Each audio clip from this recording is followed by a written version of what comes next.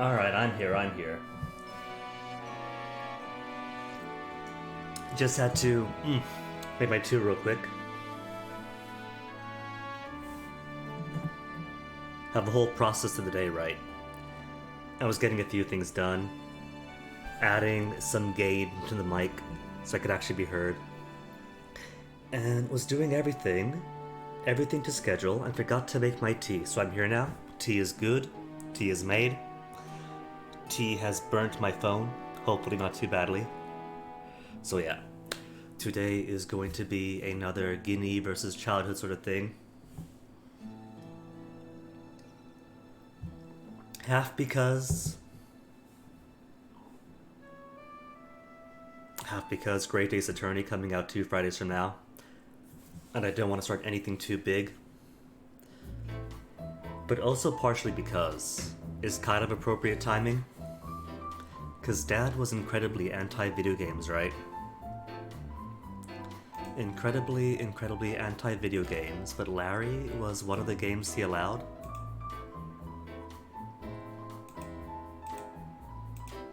And he's kinda dying. Went out to see him yesterday in the ICU. All shriveled and old and hooked up to a breathing apparatus. Didn't really have anything to say to him since he's traumatized 2 generations unapologetically and ran out of goodwill several last chances back. But yeah, Larry 3 was one I grew up on. Going to those offices, those accountant offices late at night, because he's got work to do. Only way to watch the kids is taking them to the office. So, where is my Larry?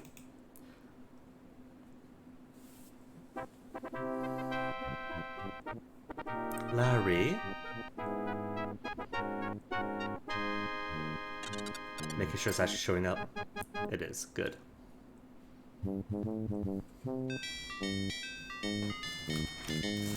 Leisure Suit Larry 3 passionate Patti in pursuit of the pulsating pectorals. When we last saw our intrepid hero Larry Laffer cavorting merrily with his newly found true love on the sands of Nuntonite Beach, this beautiful island has undergone extensive improvements. Once pristine and primitive, covered by virgin rainforest, splashed by gurgling streams, and washed by tropical rains, Nuntonite has discovered and been discovered by modern civilization. See, this is like, not the best, but the villagers, eager to shed their Stone Age lifestyle, united themselves by forming Native Inc. to protect their interests and develop their island, realizing they were sitting on a yuppie dream, a vein of gold they could mine through tourism. They took correspondence courses in business management, public administration, sales, and marketing. Learning modern construction techniques through the self-help books and pirated videotapes of This Old House, they began building a hotel on this very same beach.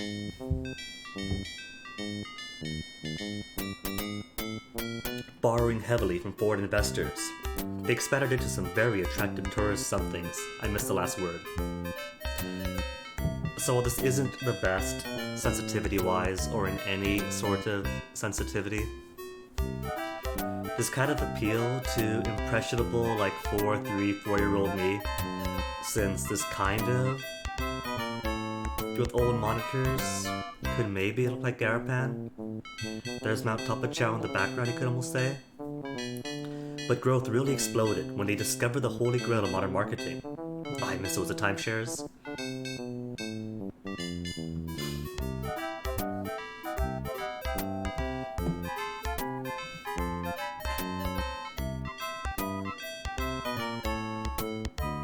Civilization. Who would want real palm trees? Would you never have to prune or water those plastic models? Welcome to the paradise of the Pacific. The all-new, all-improved, totally yuppified, consumer-orientalized Nuntonite. Then repeats. But yeah. I have no idea why Dad saw fit that this pervy old man game would be appropriate for his toddler-age kids, but Not Zelda or Donkey Kong or anything fair like that. You couldn't even watch the Donkey Kong cartoon growing up in that household, because oh no, this is what's wrong with the world today, everything's about games. An enigma, that person. But yeah, needless to say, little tiny toddler me didn't quite understand some of the badder stuff of this. I don't mean the sexual stuff, like the culturally insulting things, oh well. I think Dad must have relished in it, because even to this day, he makes monkey noises at Mom, thinking he's funny.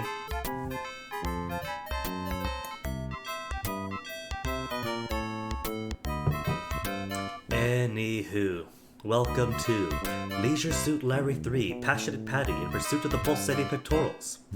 This game contains some sensitive material, which may be deemed offensive by some players.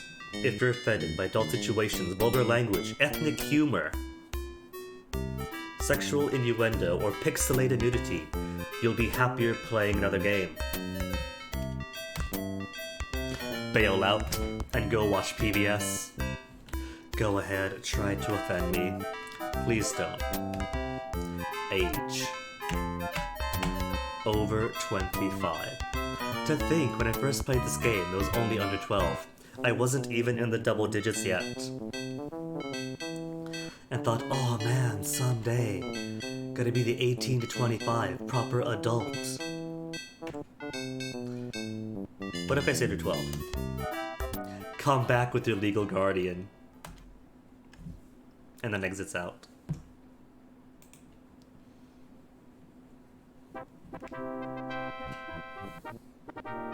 How's my tea looking?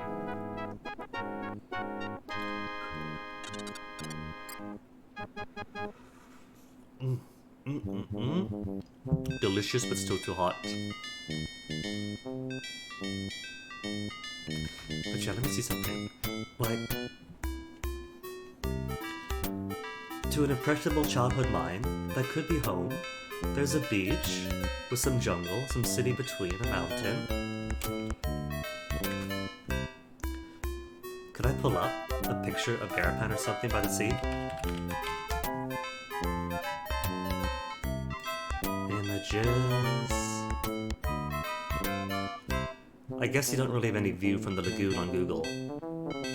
There's a Japanese prison from World War II. Plenty of street views. Views from the highland to the lagoon. But nothing really from the lagoon looking inwards. There's a Chalankanoa Cathedral. Used to go there all the time. Ah well, take my word for it. For a kid who only knows the islands, there's a lot, like, kind of appealing. Hey, Mount Carmel School. Like, a lot to affiliate with. Oh well. Guess I'll just get into the game then. There is a way to skip the quiz, but it's a Larry game. You can't skip the quiz in a Larry game. To prove you're at least 25 years old. As per what? Like 1987 standards? Lizzie Borden gave her mother a poem as lovely as a tree, a cherry that had no stone, gray hair, or 40 wax. I don't even know who Lizzie Borden is. Lizzie Borden. It's less a quiz to prove if you're old, more a quiz on... I was gonna say pop culture of the time, but born 1860, died 1927, Al Lowe. Who are you trying to appeal to here? Was an American woman tried and acquitted of the August 4th, 1892 axe murders of her father and stepmother in Fall River, Massachusetts. Huh. A cherry that had no stone. Gray hair. Oh, it's 40 wax then, isn't it, for axe murders? Correct. The 5 Marx brothers were Groucho, Harper, Chico, Bobo and Rolo, Zeppo and Gumo, Carl and Freddy, Scooter and Scudo. Zeppo Marx, right? I know Groucho and Harpo. And the rest don't sound familiar. Zeppo? A pesticide. A legal term for the murder of a younger sibling. Where's my crickets? There they are. Slang term for the harassing of nerds, a bug killer. Bug killer.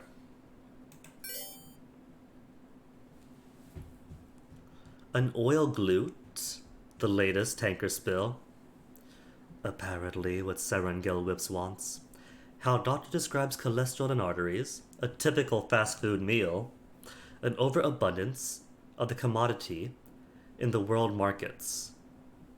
I'm going to assume that's what it is. Hey, did I get all 5 correct? No, there's one more to go. A philanthropist is a humanitarian, a stamp collector, frivolous lover.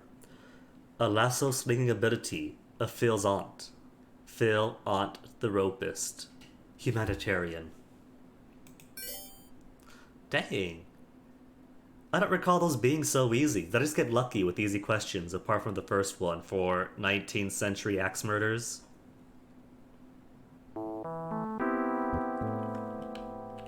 Alright, that's input. How do I walk? My, how this island has changed. You remember when you parachuted down here when there was nothing but a sleepy little native village inhabited by a tribe of illiterate islanders. Now look at it. It's overgrown with hotels, resorts, casinos, and so on. Could I change when... Whoops. Such is the cost of progress. At least your job as Vice President of Marketing for Natives Inc. has enabled you to provide a lovely home for you and your beloved wife, Kalalao. Whoops. Speed... I guess speed in general is all I can do, isn't it? Colors I can change, retype inventory. The boss key. It's okay, boss, I'm just working, nothing to see here. Oh no, from here all you can do is restart or restore a saved game. Curse my curiosity. Hope you didn't get caught. Alright, what would it be? Like Control R?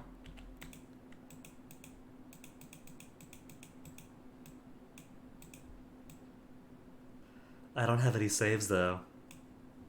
I have 0 saves. Restart yet again. What about colors? What can I do for colors? New text color. I'm alright with the text color. Expletive. You can enter your favorite expletive here.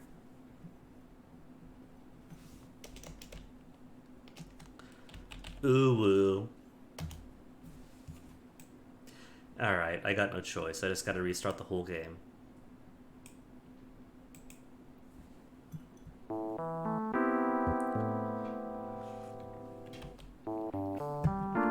Hotels, resorts, casinos, and cheap tourist traps.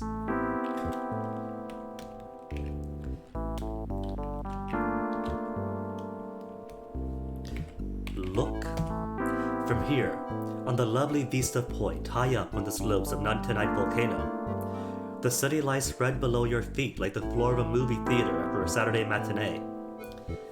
I mean, see, there's just so much in common. A big volcano mountain overlook over the jungles with the city and lagoon down below. That's just Mount Tapachow and that's the lagoon beyond. That's the beach. Where's that beside that?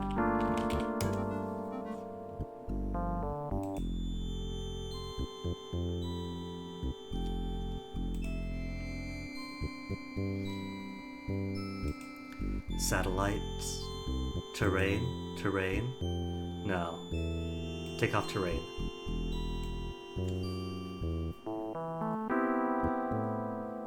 Like... Hold on. Display capture. Like for child me, right? What child me would see here is maybe standing up in the mountains. And look, there's even a Vista building. Being up in the mountain, seeing down over the jungle to Garapan, and there's like all that water there. And look, there's even a little bit going out, so maybe you're looking out in this direction towards Manigaha. I mean, from the eyes of like a 3 or 4-year-old playing a game that they absolutely should not be playing. A lovely lawn with a bronze plaque lies near 2 pairs of binoculars. Look.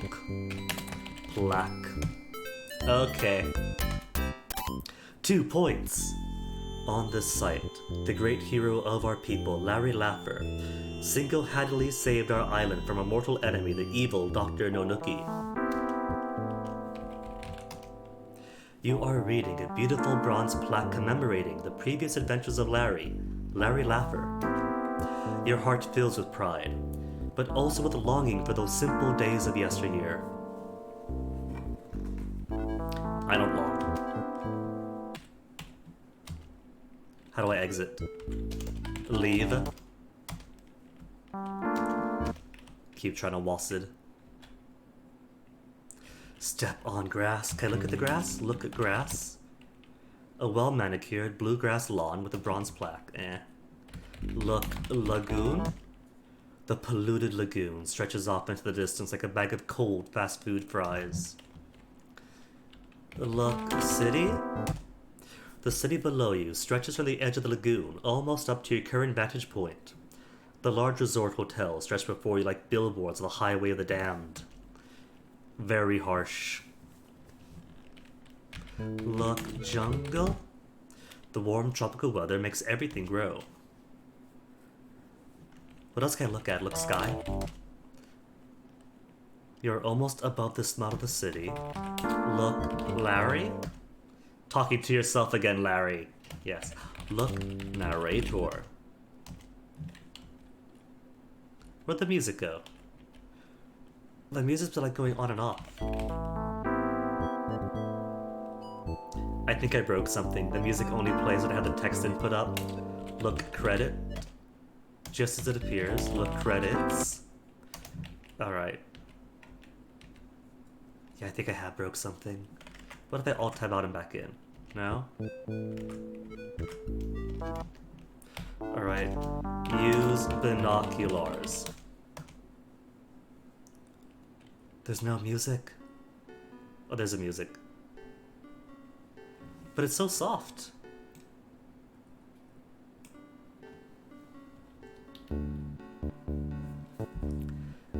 See, what happens here, is entirely dependent on the score you get at the beginning. There's a few things in the game that changes depending on either the age selection you chose and how accurate your question answers were. If you chose a younger age, or if you got a majority of the questions wrong, then the blinds would drop to however much is allowed. But since we're a bunch of old fogies and got all the questions right, the blinds barely went down, so we got to see 1980s pixel boobage. You wipe the sweat from your hands as you remove your eyes from the binoculars. Hey, music's back. What about the other binocs?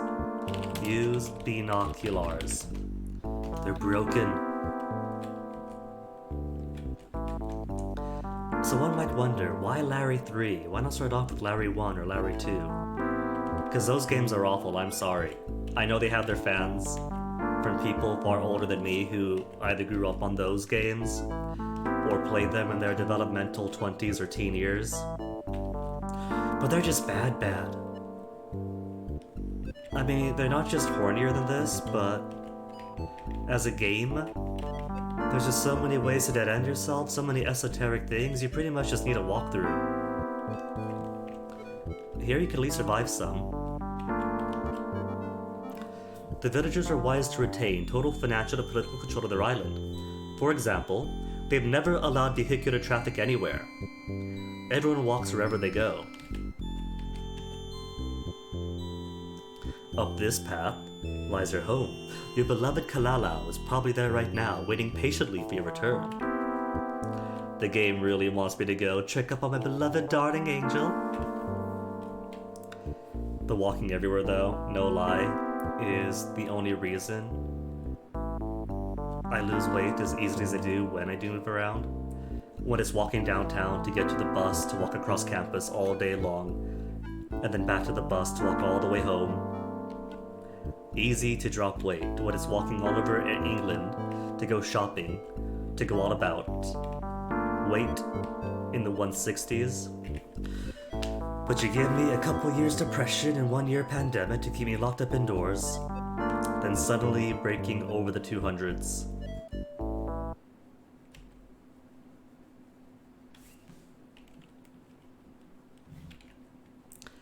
Music by Mike Dana. Dana, where's the music? And of course, who doesn't have just a TV lying out in the open? What an interesting park. A lovely television set sits beneath attractive hanging lamps facing a park bench, all situated near a gurgling stream. Turn on TV. Okay. Sit. Good idea, might try again later. Fine, I'll go see the missus. Turn off TV. The one thing Larry excels at, turning things off.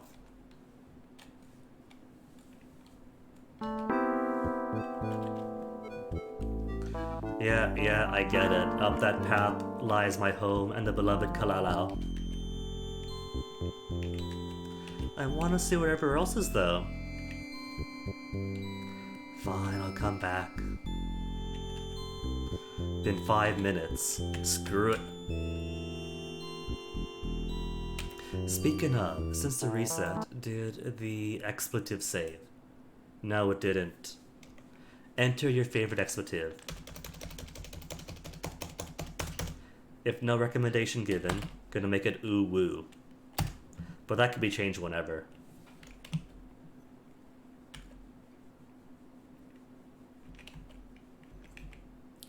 Oh, Kalalau baby, you shout. Your beloved lover boy Larry is home. Look? I can't look. I can't do anything. Kalalau says, oh no you're not, cries a voice from over the fence. You don't live here anymore. I found a new lover, and filed for divorce. By island law, all I need to do is walk 3 times the circle around our bed. I have done that many times in the past few years. You are stunned. You had no idea anything was wrong. What do you mean divorce? Walk 3 times? Oh, Kalalau, say it isn't so. It is so, Larry. I'm leaving you and keeping the house. Now please go and leave us alone. Us? What do you mean us? Are you in a hot tub with someone else? Who? Who is it, Kalalau? Can't even move Larry. I'm with Bobby, my new lover, she responds hurtfully. Bobby is able to meet my needs where you never were. You'll never bore me to sleep again, Larry Laffer.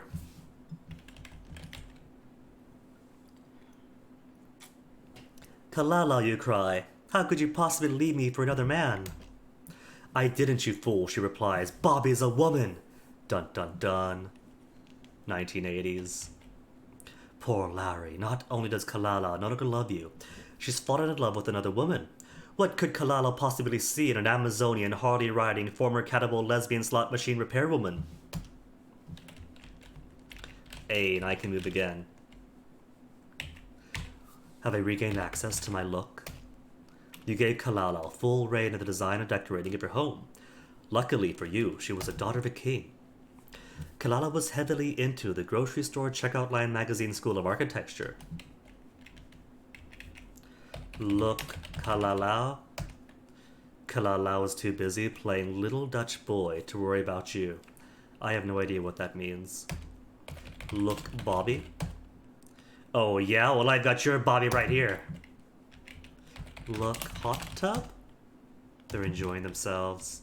Look, trees. The warm tropical weather. Yeah, saw that already. Look, mailbox. Yes, it is a mailbox. Good job, Larry. Open mailbox. Try that again later. Reading you loud and clear, game.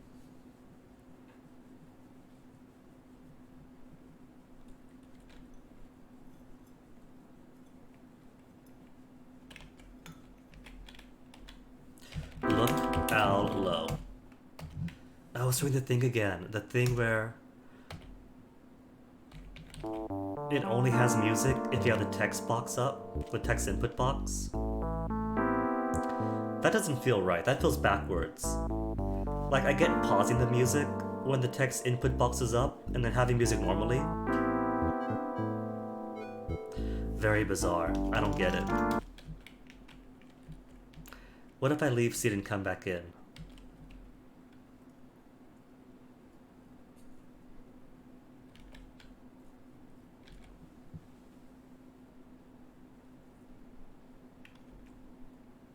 No, music's still dead.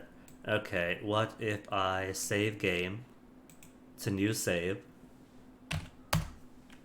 and then restore? Would restore be all it needs? Hey, restore is all it needs.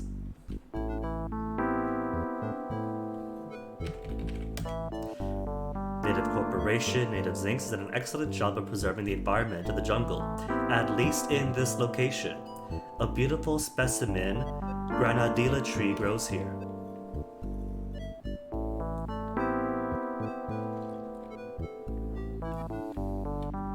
Stop hand.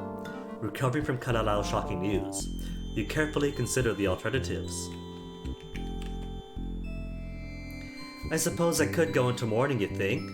Mope around all day, sit in my room, rent lots of videos, things like that. Or I could give up women, remain celibate forever, enter the ministry or something. Wait a minute, what am I thinking? No way, not me. Not Larry Laffer. You know, this item's a perfect location for a sophisticated single swinger like yours truly. And thanks to wonderful island tradition, Kalala's dowry gave me hundreds of acres of potentially valuable forest land. Perhaps my love for Kalala blinded me to the potential of my current locale. Where else could I find more women than a tropical resort? And to think, every one of them came here seeking just one thing, a good time. Yeah, that's it, you exclaim loudly. I've had it with monogamy, marriage, long-term relationships, commitment. Yeah, Larry? So be it. My new life's goal will be to allow as many women as possible to enjoy me while they can. Apparently, this is a Superman reference, but I was 4 years old or so...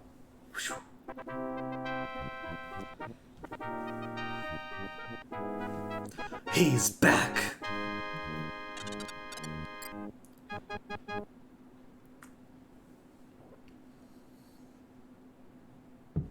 Look out, girls.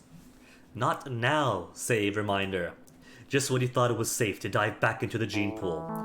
The original swinger is at it again. Okay, now could I give up, turn around, and just watch TV all day? Hey, a new thing. A new thing on the ground.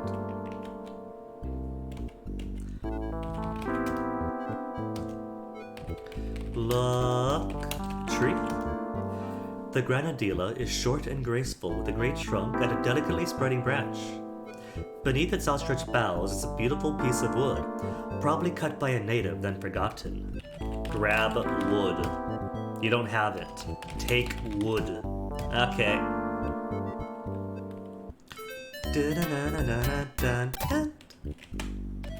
Look, wood.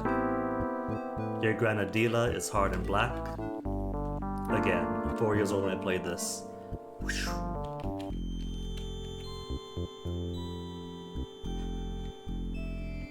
But see, in Larry 3, right, everything is so self-contained. You've only got a few areas to go to, they're all beautiful and unique. But it's not like Larry 2, where you have to grab things in the city and downtown before you get to the boat. And then you gotta grab things in the boat, and then either you die at sea because you forgot to grab the big gulp or you forgot to throw out the dip, or you die someplace in the island because you forgot to grab something way off in downtown. Turn on TV. Watch TV? Too bad the item doesn't have cable. Kinda does, but the tapes come in like 2 weeks late. Sit.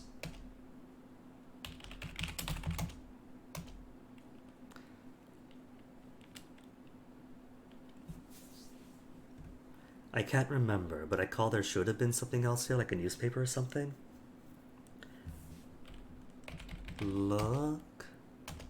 Look stream. How nice, Native Inks has created a lovely waterfall using the untreated effluent to the sewage. Look table. Simple end table. Look bench. Its slats make indentations on your butt.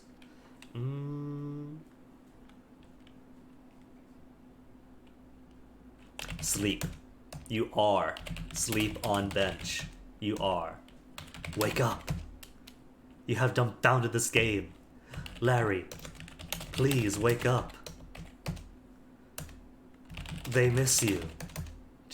Stand.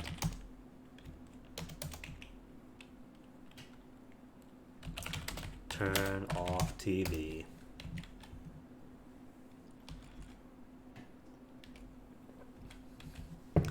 Maybe I'll put some speed up. Just a little bit concerned if speeding up the speed also speeds up the dialogue.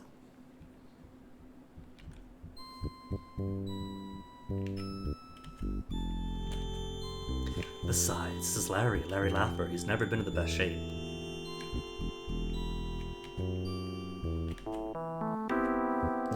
Open mailbox now. Take mail. Eagerly, you take the envelope from the mailbox. Could this be that big break from Ed McMahon you've been hoping for? What could it be, Larry? Say, it's an answer from that credit card company whose application you mailed only 15 weeks ago. Ripping open the envelope, you discover a new credit card, and look, it's in your name only. Kalalau can't claim this as communal property. Got myself a credit card, and an easy cool 20 points. Into the... Too smart. No. Gotta go full inventory. No. What's a command then for inventory? Or is there a command? Control I. Credit card and wood.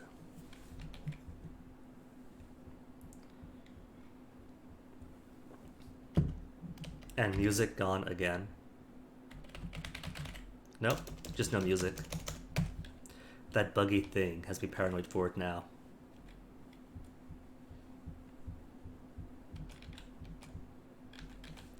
Take credits. Of no use. Take credit.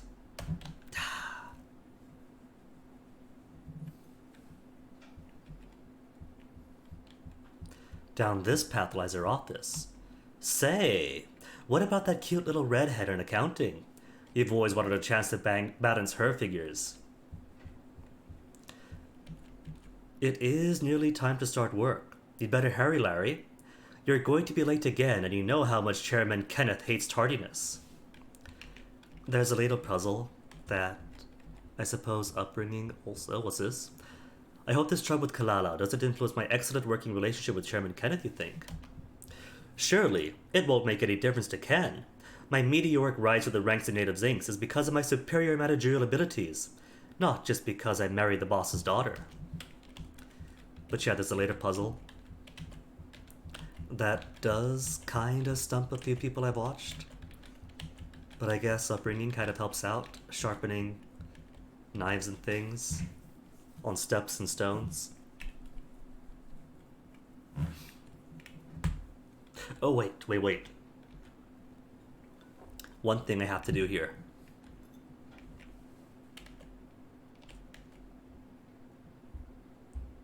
Ow. Must not be a path that way. Is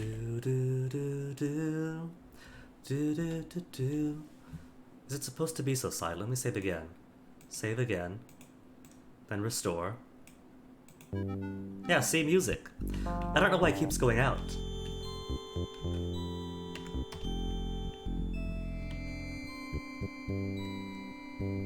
Oh, it's an NI for Natives Inc. I kept always thinking growing up the sign says NB with a negative space.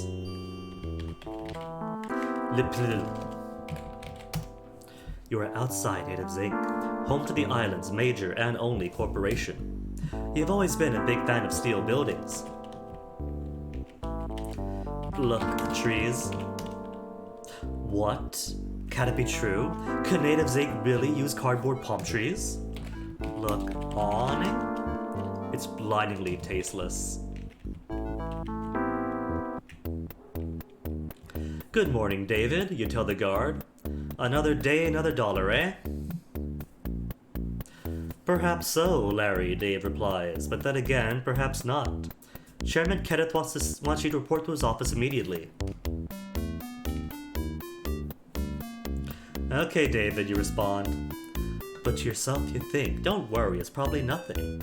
I bet he wants to compliment me on my last big ad campaign.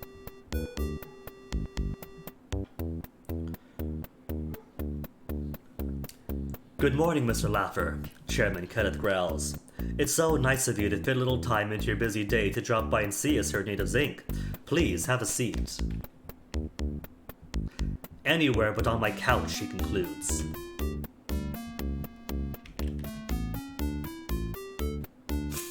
There's a table, Larry. Ew.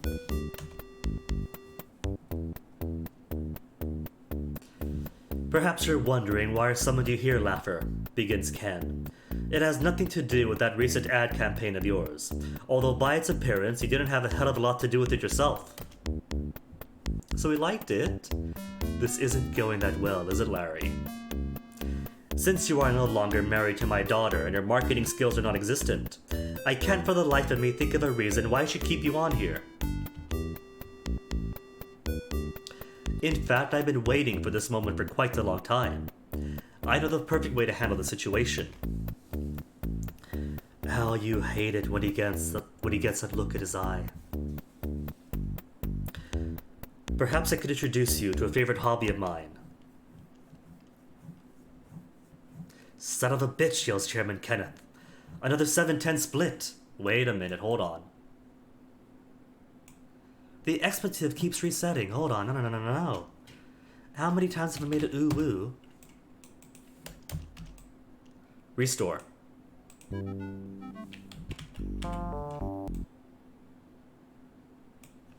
Why does it keep resetting?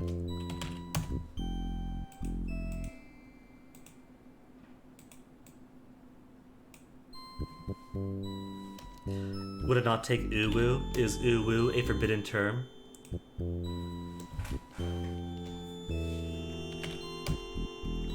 It's Control E, right? X? Oh, that just exited the game. Play. Okay, this is worth looking up.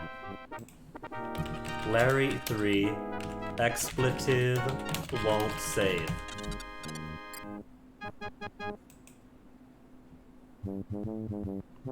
Nobody cares. Nobody else has this issue.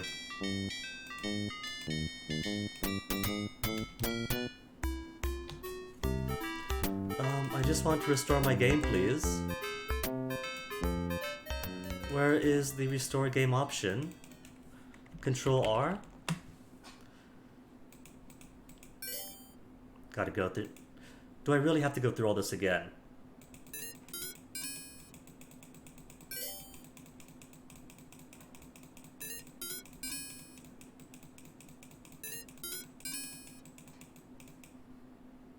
Two out of 5 correct. Rather risque level.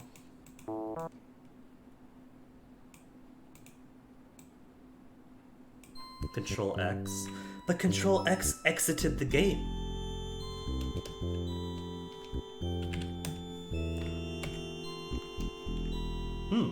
Then what did it last time then? Control Z? Did I fat finger Control Z instead? See, it took that. It takes it? Maybe it's not long enough. Maybe ooh woo isn't long enough. Ooh woo. See, it takes ooh woo. So I need length then.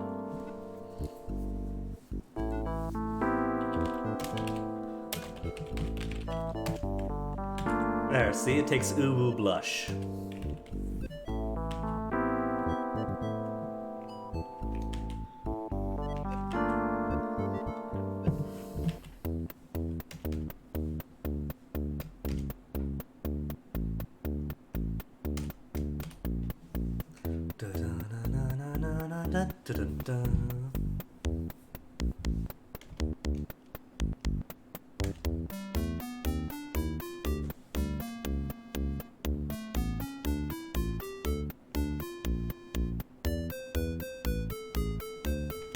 New.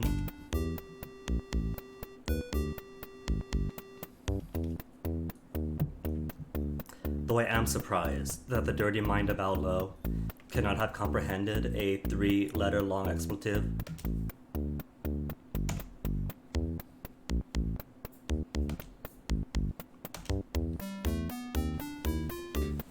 Favorite hobby of mine, and this is where we step in. Ooh woo, yells Chairman Kenneth, another 7-10 split. Davy boy, barks Kenneth. Load up my RAM disk. I'm going to take the laptop out for a spin today. Well, well, Larry. It seems your ad campaign wasn't the only thing Chairman Kenneth didn't appreciate. Oh well, you live off your wits once. You can do it again. Excuse me. You shake the haze from your brain, slowly rise to your feet and stumble groggily outside. That was humiliating, Larry. You vow never to work for him again. Can we go back in? We can go back in. And have a revenge. Reception area near the thing contains a few chairs, a tiger skin rug, and a guard behind the large desk. Hey, David. Look, David. He's been behind that desk ever since he started working here. Talk, David. Hiya, Dave. How's it going? You attempt to be cheerful. May I go inside? Absolutely not, replies David. I'd like to keep my job here, Larry, not like some people I know. Take rug. Get your hands off that, cries the guard. What would these be? Pins? Look, pins? You may know the word pins, but it's beyond Aolo's vocabulary. Look, plants? You see many leaves. Alright. Nothing else here. Let's go.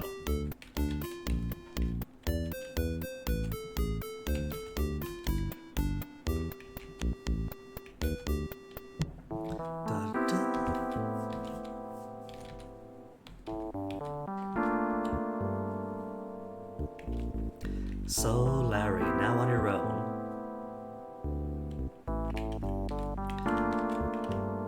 This is about a safe spot to save, since nothing else is really going on here. That's speed. Let's save then. If S is speed, let's save. F5. Okay, function keys. Save U as base.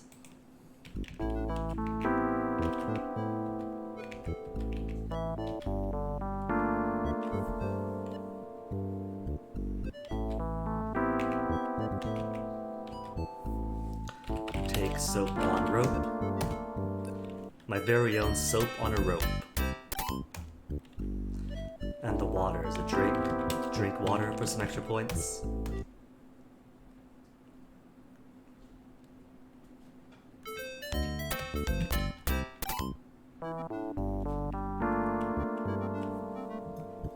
I don't think there's any way to go right. No, that's it. That's the end for that area. Look, drum.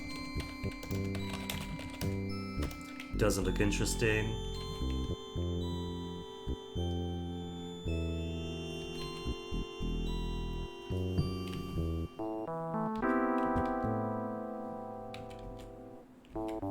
And pretty much now you're entirely on your own. Objective number 1.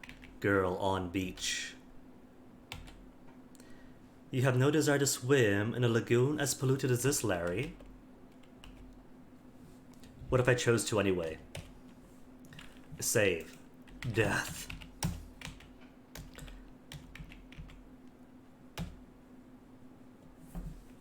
Hasn't even stepped off the continental shelf and already drowning. As they're just peddling wares and shopping. Nobody minds that Larry just drowned. Keep on muddling. Souvenirs. Get your genuine none tonight souvenirs. Oh, wow, explains Tawny. Souvenirs. What you selling? She asks the peddler. Genuine plastic souvenirs, handmade in the city of... What was that, asked the girl? Hong Kong, the vendor mumbles under his breath. Oh, no matter. As long as they're genuine, give me several. You never know what I might get back this way and just love buying souvenirs. Altogether, that comes to, the peddler pauses, considering what the market will bear, $300 American. And I'll cover the taxes for you. Really? That expensive? Well, okay, if you say so. Hey, thanks a lot, says a vendor. Have a nice day. Look, vendor. Is it vendor? Vendor. Don't you just love these colorful native types? Look, girl. Hello, you say, to the beautiful young girl of the towel. My name is Larry. Larry Laffer. Hello, Larry, replies the blonde. My name is Tawny. Looks even better vertical. Why do I feel like the music's busted again? Bet she has great horizontal hold. Is that a boat joke, Owlo?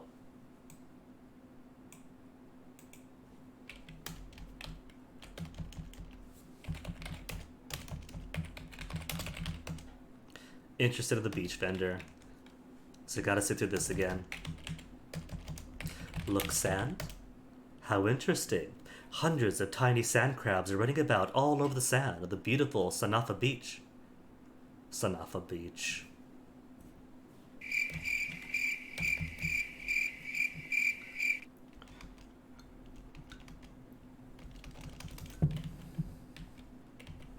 Now he's gone, and now look, girl. Oh well. If the music gets busted, the music gets busted. Then what do from here? Look, girl, second time. What a gorgeous woman with obviously nothing to hide. You suddenly forgot about Kalala completely. You could learn to enjoy the single life once again. Does it look face? Before you speak, you look straight into her eyes.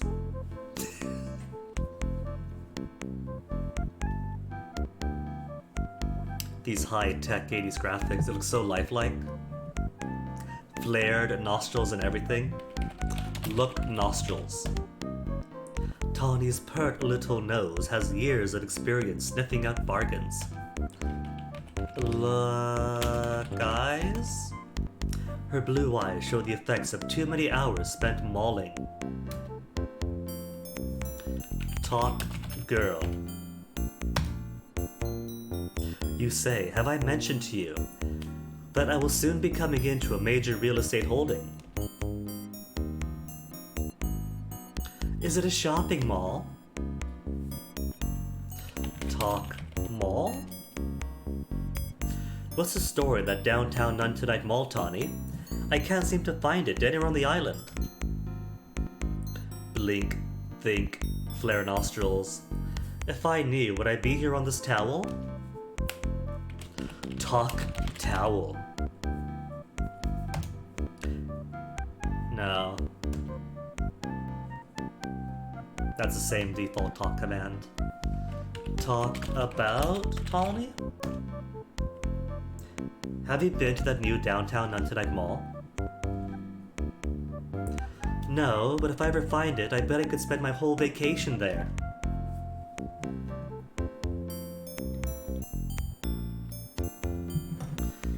Okay, what else can we talk about? Talk about Larry. No, that's just gonna be the regular, have I mentioned, I'm coming to a real estate deal. No? Just not tonight mall? Alright, alright. I do have the benefit of having played the game before. She wants. Give credit card. Here, Tawny, you say? I can see how you enjoy shopping. I'd like you to have my credit card.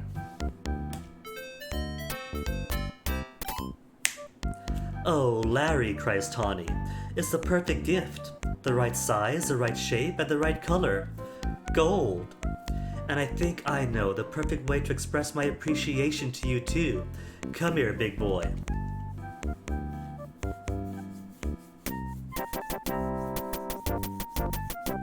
Oh my goodness, those late 1980s pixels, please, children, divert your eyes. How's it look on the stream proper?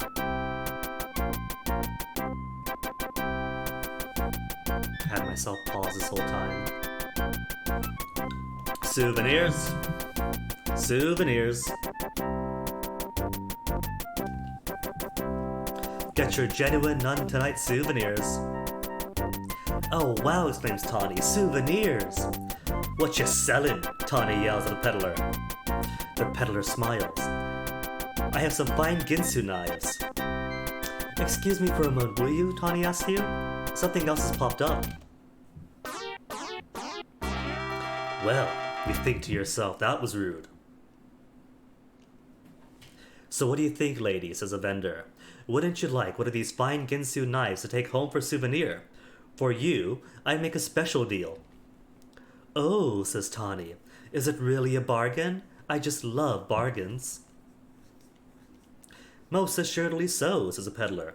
It is made with hand-rubbed hickory handles, and a blade of the finest shuffled carbonized steel, drawn from the hottest 100-year-old oak charcoal fires, honed to perfection.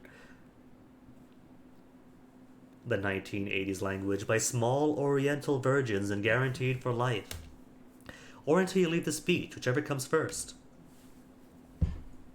I'll take it, says Tawny. Does it come in a carrying case? No, says the peddler. But I'll bet you could, thinks the peddler. That'll be $30, he concludes. Well, let me see now, replies Tawny, digging into her bikini bottoms. Oh gosh, I've only got $20 in cash left. But wait, I do have this nice, shiny new credit card. Turning to you, she says, Hey, hold this knife for me, will ya? Thanks ever so much, madam, says a native, sliding his imprinter over your former credit card. It's a pleasure doing business with a real pro. See, that's the true benefit of wooing Tawny. You get one free knife at the cost of your credit card. Turning back to you, Tawny says, I'm sorry to interrupt us, my little slopper whopper, but you know I just can't resist a purchase. And now, where were we? You paused to contemplate her rude behavior. Were you too offended by her thoughtless interruption to continue making love to the beautiful young Tawny? Nope. And how do I keep splashing my own glasses? Just drinking water.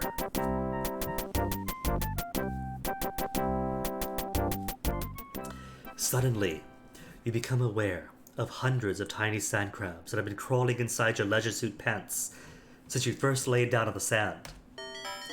Yow, you scream. Quick, get them off me! Is my love making too good for you, my little middle-aged mall man, says Tawny. Ooh, woo, you cry. Tawny, I got a terrible case of crabs. Crabs, shouts Tawny. I should have known better than to have anything to do with a local, especially an older local, and a pudgy older local at that. Also, the size of that sand crab. That's not a sand crab, that is straight up good eats there. As you pull a large crab from your pants, Tawny says, like, man, I refuse to party with any guy so socially irresponsible. Get lost, Flacido Domingo.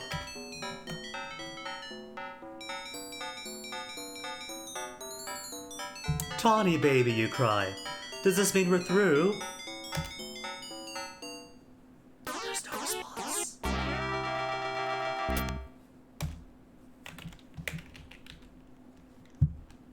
Oh well. Look again. You wonder if she still has that $20 she's got in change at the souvenir bead vendor. Ooh, hinting towards the next goal? But confirmation? What is it? Control I? Do still have the Ginsu knife. Look, knife. This knife would be perfect for slicing your Ginsu if it weren't so dull. Look, soap. All your life you've wanted one of these.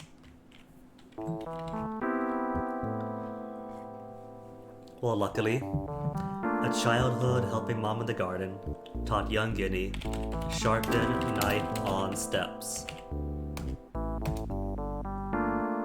You rub your dull Ginsu knife back and forth with the smooth concrete steps of the casino. I mean, we had whetstones too, but that works. Much to your surprise, it becomes razor sharp. Without thinking, you hastily shove it back into your pocket. Ow! Already 180 out of 4,000 points, making quick, fast progress.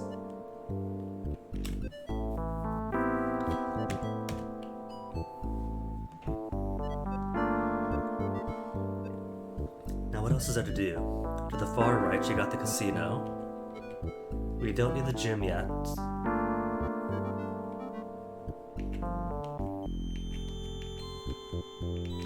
Think it's upper right from here? Does look tell me what's where? Office building to the northeast, strange large blue structure to the southwest. See, it's easy to navigate around, you just gotta say look all the time.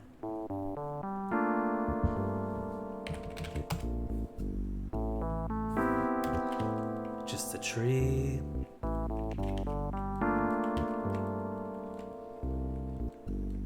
The tree that I already have a piece of wood of. That's just back to the vista point.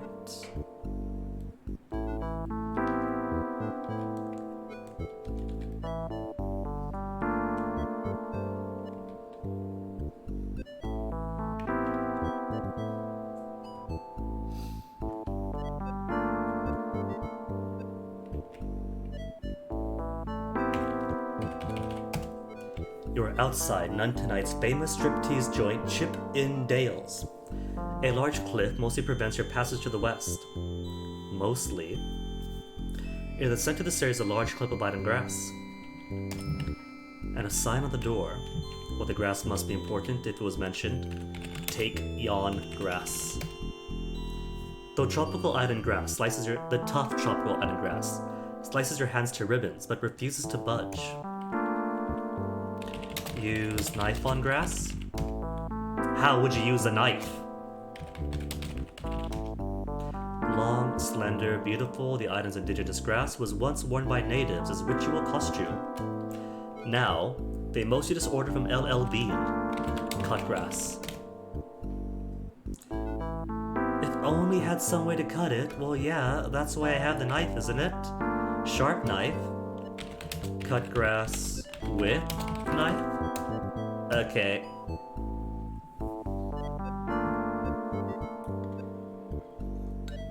Your razor-sharp Ginsu knife slices through the blades of grass like hot samurai sword through a tub of cheap margarine. Congrats, proud new owner of some long blades of grass. And in the cliff.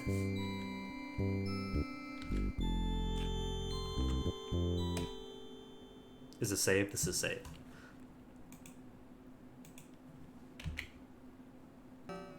Ooh woo. Fully convinced that gravity really sucks.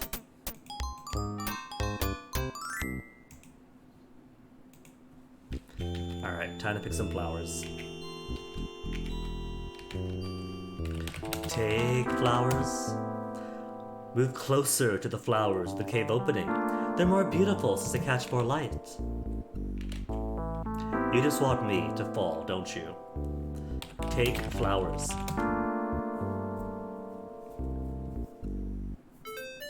You pluck a few fresh orchids from the wall of the crevice. Cool. Then while I'm here, make lei. Weave the wild orchids into beautiful lei.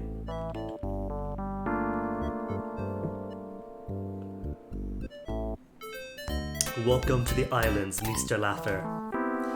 Sadly, I can't really get into costume here because the only lei I've got are these dried up dead ones from when my sister got married to my new brother-in-law.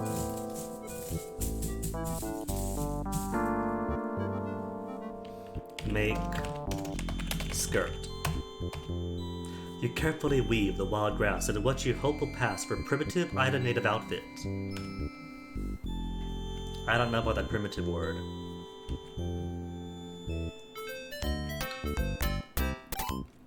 But fun fact, I am somewhat proficient at making things out of coconut leaves.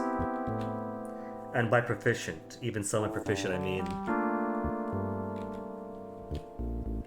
I can kind of make a plate. A basket shouldn't be too difficult. It's pretty much a plate with right angles.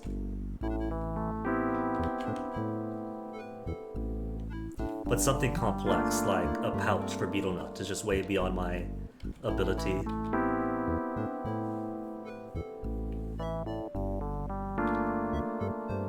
Alright, gotta change, because I'm pretty sure. What do I need? Oh yes. Got the costume, now I need something to sell. Carve wood.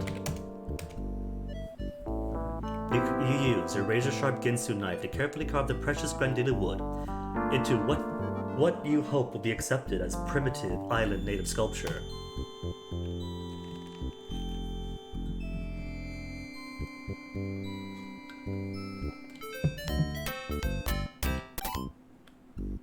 Lei, skirt, erotic sculpture, look sculpture. You've always been a true admirer of the African primitive school of sculpture. I don't know about that aloe. But it does kind of remind me of a trip to Bali and the little figures they had for sale there. Who do we have here?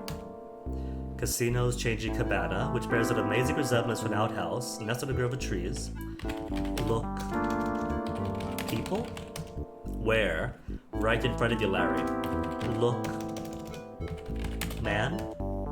It's William Skirvin, world-famous artist, talking to Al Lowe, a ne'er-do-well game designer. Talk to Al? Al's too busy working on something else to talk to you.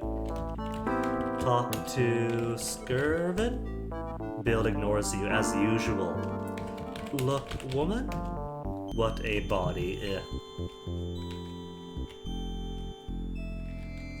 Oh, and of course, tastefully covered by the leaves. Wow, says Bill, take a look at that bikini.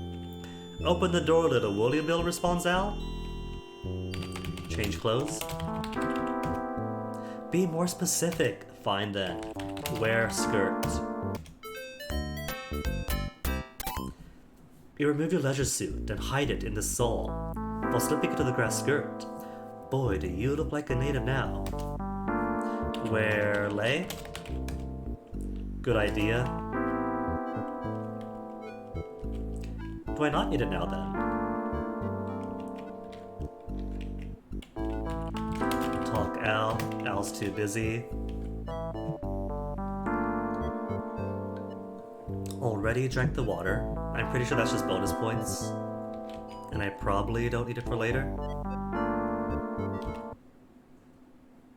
Souvenirs. Souvenirs. Get your genuine none tonight souvenirs. Oh wow, exclaims Tawny, souvenirs. What you sellin'? Genuine native islander designer labeled erotic carvings for only $20, you cry. But you better hurry, I only have one left. Well, says Tawny, I might be interested. Does it have any special features? Your disguise seems to be working, Larry. Tawny doesn't recognize you. I'm glad you asked, you respond. There's one small part that might attract your eye. It's been 5 minutes, save! Not now prompt. Ooh, woo, it's a deal, she says. I don't know much about art, but I know what I like. You're lucky. I'm down to my last 20 bucks, says Tawny. Here you are. Thank you very much, miss. And use it in good health. I'm rich. Got 20 bucks and the knife now. You know what? You can't enter native zincs dressed like that. Alright, I was wondering. Because I haven't tried that ever. What about the casino? Could we go to the casino dressed like this?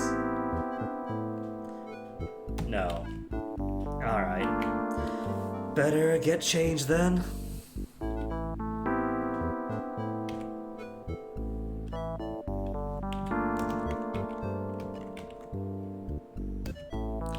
Wear suit.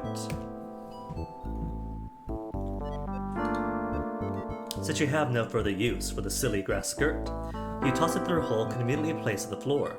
You presume just for this purpose. Since these are totally not outhouses.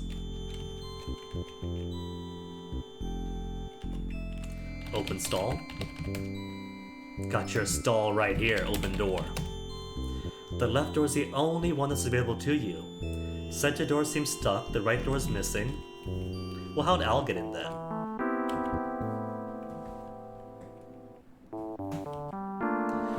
Alright, what to do from here? I'm pretty sure that I am on track, so... This is a short game, Larry 3, by the way. It's not as big and expansive as 2 is, which is fine. Larry 2 goes on for a while. F5... Post Tawny? Post Tawny.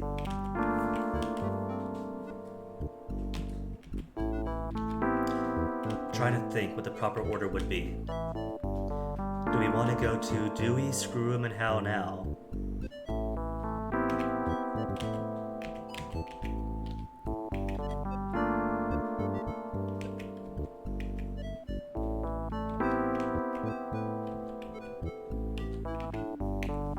DCH.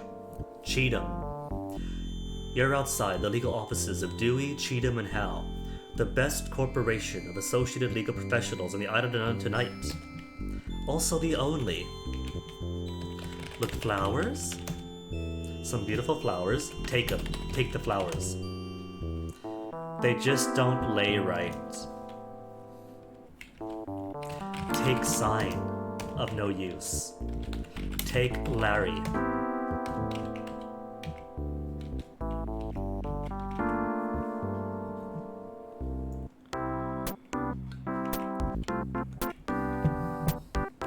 Talk, Matt. The receptionist is busy right now. How now? Is there a lawyer available that could help me? Asked the clerk. I'm sorry, sir, but Mr. Dewey's in conference, Miss Cheatham is taking depositions, and Mr. Howe is in court. Would you please drop by again later? Guess I gotta. But I got a divorce to talk about, don't I? Excuse me, you say, interrupted the man working the counter. My name is Larry. Larry Laffer. I need a divorce. Is there anyone here that can help me?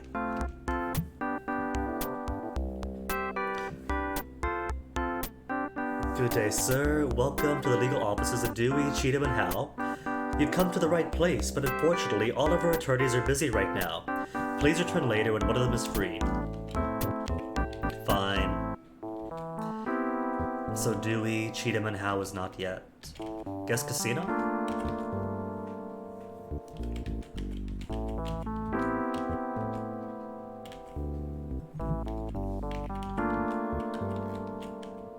Though we could also stop at the comedy club.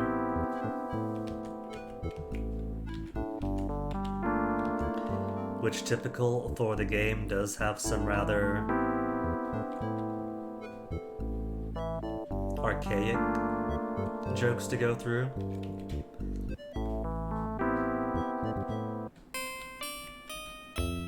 But is worth sitting through for one reason only.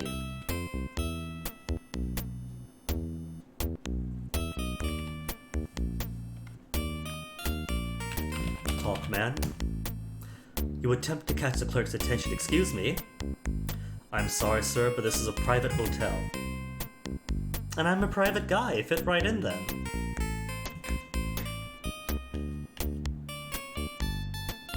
Also, the sounds of my childhood.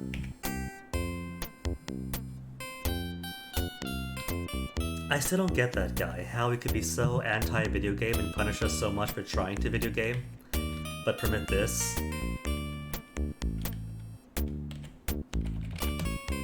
Grand staircase, business lobby. No exit left.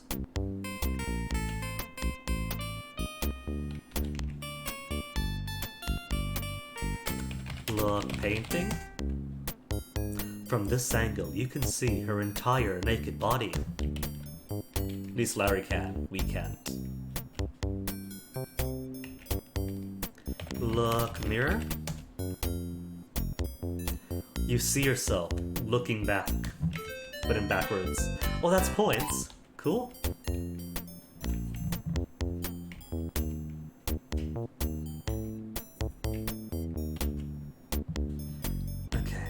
I'm not sure that we're supposed to be her yet.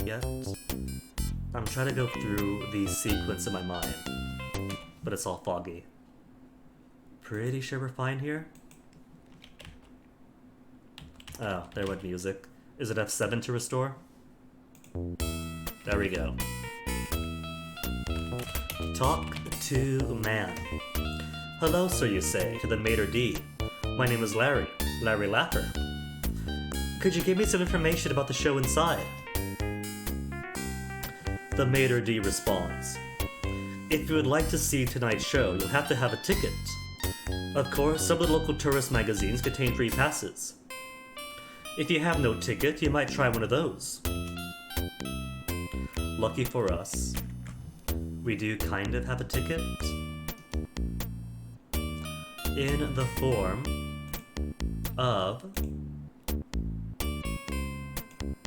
Where is it? The manual.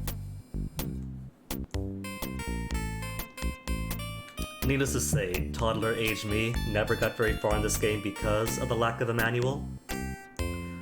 Though it turns out one of Dad's desks in the office had a photocopy version of it. And the manual isn't just manual, it's also copy protection. Because if you want to go anywhere, you are going to need ticket, there's a ticket, good anytime.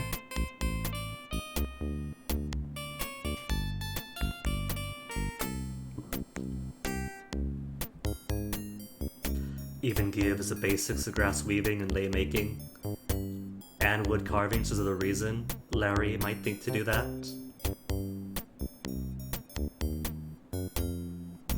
Okay, so what page do you need? Give ticket.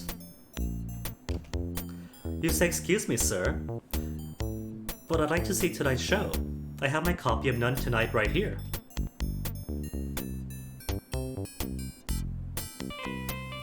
Oh, really? Well, for tonight's show, I'm allowed to accept free passes, only from our ad on page 3. What is the number of the pass on that page? Page 3. 653. 00741.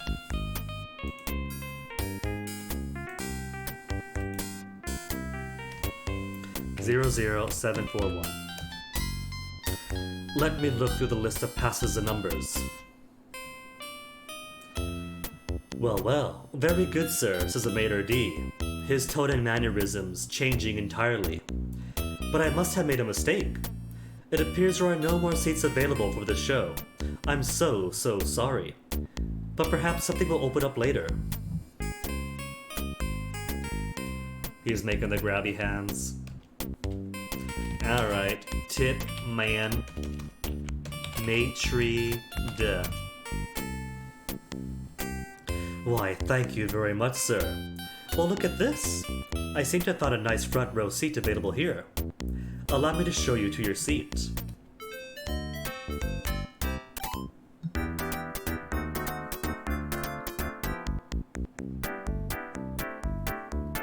You quickly make your way through the crowd of men and take one of the few remaining seats near the rear of the showroom. Front row indeed.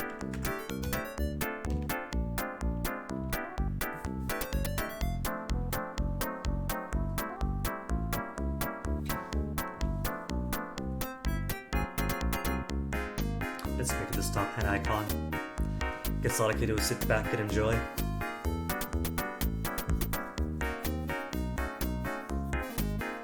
This is about the furthest that childhood me ever got, because after this is lawyer talk.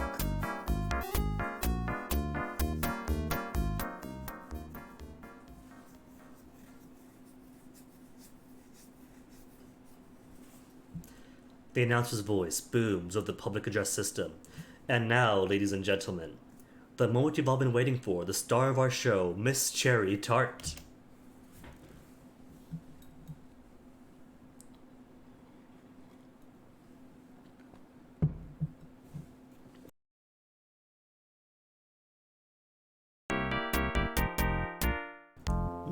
Splashing myself, forgetting how to drink.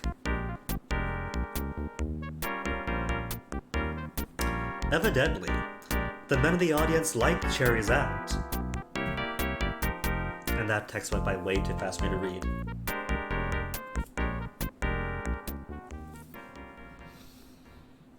Isn't she wonderful, ladies and gentlemen, screams the announcer. Let's hear it for our own little Cherry Tart. Also, pay attention, because that counts as foreshadowing. That concludes tonight's 2-hour spectacle, None Tonight for You. You must clear the auditorium now, as our second show begins shortly. Good seats are still available, so tell your friends. He concludes with a trite good night and walk safely on your way home. What a show, Larry? Too bad you came in so late. You only saw the last minute.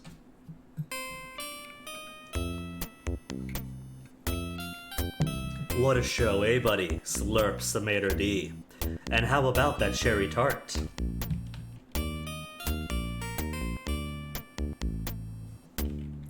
Then what do I do? Knock door? As you begin to knock, you hear something backstage. Listen to door. If you're very quiet, you can hear your keyboard click. Open door. You would, but it's locked. What's the next step then? Is it the phone? Do I use a phone? Use phone? Only usable by those with the correct change. And I'm out of the cash.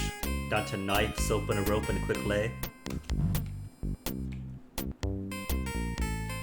What's the lay for? Look, lay. Everybody doesn't like something, but nobody doesn't like a good lay.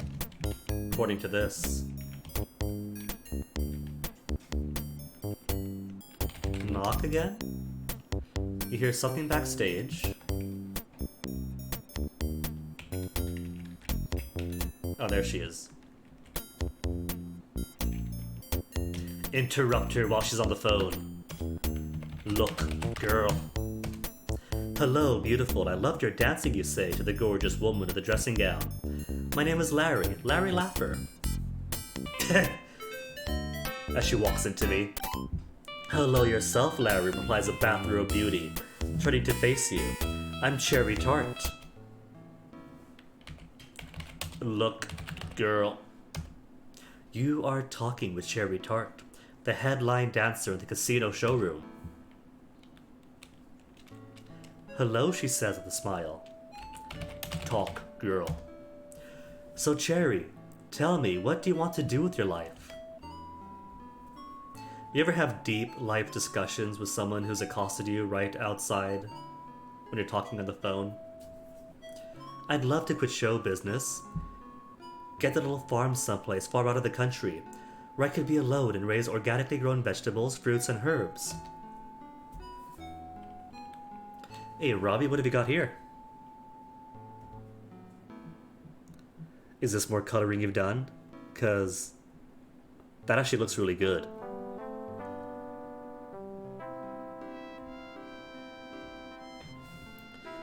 Talk farming? Well, I've got your farming right here. Talk farm? Oh yes, Larry, that's my goal. To quit showbiz and move to the country to pursue my dream. Slash and burn, pillage and rape agriculture. Talk dreams?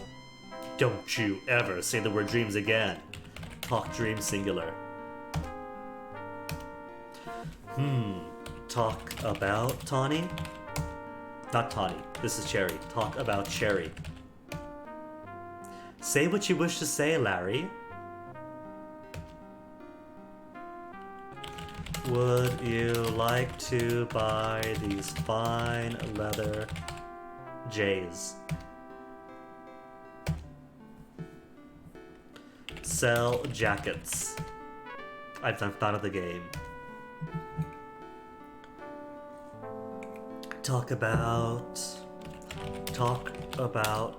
follower emotes now live. Talk about show. I certainly enjoyed your dancing, Cherry. I'm somewhat of a dancer myself, you know. Really, Larry. I'll bet you are.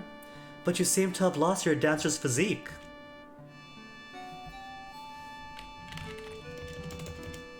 Okay, talk about physique. Oh, what? I can't say the word physique, but you can, game. Okay, talk about divorce. Just say what you wish to say. Divorce her! You don't have it. Talk about land. You know, I think I have some land coming to me from a recent legal development. I really have no use for it. Would you like a few acres? Do I? Why, Larry, I'd do anything for a little piece of land. But I must run.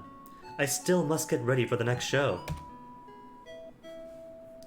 Okay, well now I've got to finalize my divorce then. I've certainly enjoyed a little chat together, Larry. And I look forward to hearing from you again soon.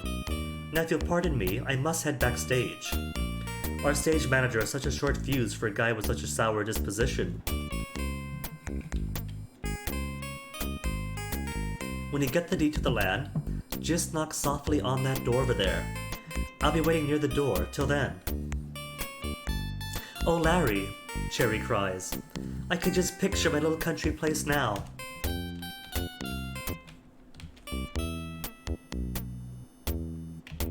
Look at posters.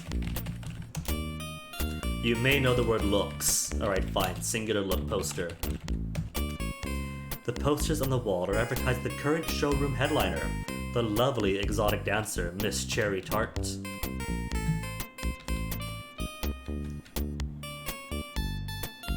But first back to the lawyers.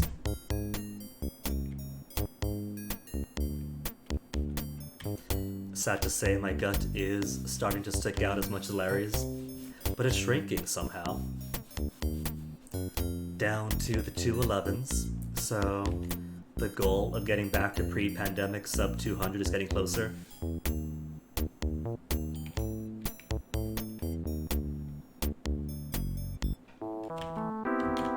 Okay, so lawyer is left, then up, then right.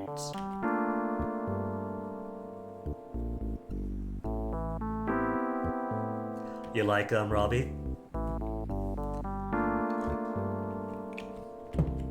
They actually give you 5 follower emotes, if you have them. And that means I got more follower emotes than I have sub emotes.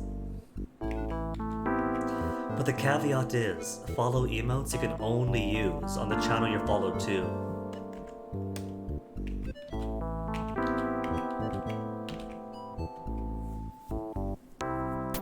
So even if there are a lot more now, you can only use them here, sadly. Talk to man. Divorce. Busy, busy, busy. I'm in desperate need of a divorce. Is there anyone here that could help me? Hello, Mr. Laffer. It's a pleasure to meet you. Certainly, we here at Dewey, Cheatham & Howe would be most proud to satisfy all your legal needs. Currently, Mr. Dewey's in court and Mr. Howe is taking depositions out of the court hunt. But you are in luck. Miss Cheatham is available. Go right on in. Her door is just behind me. I'll tell her you're on your way. I'll tell her you're on your way in.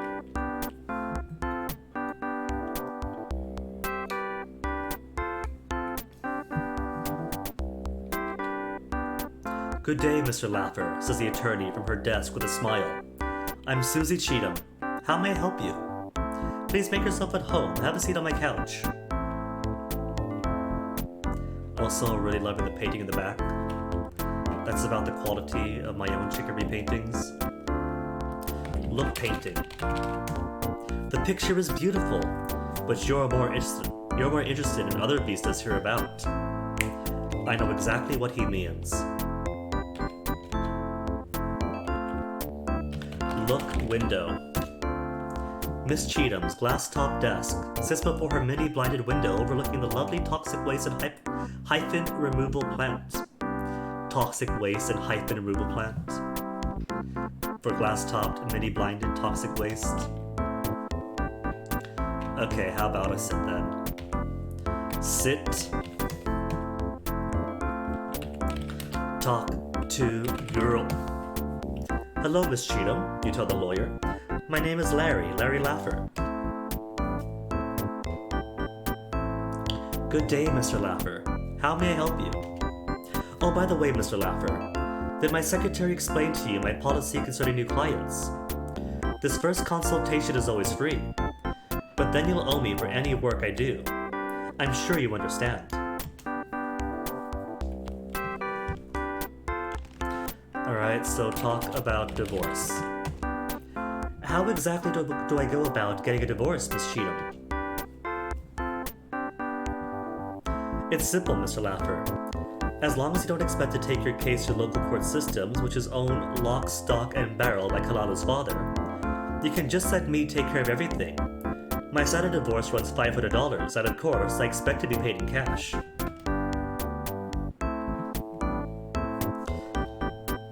Alright, so what do we do then? Do I pay her now? I can't pay her now, I got no money. Divorce? Same thing. Do I just leave? Look, girl. Oh, we can zoom in on her. Now you can see why Susie Cheatham is known as the Queen of Torts. Oh, I could zoom in and that's it.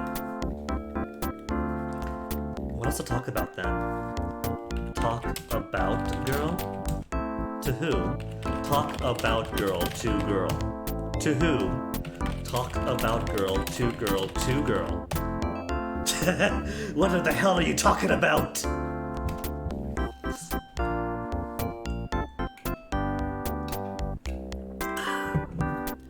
Talk about painting. Okay, alright. Talk about fee? Hello? There's no response. Ask about fee? Dump out of the game. Why just stand then? Because now we know the process. Land? She seems busy. Talk about land? Miss Cheatham, allow me to come right to the point. My wife Kalala was a wonderful woman and brought to our marriage a considerable dowry, consisting of a few no-loan mutual funds and some extensive real estate holdings. I was wondering if there was any easy way for me to get my hands on that land. I've heard of some ancient island tradition concerning men and real property. Say no more, Mr. Laffer. I know exactly what you mean. According to age-dated custom, any land owned by either or both spouses upon dissolution of the marriage becomes exclusive property of the male member of the household. Congratulations, Mr. Laffer. You are now the owner of a considerable chunk of none-tonight real estate. I'll make the necessary arrangements and have Roger, my secretary, boilerplate the papers for you. See, that is the complete opposite of how things would normally work. In Palau, at least, all of the inheritance and land ownership passes exclusively through the woman's side of the family, so I'm completely cut off. If I were to put any house in Angar or anywhere in Palau, I'd pretty much have to beg either mom or my aunts and be like, excuse me, but could I maybe have some piece of clan land to use? And it would exclusively be borrowing pretty much. I'd have use of it for however much time, then back to the woman it goes.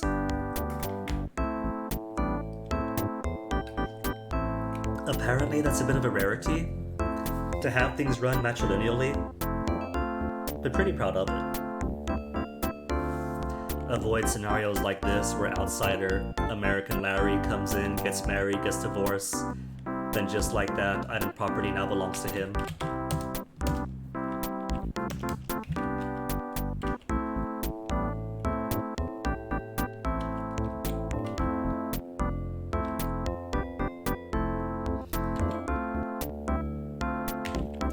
Talk to Roger.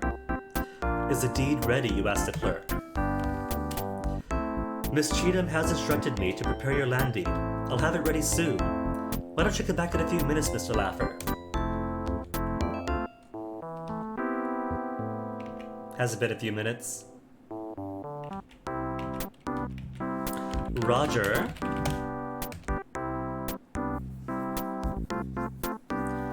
Hello again, Mr. Laffer. I bet I know why you're here. Yeah? Do you? Then could we have the deed? Deed? Is the land deed ready yet? Hey.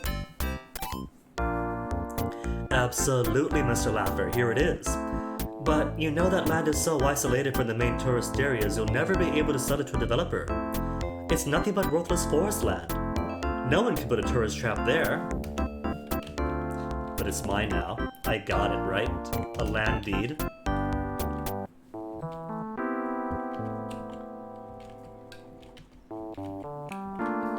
And it's not even Larry keeping all that expensive land. We're just giving it away for hope of quick nookie.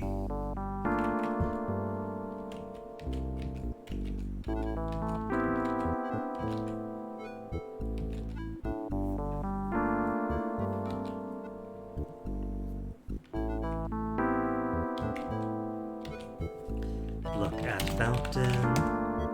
Could I drink it? Drink fountain? Nobody's that thirsty. Well, I am. Hence, 5 glasses of drinks all around me.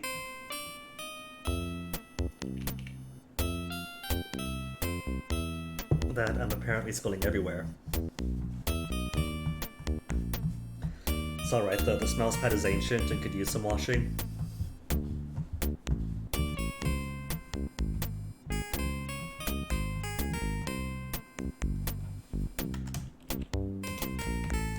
Keep trying to wash it.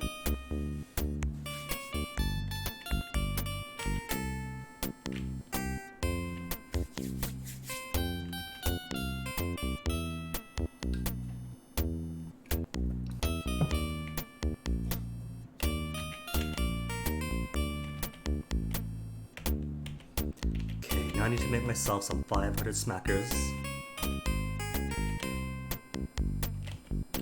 Knock on door, because now we got land deed. Daring to defy the authorized personnel only side of the stage door, you knock softly 1, 2, 3 times. You hope Cherry is true to her word. A small voice whispers to the door. Larry? Is that you? You think to yourself, thank heavens, it's Cherry. You whisper through the door, yes, Cherry, it's me, Larry Laffer. Oh, Larry, I've been waiting for your return. Did you get the deed? The deed is done, yes. I got it right here, sweetheart, you respond. And I think you know just how much I'd like to give it to you. This is your big chance. Now you can give up show business and move to your own little place out of the country.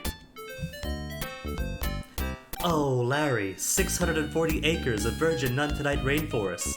Perfectly suited for slash and burning and typical agricultural pillage. You've just made me the happiest woman on earth. Come on backstage and allow me to properly express my appreciation.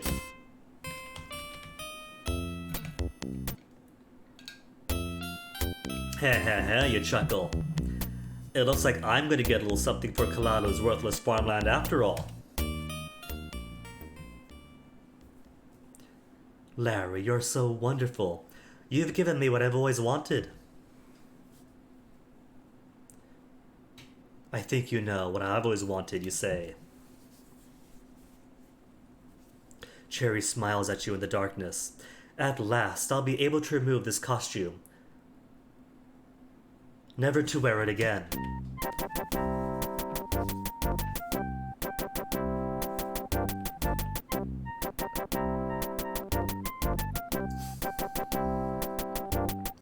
Exactly, Robbie. It's very tongue-in-cheek about that.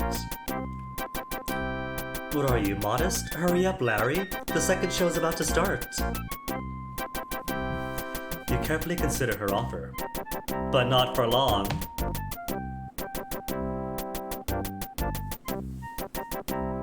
Oh, Larry, cries Cherry. Don't you just love the real estate business?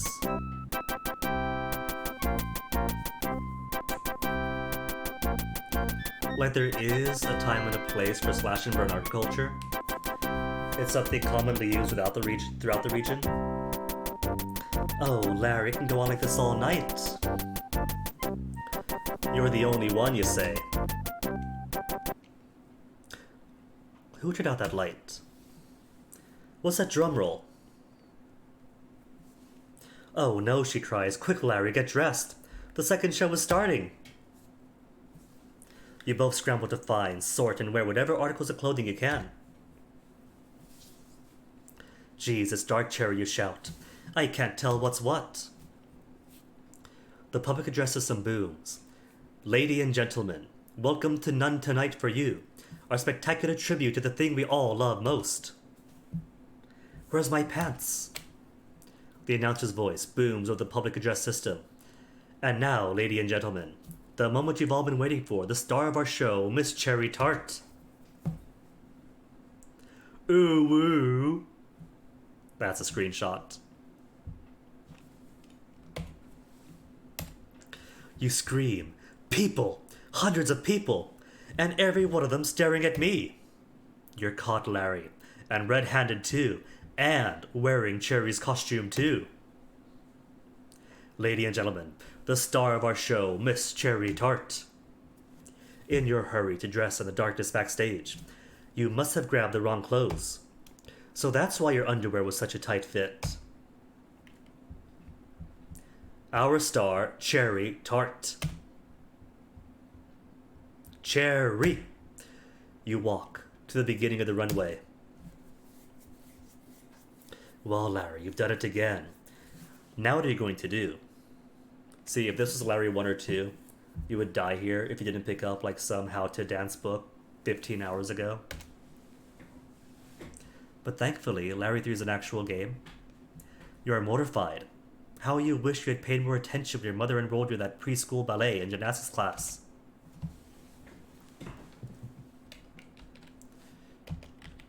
Oh, I do get to dance now. Dance. Okay.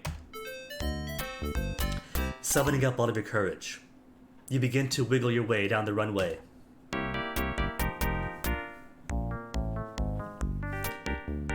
Thought it was going to be automatic. The audience must also appreciate your talents. As they begin to throw dollar bills at you, look, Larry, they're all throwing money at you. They like you. They really like you.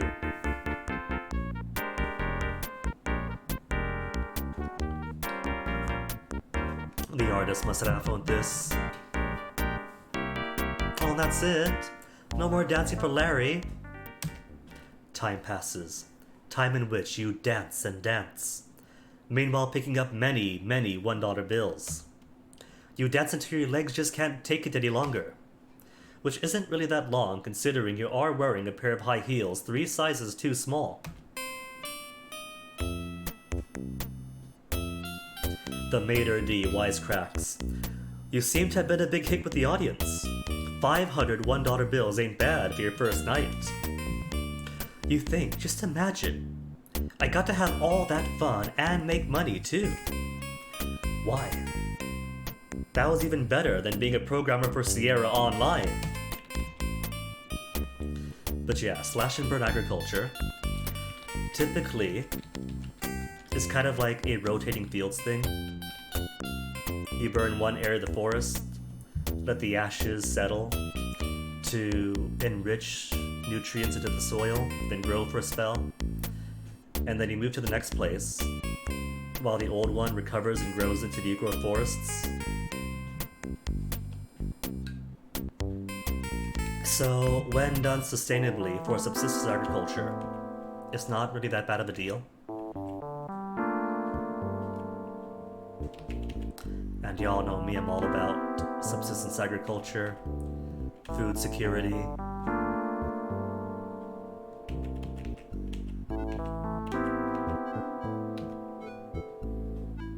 And with 500 smackers, we're now able to afford our divorce. Where's it way up?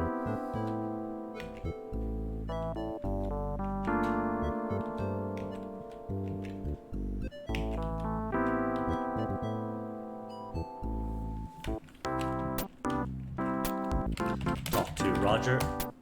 I'm back. Roger, you greet the clerk? Nice to see you, Mr. Laffer. Did you bring $500 with you? I did. Let me see. Do I give them the money now? I'm sure I do. Give money. Here's a $500 Miss Cheatham requested you tell the receptionist. May I please meet with her to finalize my divorce now? Why, certainly, Mr. Laffer, replies the receptionist. Walk right in. Miss Cheatham will be happy to talk with you now.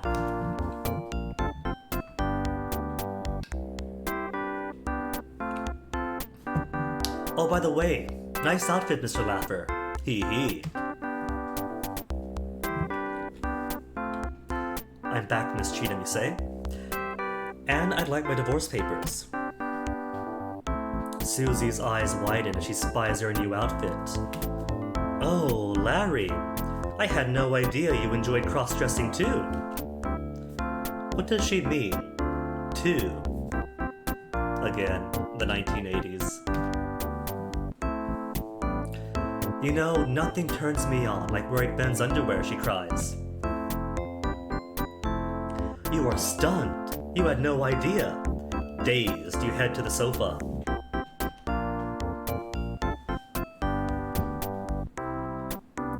Yes, Susie says. Do sit down, Mr. Laffer. Make yourself comfortable, Larry. You wouldn't mind if I called you Larry, would you?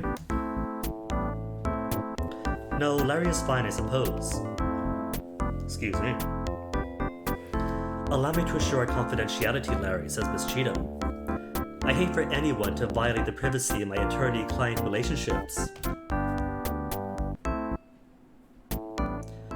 Would you mind if I slip out of this hat, you ask her? Feel free to slip out of whatever you wish, Susie replies. You carefully remove the gigantic feathered hat from your head and place it at your feet.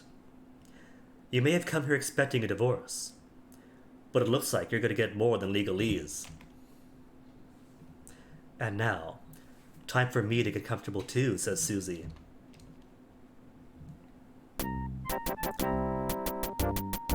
Just in time for the autosave warning to pop up. But really, how scandalous. Wearing women's underwear. In 1980 whatever. What will they think of next? So, says Susie, how do you like women in men's undergarments? You reply, actually, I think I'd love you in mine. Not the smoothest response, Larry. Enough of this legalistic foreplay, Larry, she says. What do you say we spend the rest of the afternoon going through your briefs? That completely smooth transition.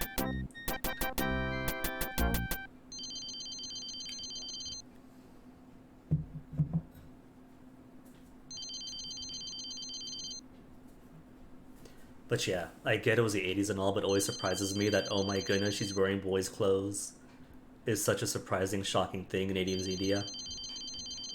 Hey Susie, you cry, what's that? Excuse me for just a moment, please. I seem to have a telephone call. May I put you on hold?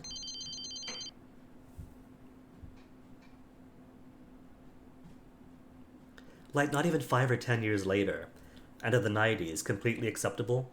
We don't even call, like, t-shirts and pants boys' clothes anymore, that's just clothes. Now, dear, Susie says to you, where were we? You think to yourself, I've had lawyers do this to me before, but this is the first time. Oh no, says Susie. I suppose I should have Roger hold my calls. It would be nice if someone got to hold something around here. I guess that's kind of why I get so upset when the definition for millennial keeps pushing further into the 80s. Like, it used to be late 80s to, like, late 90s, early 00s. Something sensible like that. And now it's been slowly gobbling up Gen X, like, the past few years. But the 80s is such alien ground. It's, like, closer to the 70s than it is to the 90s. Oh no, says Susie.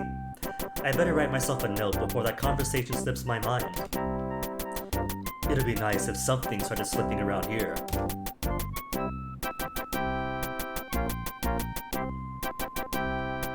There, all done. Not again, cries Susie. I'm just so busy.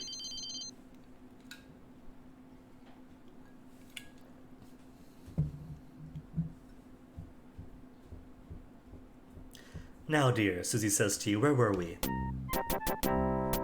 You've had just about all of this you can take. I don't see what Larry's so upset about. There, all done? Oh wait, she says. I better fax Roger a memo about that last conversation.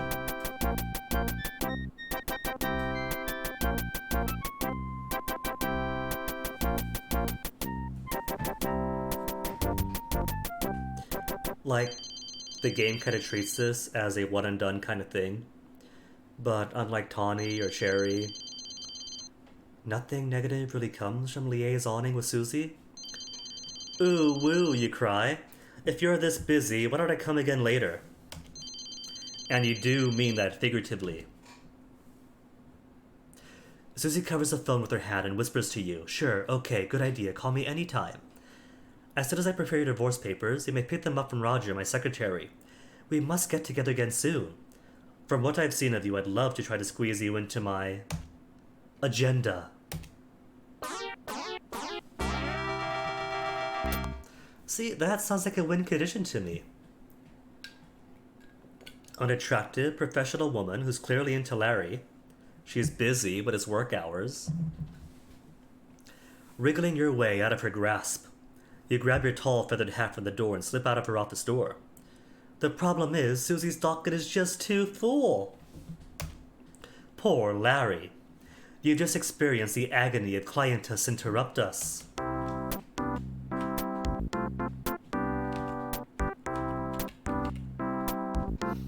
So, Roger, how'd you get my papers? Talk, Roger. Is Miss Cheatham always like that, you ask Roger? Yep. Isn't it nice to meet a woman that's really into her work? Talk about divorce? Now, may I get my divorce papers, you ask Roger. Geez, Larry, give me a little time, will you? Your papers will be ready just as soon as I can prepare them. Alright, maybe I'll go find my clothes then. Because I can't spend the entire game like this, I'm sorry. I wish I could, but the game won't let you.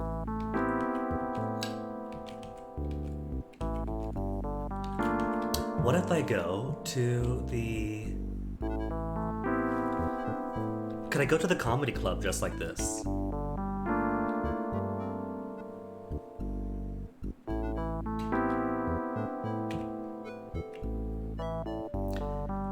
The world-famous comedy hut's strict dress code policy prohibits you from enjoying them at this time.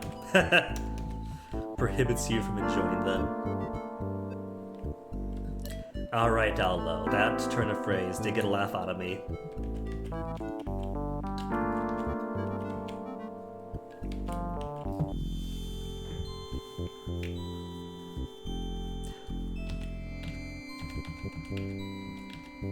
So I guess I do have to get changed.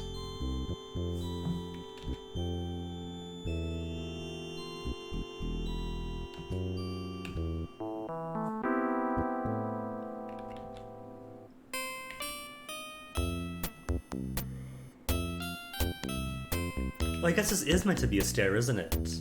Because if I say look, a grand staircase rises from the resort's lobby, but it looks flat from here, doesn't it? It looks flat.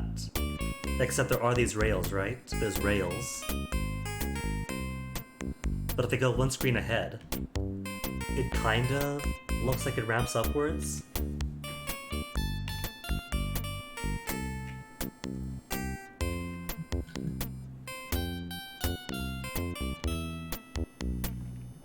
Been playing this since toddler years. I never realized this was meant to be that staircase.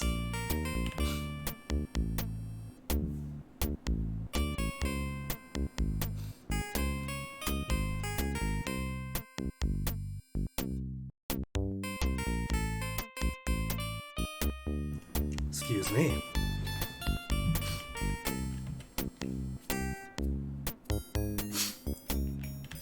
No meter D. But can I go back and fetch my clothes? Open door.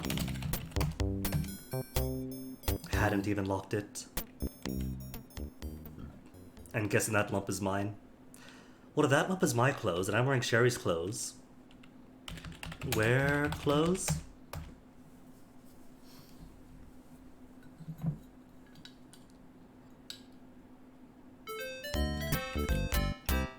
Now that feels like home. Look, backstage is an interesting sight. Those set pieces always look so real from out front, but from here, you can tell they're merely a facade. Much like your life, Larry. Look close. You are so happy to once again be back in your white leisure suit. Although, you are becoming more and more fond of cross-dressing.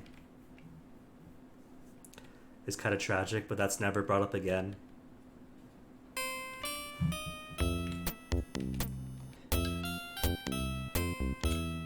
Larry to forever be the tragically, fatally out of touch, balding middle-aged guy.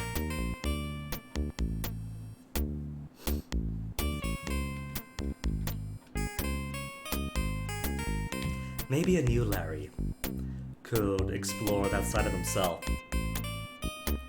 Not the National Lampoon type of Larry that's come out of the past decade or so, but an actual new one. A new Larry for the times.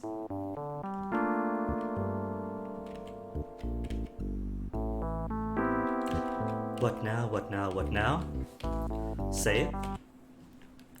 That was Tawny, then Sherry, Cherry and Susie, so post Susie.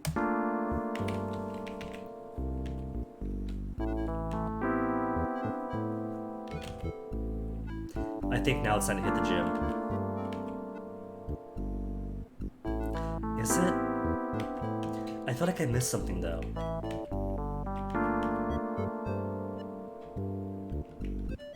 Oh no, hold on.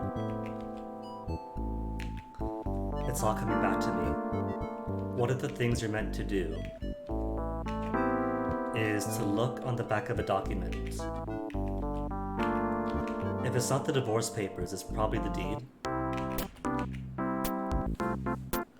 Divorce?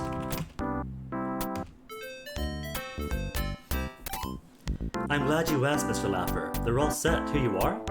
And Miss Cheatham told me to tell you it was a business doing pleasure with you. Divorce decree. Look at divorce. Well, well, look at this. Somehow, Susie Cheatham's Fat City membership card got mixed up with these papers. What a sleuth you are.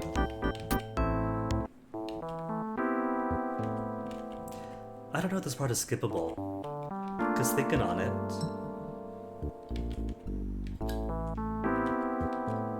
the primary benefit of going to the gym is getting buff, but I forget if you can just skip straight to Passionate Patti herself. You probably do need muscles to impress her.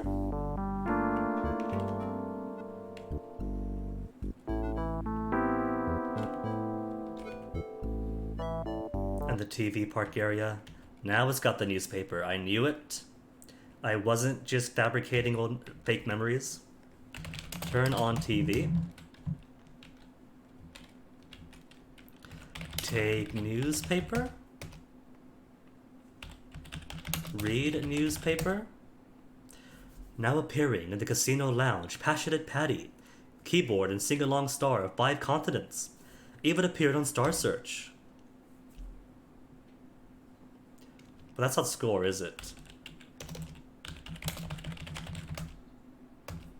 No, it's not.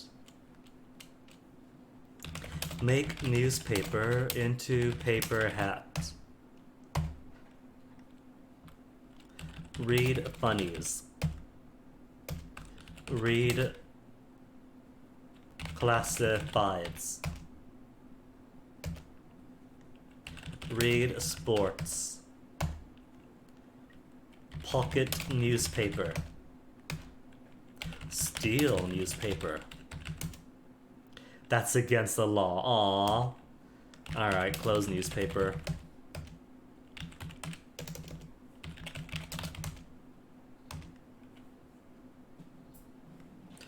Change channel? There's only one channel and it's owned by Natives Inc. Oh. Just for that, I'm leaving the TV on.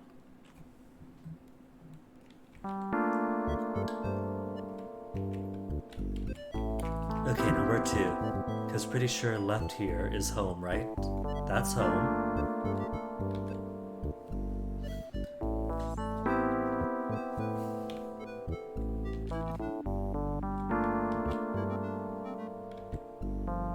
So down from here then.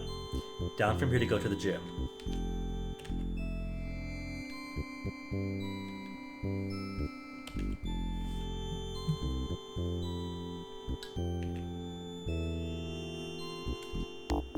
It's the 80s, I'm sorry. Look at board. Whoops. Look board. Bulletin board is filled with advertisements for products you find totally uninspiring. Talk, man. Hello, says Robin. New in town? Show card? Gift card? Thank you anyway, but I'm just here for atmosphere. Look card. Member in good standing. Insert, wait for click. Okay, let me save, because all I remember is this might get tricky. Use card. You insert his key card into the slot. Door opens. Okay, alright.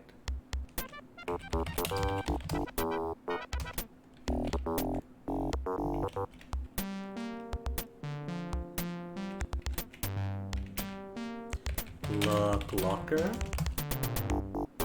Open locker. You clear the mechanism by quickly spinning the lock several turns to the right. Which 3 numbers or wish to try? How am I supposed to know? Is it somewhere in the manual? Would it be?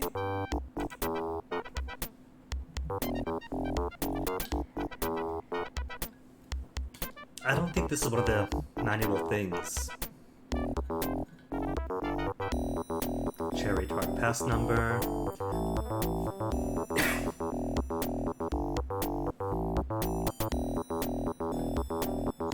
Chippendales with Dale Carlosian.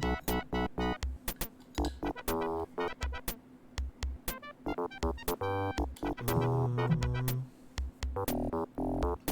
8 pairs of panties, only 1 cent. Dang, that's super cheap. Do we cheat him and how?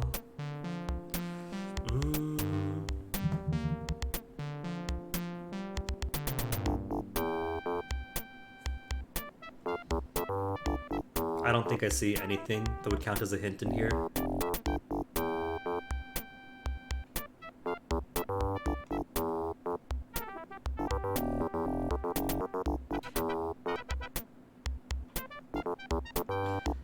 Maybe I somehow missed what the numbers are supposed to be.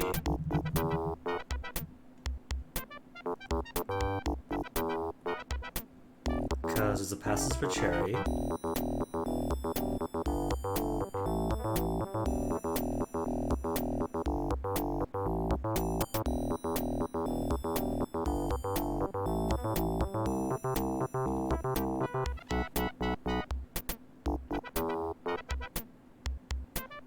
Now.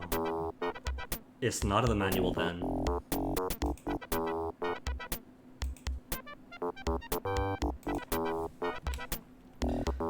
Seven, 12, 7, 8.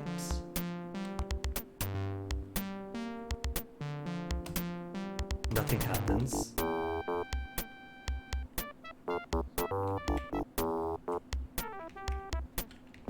There's nothing on the card itself, right? Look card. Look. Back of card? Oh, there is a back of the card. Okay, alright. Wrote her locker number, plus some words back of the small key card.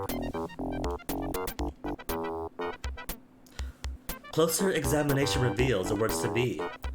The punk flamingo, witch doctor appearance center, and Hertz rent-a-bike. Now what could that mean? Why would Susie scribble the names of non-tonight businesses on the back of her spa membership card? So it is in the manual. Punk Flamingo, Witch Doctor Appearance Center, and Hertz Rent-a-Bike.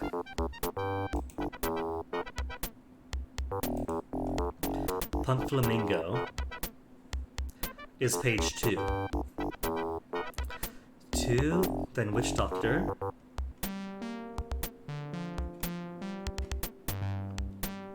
Witch Doctor Appearance Center is 17, and Hertz is way at the end. 2, 17, 24.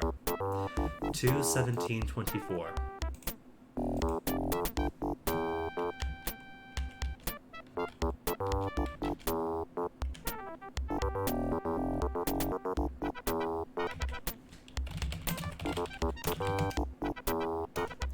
Two, 17, 24.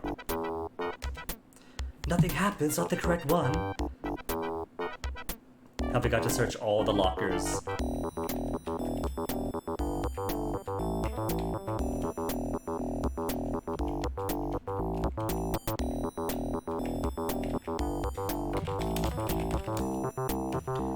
Two, 17, 24. Susie, which locker was yours?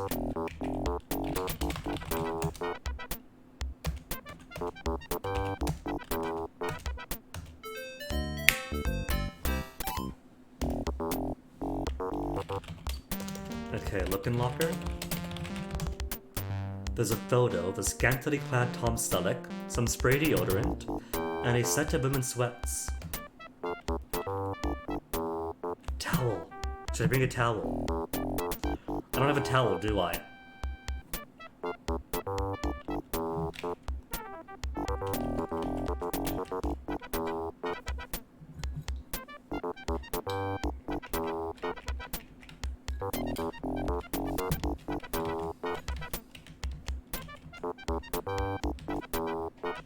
Do I get a complimentary free towel? What about? Tawny at the beach had a towel.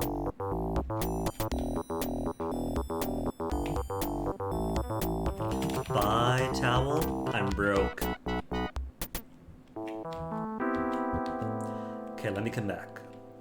And hopefully nothing stolen from the locker.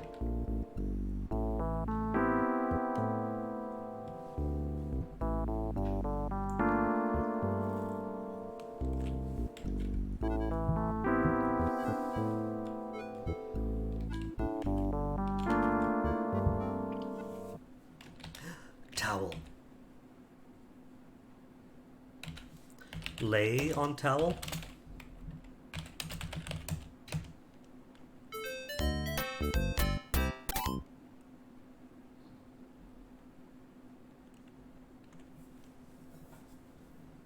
Doing this for the lizard. Tropical sun warms you all over. You know, a guy could get a nice suntan here. Your tan now looks marvelous. I just came for the towel.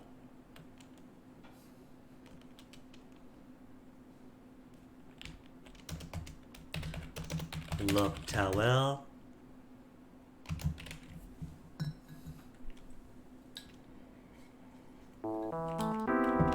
And now to make the hike all the way back to the gym.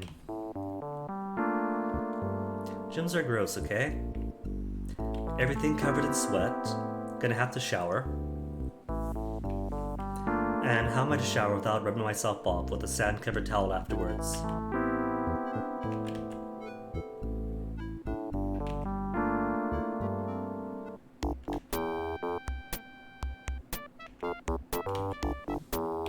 Use card.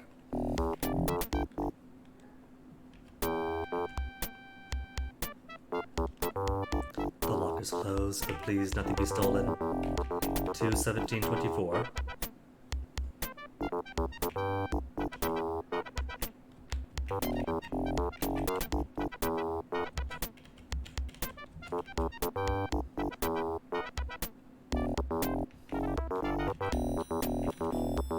Open locker. 21724. Not the correct locker. What you talking about?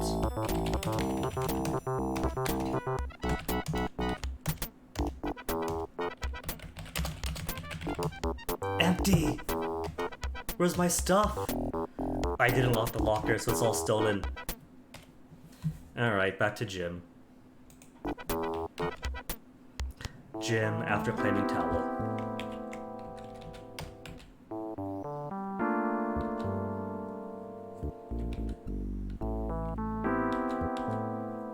How's the saying go? There's only one thief, and everybody else is just getting their stuff back. Take towel. Use towel. Get some points in. See a lizard.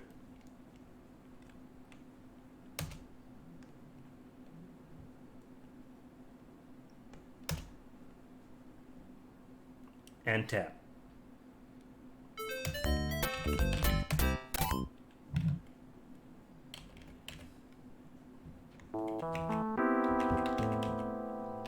Always fond of lizards. Had geckos all over every wall and surface, inside and out.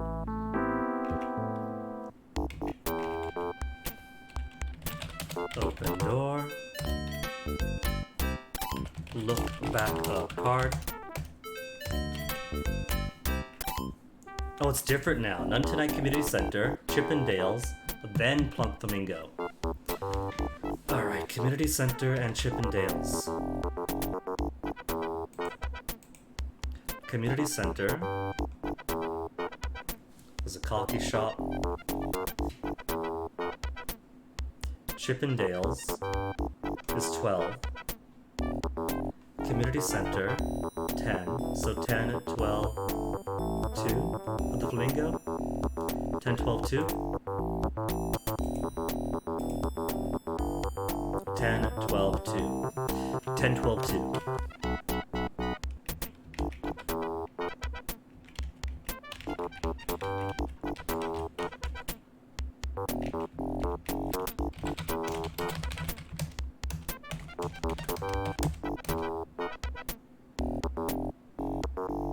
And he don't know the combination. Was it 12, 10? 12, 10, 2?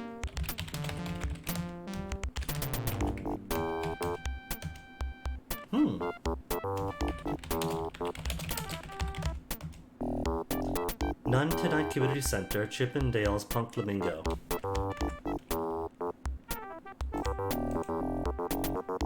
Community Center. Community Center is... There's Chippendale's. Oh, Computer Center. That's why. Where's Community Center then? There's Comedy Hut. Community Center offers lessons with new classes. So 6, then 12, then 2, 6, 12, 2.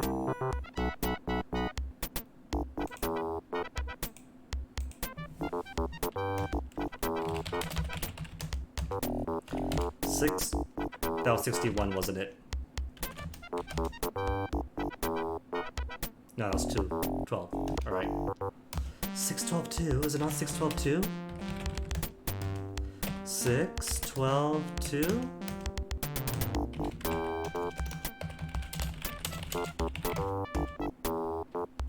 None Tonight Community Center, Chippendale's Punk Flamingo.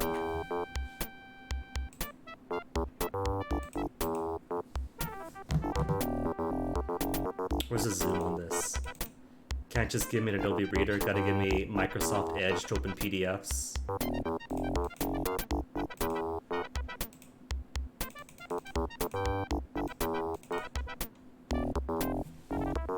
There's Punk Flamingo. That's 2. 2's correct.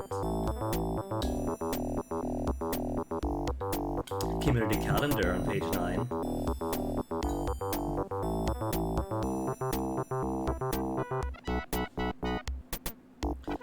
Island Community Center. Community Center is on page 6. That's page 6, is it not? So 6, 12, 2?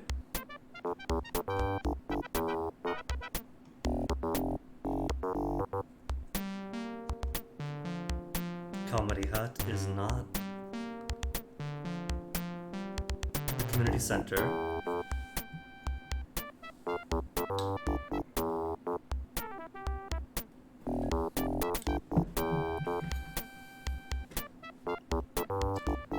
Oh, is this it? Community calendar for the community center? Well, that's a bit tricky since there is an article with the community center way up here. Community calendar, community center is 9. So 9, 12, 2.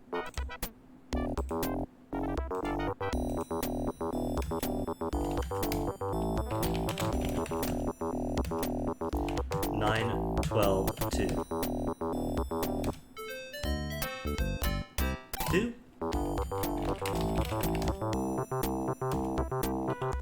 Look in locker. Tom Selleck, spray deodorant, woman sweats. Look at photo. In your opinion, he looks a lot like you. Take photo. Fialto. You have all the photos of Tom Selleck that you need. 0.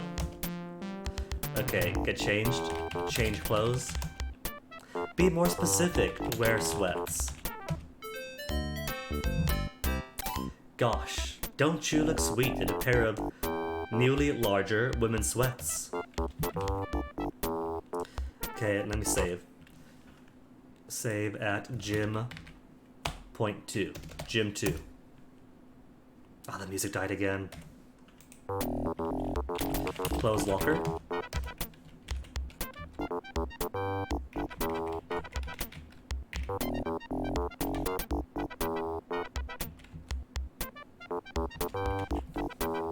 Fun fact, this used to be pretty awful for modern systems in the pre-GOG days, because I think what you would have to do for the workouts was based on your hardware. If you had 80s hardware, then it wouldn't take that many reps to do this, but with significantly faster systems, it would give you more and more of a workout. There are 4 separate workout stations with Fat City's exercise equipment. The leg curl bench, the bench press weightlifting dumbbell bench, the pull-up station and the pull bar. Use the cursor keys until you work up a sweat.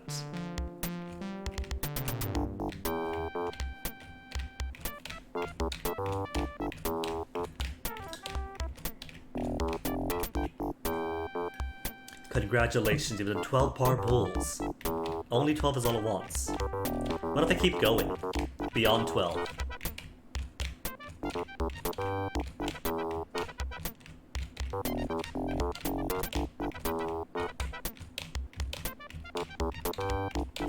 It probably wants 12, but oh well.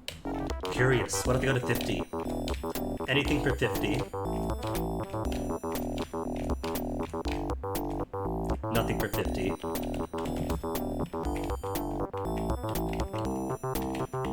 Is this pull up? No pain, no gain.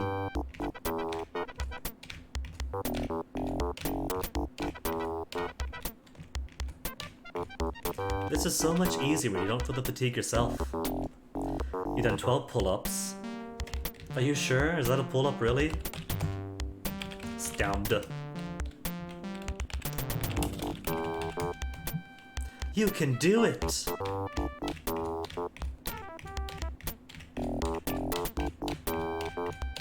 His form is immaculate. You've pumped over 12,000 pounds. Okay, where's station number 4? Because his curl's here too, is it there? Leg curl bench. Curl? Smile. This is supposed to be fun.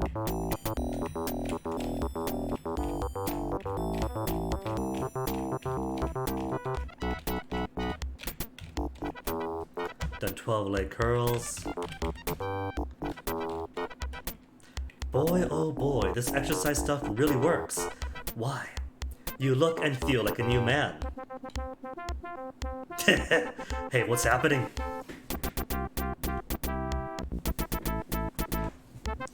Whoa.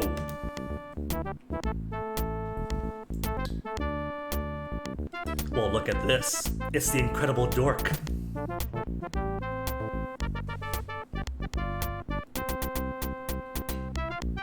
There they are, the pulsating pectorals.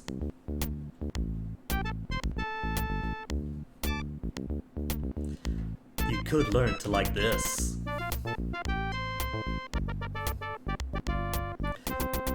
Maybe you could enter one of those contests. Must mean you're gonna die. This is a Sierra game, so you're not on the wrong track there, Robbie. Oops, your new body has sprung a leak.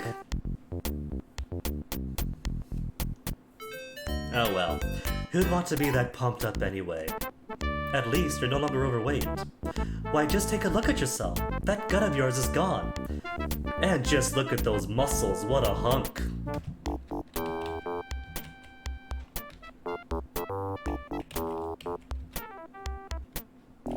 If you take Larry to be a trilogy, then this is kind of a good drop-off place for the Larry series. You go Larry 1 and 2, where he's just a middle-aged dork in the degrading part of his life. And then here, he shapes up, he meets Patti, then series ends. Oh, the game went very easy on me. Only 12 repetitions of any exercise to lose all this.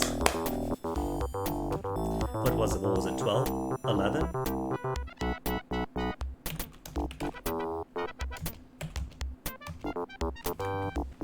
Okay, it's a hut. Which one was the community center? Community center. 9, 12, 2. 9, 12, 2. Okay, undress. You remove everything you're wearing and toss it all in the locker. Congratulations! You're quickly turning this family-oriented entertainment software into an X-rated game. Is this like Hooters, where they pretend it's family friendly, but it's all about the very tight pants and shirts? Next thing you know, you'll probably begin to enjoy walking around like this. Then where will we be? Take soap, already have it. Take towel, have it. You carefully tie the beach towel around your waist, leaving your leisure suit at the locker with the sweatsuit. Look in locker. Spray deodorant, leisure suit, women's sweats. Take deodorant? Psst. You spray some deodorant, return kind to locker. Oh my goodness, look at those muscles. He's even got back definition. You know, it's a funny thing, I was going to wear a different Hawaiian shirt that I have. It was always too small for me, right? So I had to wear it like as something over another shirt. But the problem wasn't fitting around my gut for some odd reason. It was fitting it on my arms. Like, I have not been working out in the past year or two. So my gut not fitting makes sense, but where on earth? My biceps aren't even all that big, and yet... I don't know, that's not big. That's just regular bicep. That's pudge. That's pudge. Hang your towel just outside the shower room where you'll be able to reach it easily upon exit. Where is a nozzle? Turn on shower. The faucet is near the top of the screen. Thanks for telling me. Turn faucet. Turn on shower. Shower? It is. Use shower. It is. So do I just walk around then? Do I just hang out? On top of the drain? Dancing? Oh, use soap. You are so wise to bring your soap on a rope into the shower with you. You carefully rub it over every part of your body. Some parts longer than others. Soon it's all gone. They mean the legs, of course. Rinse. Rinse your body in essentially warm running water. Dance. Wee. Everyone does this. A warm feeling spreads on your leg. It's okay. It's a shower. Goes all right down the drain. Don't have shampoo, do I? Okay, your hair is clean. Turn off shower. Goodbye, Larry Butt. Use towel. Good idea. You carefully dry every tiny pore to prevent chafing.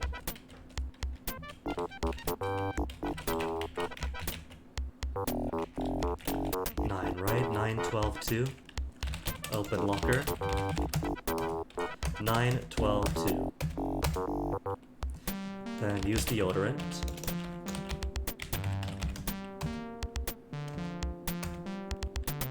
Wear suit.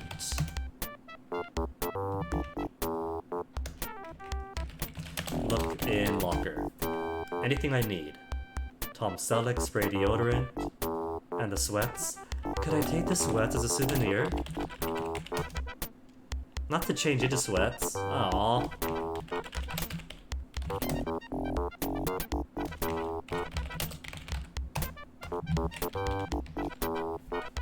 I guess that's everything for the gym then. Even his leisure suit sprite looks less pudgy now.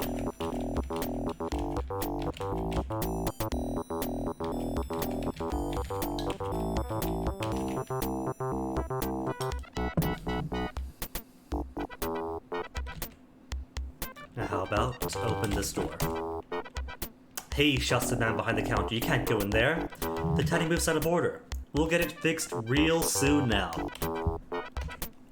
At least that's one concept of the universe, even in the 80s. Soon means soon.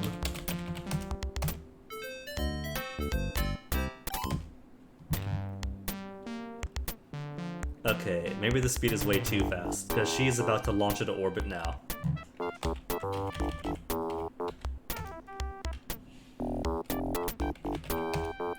You are in the aerobic studio, which is presently filled with an audio-video equipment. A beautiful blonde woman stands at the stage with a puzzled expression on her face. What's so puzzling? Look, girl. Hello, beautiful, you say, interrupting her routine.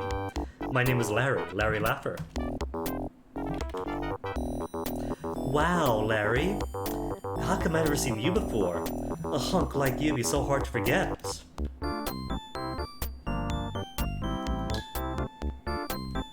Look. You feel certain you could learn to fawn over Bambi.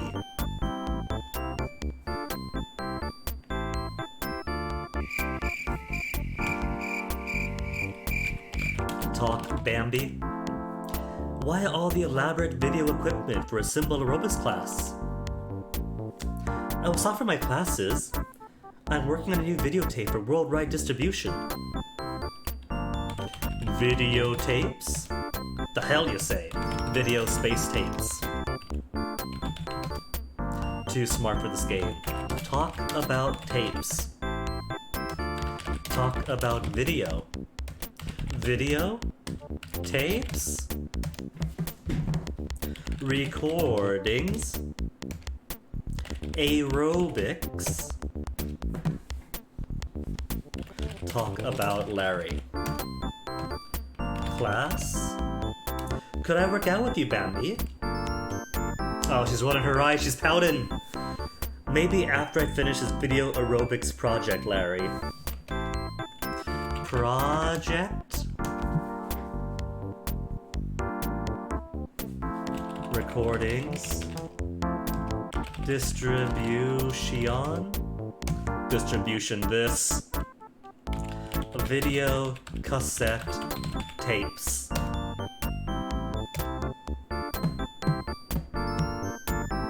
These old text prompters wanting the exact phrasings they put in. Help? How would you help her? Commands?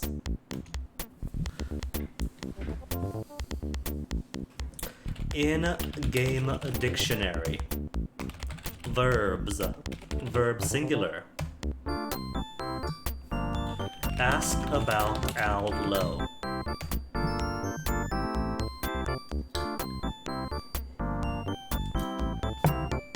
Exercise. Exercise. No, that's just the same one. Did we talk about Larry? Talk about Larry. And we talked about her. Talked about girl. Girl. Not interested in that. Man.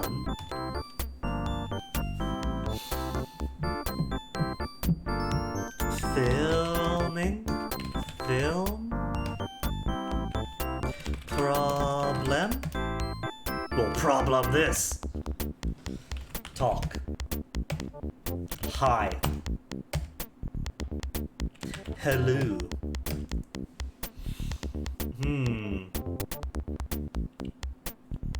Gym?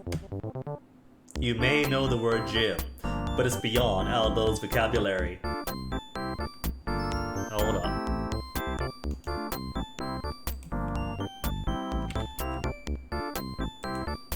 That is also worth a screenshot.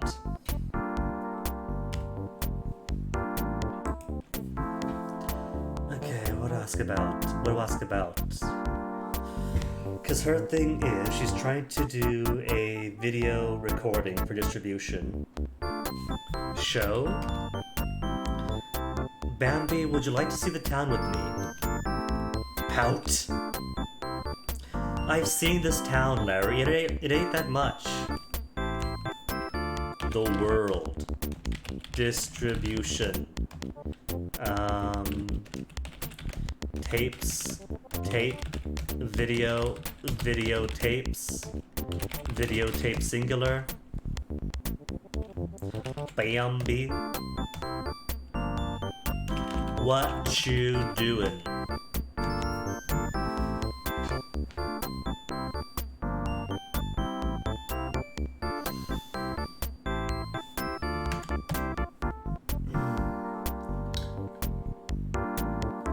What are we supposed to talk about? Because you're saying exercise, just ask her to exercise with us. Exercise and class are the exact same commands. Could I work out with you? Pout. Class, could I work out with you? Ask about project. Ask about class. Ask about video.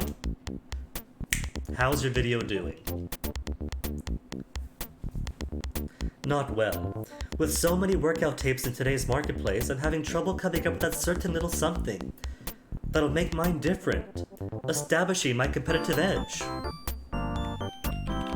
Ask about competition. Ask about. Nah, that doesn't do anything. Ask about exercise?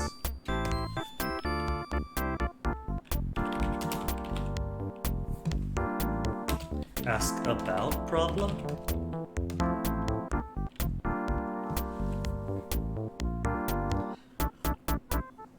Now, I know the solution, because I played this a few times before. And it's sex, but how do you come to the conclusion of sex? Or are you just supposed to be a horny player like Al Low intends, and be like, oh, you got a problem standing out, the solution is sex. Say sex. Tell sex. Talk about sex. Ask about sex. No. So, there's a few steps missing before using sex appeal in the videos. Sex appeal? I've got your appeal right here. What do I have to offer her? I got a knife, a towel, a keycard, a divorce decree, and a quick lay. Give lay? Those do grow here, don't they? But orchids won't help me with this video. Use knife. Hey now, we want our R rating for sex, not violence. Offer help. Give help. Help a Bambi.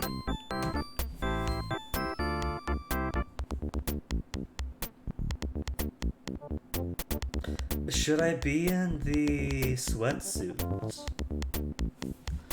I could leave, right? Leave and talk to her again. I can't wait to see you work out again, Bambi. Come back when you feel helpful, Larry.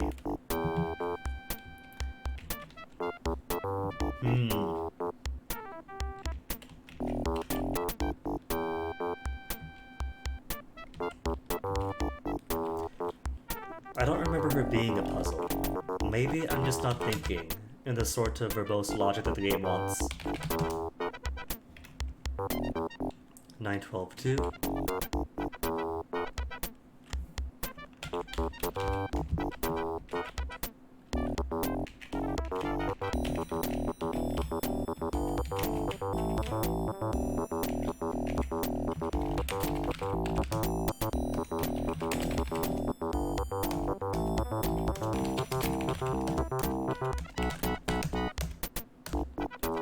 Wear sweats, then close door.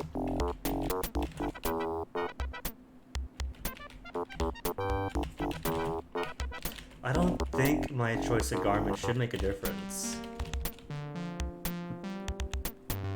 You can't go into the lobby wearing sweats, so it doesn't make a difference.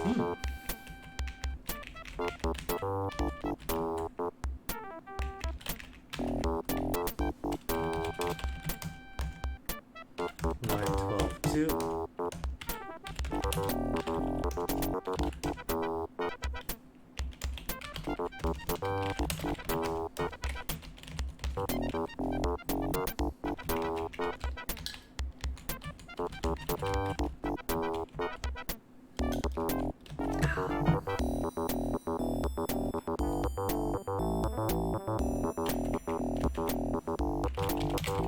Okay,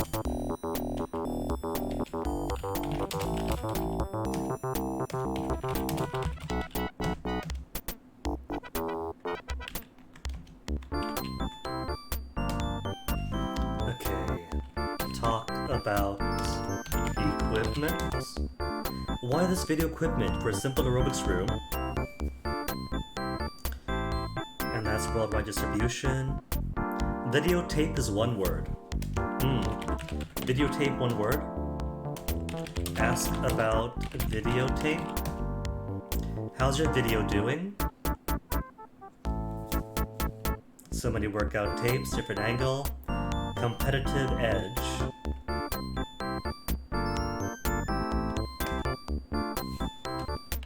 Ask about edge. Edge. Talk about edge. Edu. Talk about edge without the W.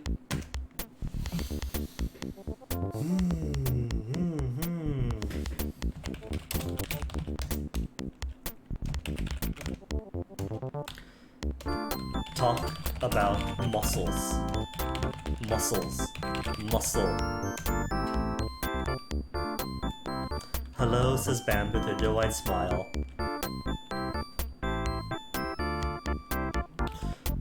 Ask about CrossFit. Don't you ever say the word CrossFit again!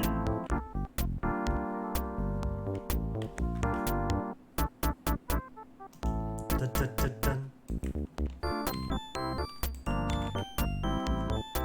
Okay, alright, because that is also worth a screenshot.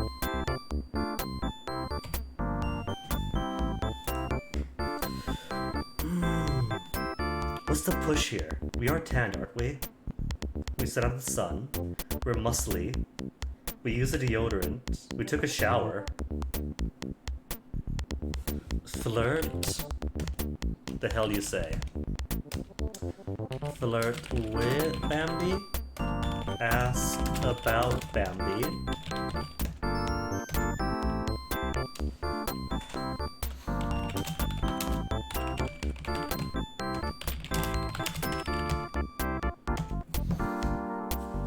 Ask about videotapes. How's video doing? Today's marketplace. Trouble coming up with that certain little something.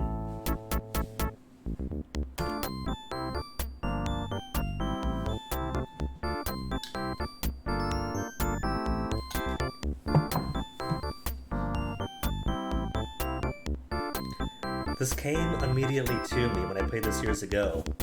Have I simply lost that horny itch to find the right answer? Suggest? Is suggest the verb we want? No. Suggest is beyond Outlaws' vocabulary.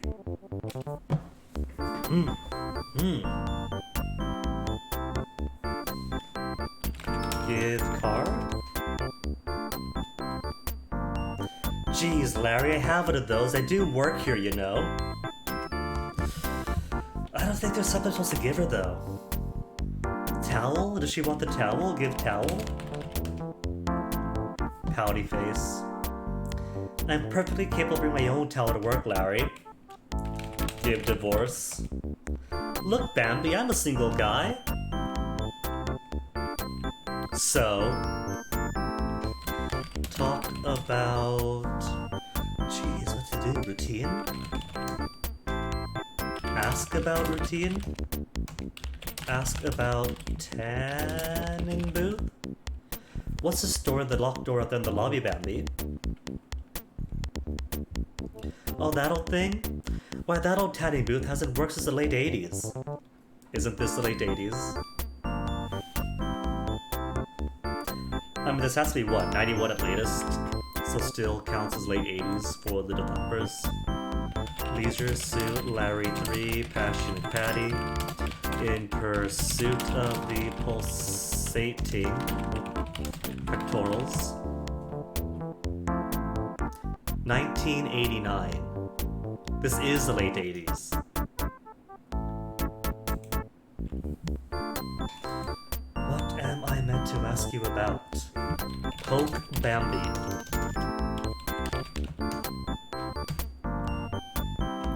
Ooh woo. Gotcha. Well, ooh woo this. Okay, alright. Look at eyes. You stare deeply into her eyes. She loves it. Look, earring. You predict there is little or nothing between Bambi's ears. Look, eyebrows. Look, hair. You wonder if it smells as good as it looks. Look, chin. Look, cheek. Nothing special. Look, cheekbones. Look, bridge of the nose. Look, septum. Look, I don't know, something.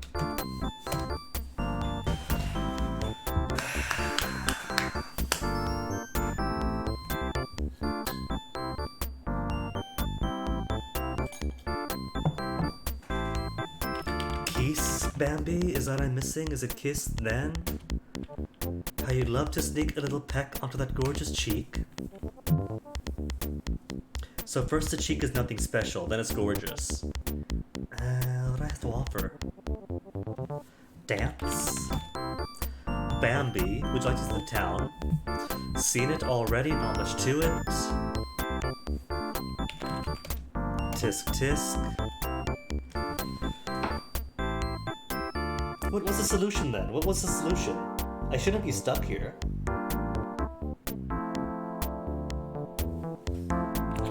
Work out? Could I work out with you? Once the video's done.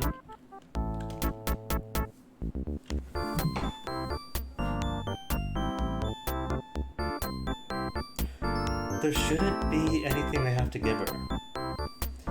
It should just be simple suggestion.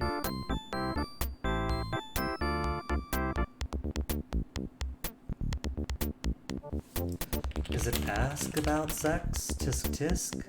Is sex not the verb to use? Body? Another perfect 10. Ask about? Talk about?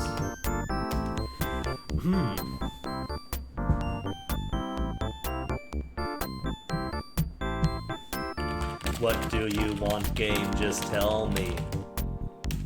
Well, just this.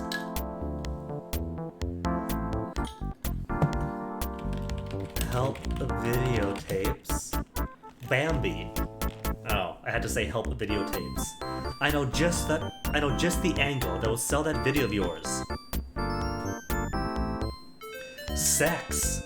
Oh sure, it's tisk tisk if I say it, but Alan Larry says it. Of course. Why did I think of that?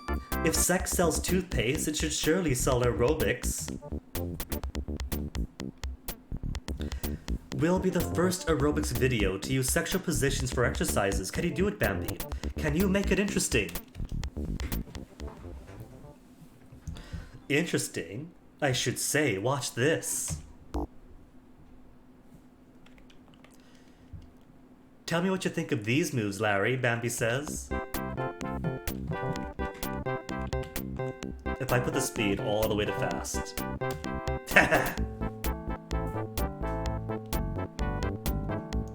It needs to be hotter. How about this? Getting there. Oh my goodness, that vibrating twerk.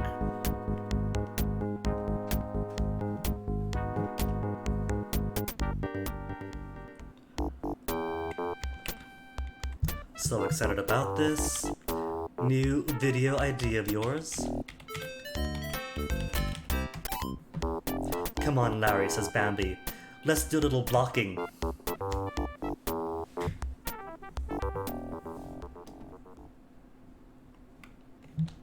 See, it really is just down to getting the exact right word they wanted. Here's a nice quiet spot where I'm sure he won't be disturbed. This old tatting machine has been broken since the late 80s. It is the late 80s. We've established this already. So, she says, why don't you step over here to my casting couch and I'll audition you for a role in my new video. Perhaps a role would be more like it.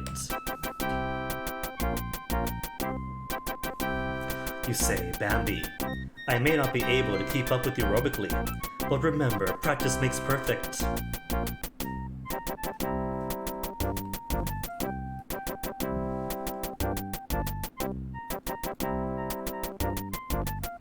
You know, Larry, no pain, no gain. Your energetic, pre-aerobic warm-up loosens the stuck lid of the effective tatting machine. And then we all die. Wow, Larry, you're the first man who's ever made me see lights.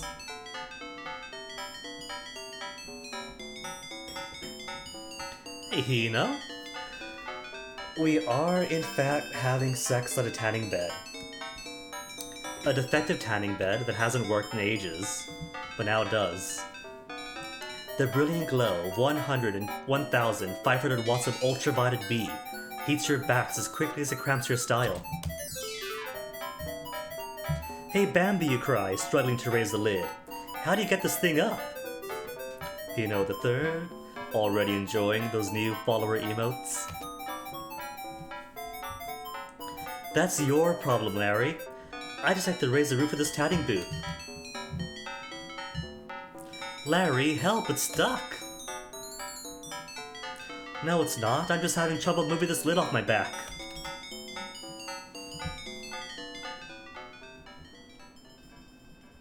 Bambi slips out of the tatting machine, out the door and out of your life, leaving you to ponder yet another of life's great mysteries.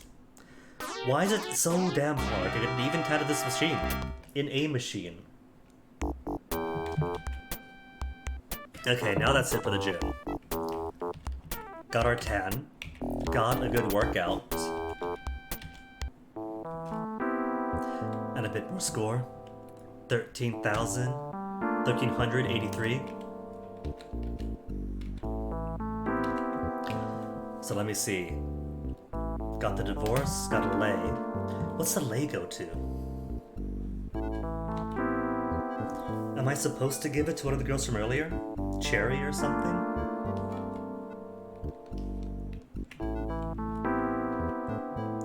If I end up missing out on max score because I've forgotten what to do with the lay.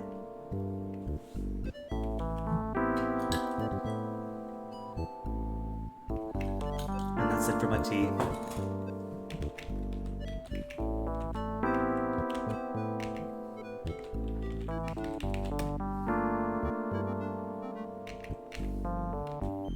Chippendale still closed. What about this grass? Can this grass be used? World famous comedy hut. Appear to be open. What about the grass? Nothing special. Oh, you too, Hino? The reason I'm having this up for Guinea versus Childhood is that even though Dad was very, very anti-video games, we weren't allowed to play video games, we weren't allowed to own video games. If cousins or friends brought video games, they'd be very closely monitored, and then out the door ASAP. And yet, for some reason, he was fine with Larry. Like, these are on his work computers, and he would let us play it. But most other games, nope, strictly prohibited.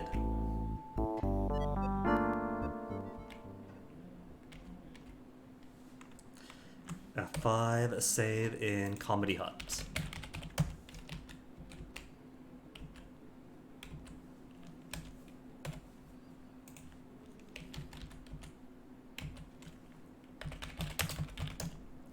Sitting at this table are Bill Skirvin and Al Lowe, deep in an esoteric discussion about 3D animated graphic adventure game design. Talk to Al? Just say what you want to say. What to say to Al Lowe? Release Freddy Farkas already, dude. I should have said that I like her games. Yeah, I've got an idea. How about if you and I sit at a comedy club, and we make Larry walk up to us and say something like, "Release Freddy Farkas already, dude." Release Freddy Farkas already, dude, eh, says Bill? Are you crazy? No way, that's so lame. Larry would never say that. Yeah, I suppose you're right, says Al. This is not a good idea. Let's get out of here. Release Freddy Farkas already, dude. Really. And who else have we got?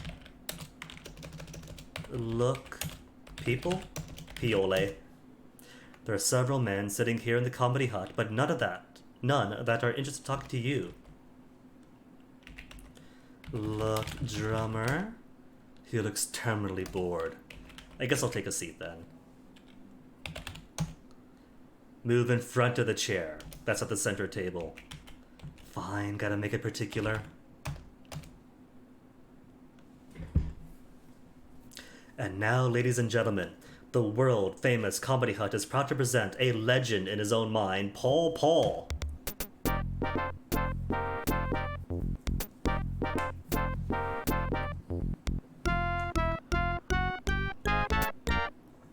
Good evening, ladies and germs, says Paul. Always a snappy starter. Okay, folks. We're gonna try something different tonight. Tell me the names of our 3 favorite ethnic groups. It doesn't matter to me which you choose. I couldn't have to consult everyone. Ethnic group number 1. Hey, Crab Boy. Just in time for some crude ethnic humor. Ethnic group number 1 is going to be speedrunners. Ethnic group number 2, YouTubers. Ethnic group 3, variety stream? No. Twitch partner? Oh.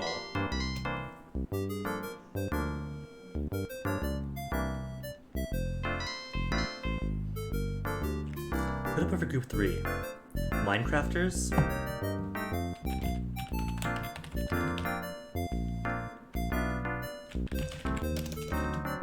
Smash Melee players. Melee players. Hey, just enough room.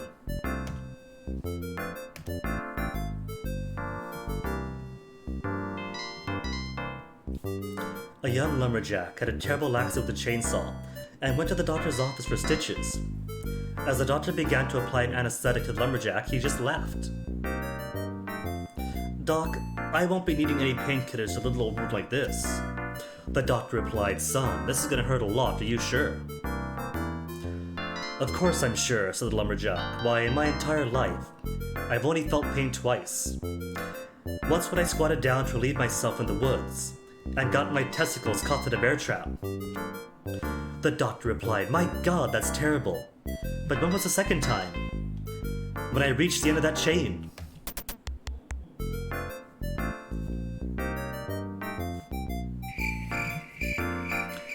Yesterday I went to the meat department to that new Cannibal supermarket down in beautiful downtown Nuntonite Mall.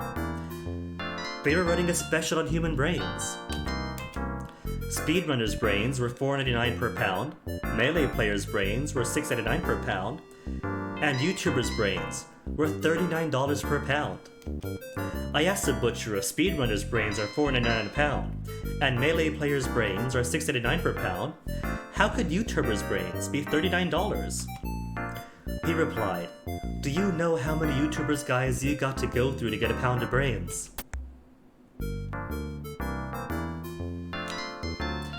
My wife bought us a new waterbed. I call it the Dead Sea.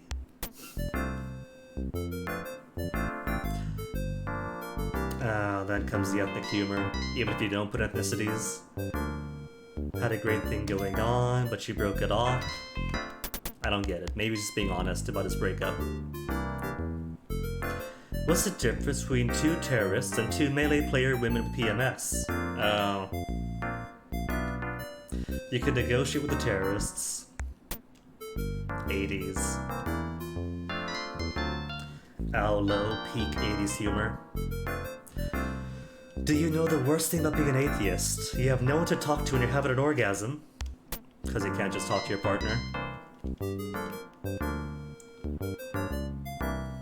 Do you know why the Melee player guys have been stealing all those police cars lately? They saw the 911 and thought they were Porsches. I don't get it. Do you know how to recognize a YouTuber virgin? She's the one that can run faster than her brothers. Did you hear about the unlucky YouTuber guy? He filed for divorce because he lived in a 2-story house. One story was I'm not in the mood, the other was I got a headache.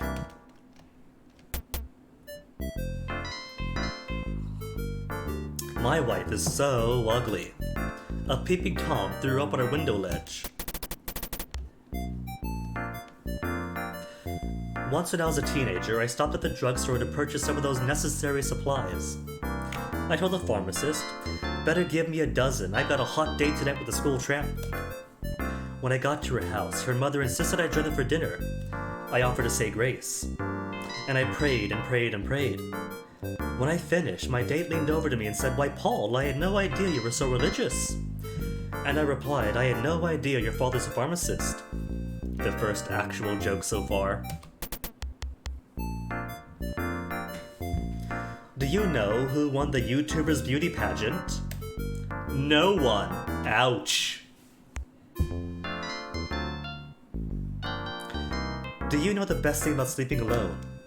You can have sex anytime you want it.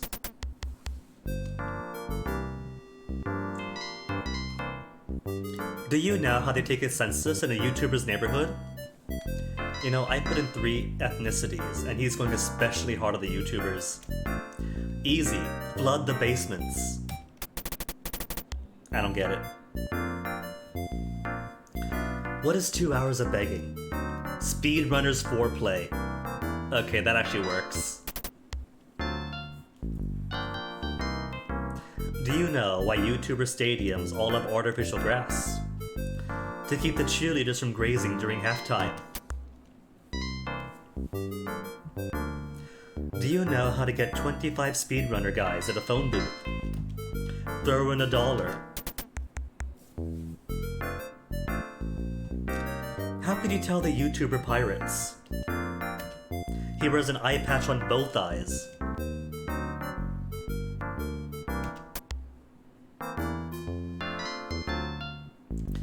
Very, very much the 80s, you know. Do you know how to tell a groom at a YouTuber's wedding? He's the one with the clean bowling shirt.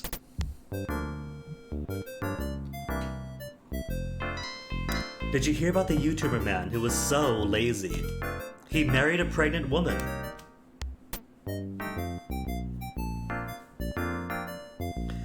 Did I tell you the one about the melee player guy who was messing around with his sister-in-law? He really had it in for his brother. I don't get it. Why did the chicken cross the basketball court? He heard the referee was blowing fouls. Okay, that's kind of funny. A speedrunner was talking with a YouTuber. "I'm so unlucky." When the YouTuber asked, "Really? Why do you say that?" "Why, just last night, that beautiful hunchback girl stood me up. And after I brought her flowers, dug the hole and everything."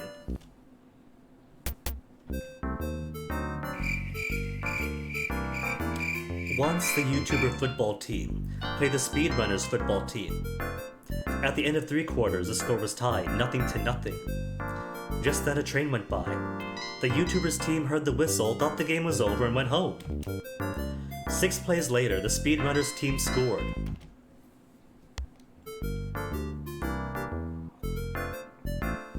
Oh no. Have you tried that new Jewish-Japanese restaurant yet?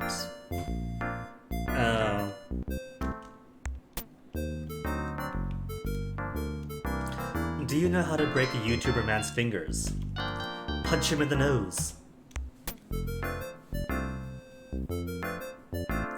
A speedrunner woman, on her way home from market, was carrying a duck when a drunk man staggered up her and said, "Hey, where'd you get the pig?" The speedrunner replied, "You drunken fool, that's no pig, it's a duck." And the drunk said, "Quiet, speedrunner, I was talking to the duck."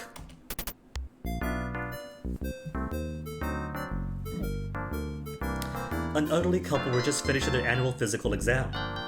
The doctor proclaimed them to be in perfect health. The wife said, "But doctor, what can we do? I'm afraid we're going to catch this AIDS virus." The doctor responds, "Don't worry, there's no way you could be in a high-risk group." "But doctor," she replied, "remember, we do have annual sex."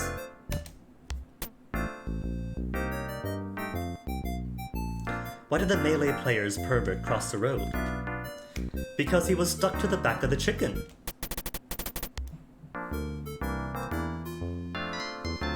I just know the difference between oral sex and sushi. It's the rice. There is a point to all this, I promise. Do you know how to recognize a bride at a YouTuber's wedding?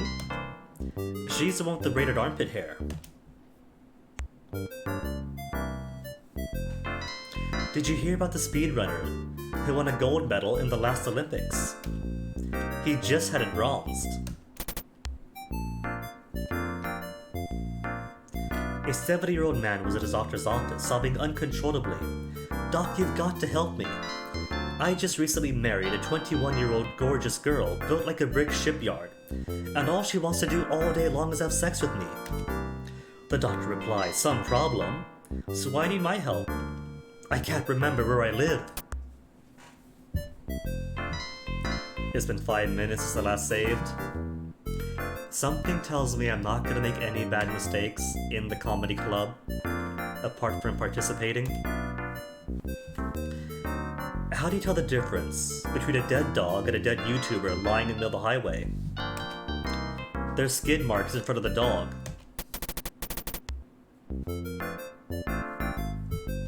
These three guys are stranded together on a desert island. The melee player guy finds Aladdin's lamp buried in the sand. He says, "I wish I were home," and poof, he vanishes into midair. Well, the YouTuber grabs the lamp and says, "I wish I were home too." Poof, he too vanishes, leaving the speedrunner holding the lamp. The speedrunner says, "Gee, now it's lonely here, I wish I hadn't left me."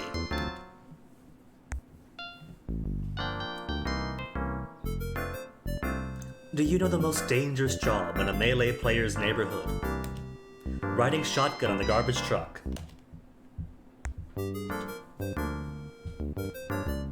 A YouTuber walked into a bar with a pig under his arm. The bartender says, "Did you win him in a raffle?"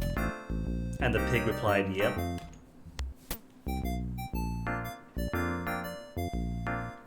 How do you sink a melee player's battleship? Put it in water.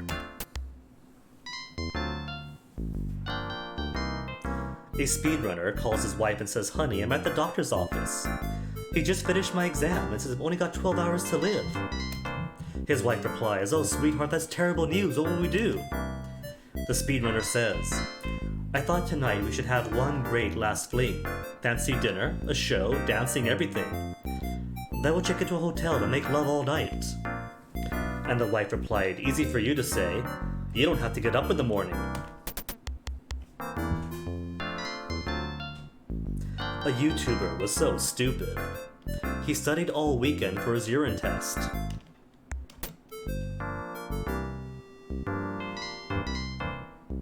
"6 months ago, my wife had her credit card stolen.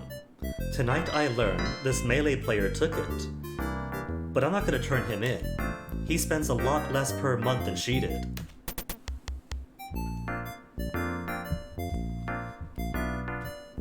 A man complained to his doctor, Doc, my wife has lost her interest in sex." The doctor replied, "Say no more, old friend. We got just what you need. Just slip her one of these little pills and stand back." That night, as a man dropped a couple of pills into his wife's glass of wine, he thought, if these pills are so great, maybe I should take a couple myself. Oh, the 80s, when roofying women was... It really was acceptable. Like, people act all so shocked and surprised, but if you look at any 80s media, how rife it is with, "Oh, ha ha ha, he drugged her drink, how cute." Nothing happened. The evening passed uneventfully, and they both went off to bed. Then, about 1 o'clock, his wife suddenly sat up in bed and announced, "I want a man." And the man woke up and said, "Me too."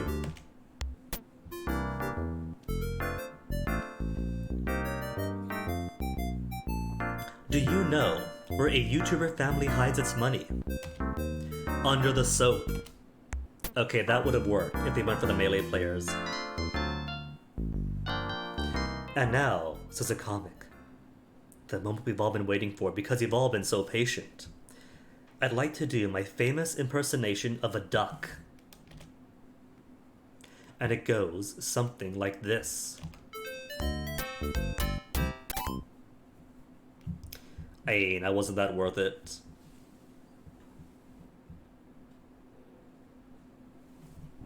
Ladies and gentlemen, Paul.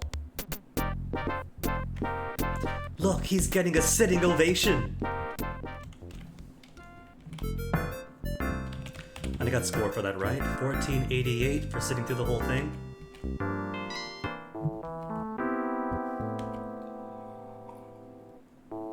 Alright, now I'm pretty sure there's only one thing left to do in the whole game.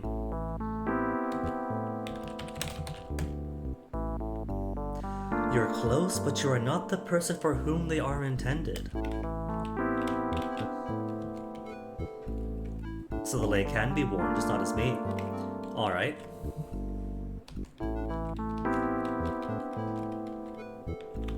Speed.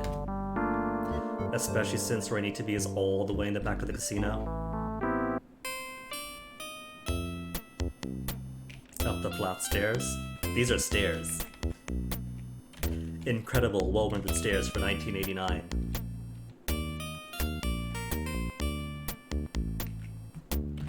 Look, mirror. You see yourself looking back. Look.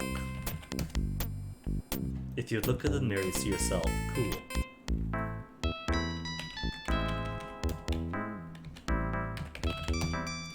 Unusual walls rise to a sculptured ceiling that descends up on a stool before a grand piano. Seated before you is none other than the queen of the keyboard, the irresistible instrumentalist of the Ivories, the sultress of the Steinway, the babe of the Boston Dorfer, passionate Patti. Look at board. The announcement board lists a drink special of the day in a vivid fluorescent ink. You wonder how they got such vibrant day-glow colors from a marking pen. Save as pre-Patti. Okay, take the pen. Take marker.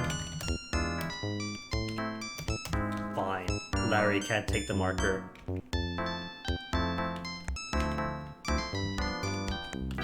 Take tips. Not tops, tips. Larry, that money belongs to Patti. Fine. Sit. Talk to Patti. Before speaking, advisable to look at her, Larry. Fine, look at Patti. Hello, beautiful, you say to the pianist. My name is Larry. Larry Laffer.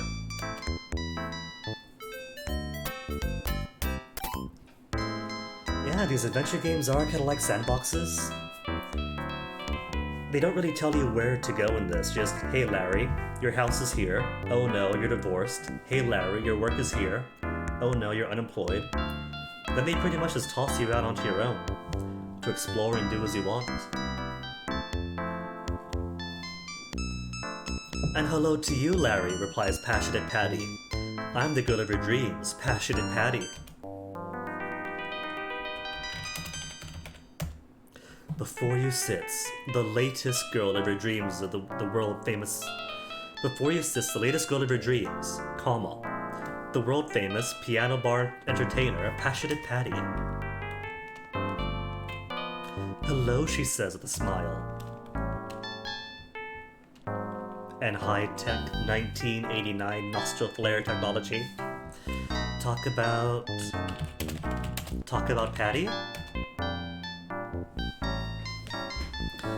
Larry, you won't get much out of life if you don't go for it. Go for it. I'm leaving now, Patti, you say. Oh, that's the wrong kind of going for it. See you later, Larry. No, go back in.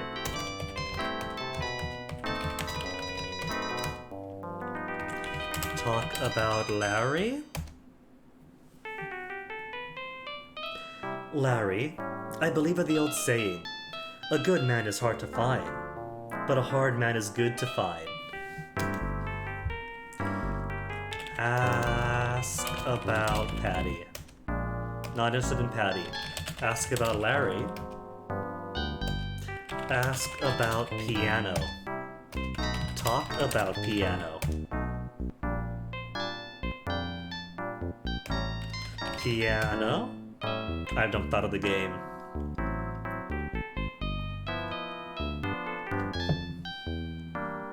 Nostril jiggles is totally what it's about. Look, nostril. It busily exchanges moisture-laden carbon dioxide for fresh, oxygen-rich atmosphere. In other words, she's still breathing, Larry.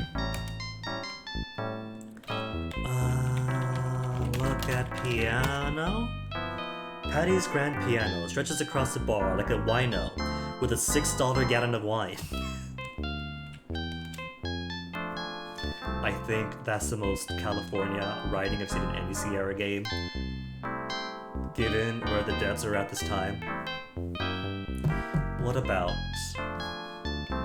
Talk about love. You know, Larry, I've always said it's not the men in your life that count, it's the life in your men. Well then, we got life now. Show her muscles. Well, muscles this. Talk about divorce. You can't do that now. Give lay. Patti, here, take these wilted old flowers. No way, Larry. Although I have a soft spot in my heart for orchids. I would never accept these tired old things. Is that all you think of me? Dead flowers indeed. What else have I got? A spa key card. Give card. Would you like to work out over at Fat City? You could take my key card. Smooth. Hardly. I can get to Fat City whenever I wish. You see, I know the clerk there. Talk about... None tonight? Island? Talk about the island?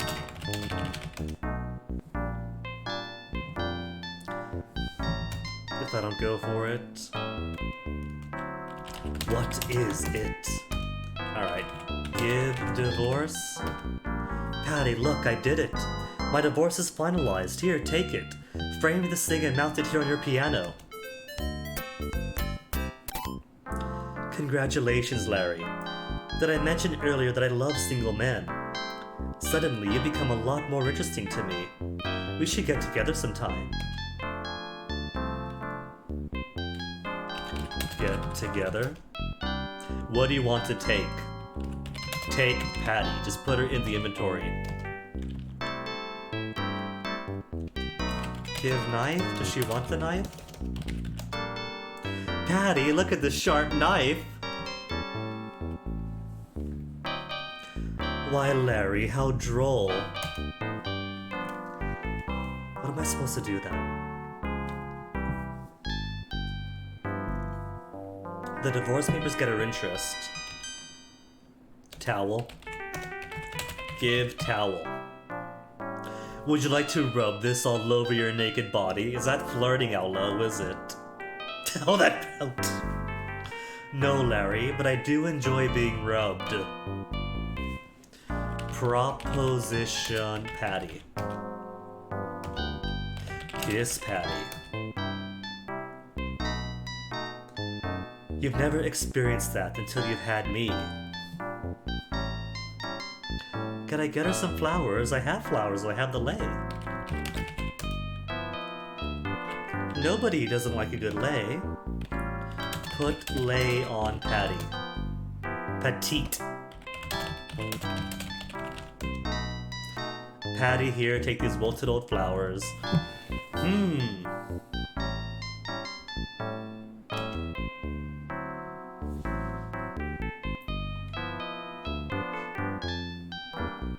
I don't think I'm missing any items. Confess to Patti. Confess this. Hug Patti.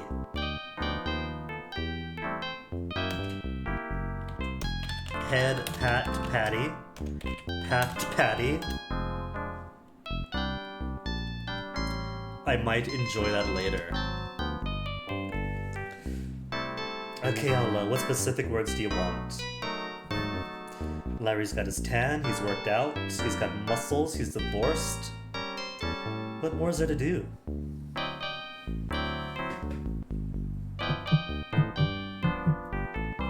I could maybe get flowers.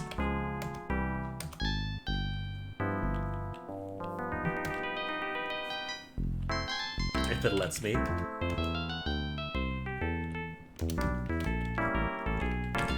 Right, it's not wasted movement.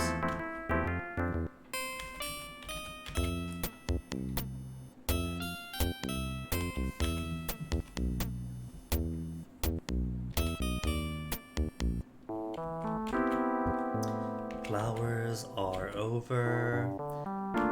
At the cave by the club. Nothing else is at Dewey, Cheatham, and Howe.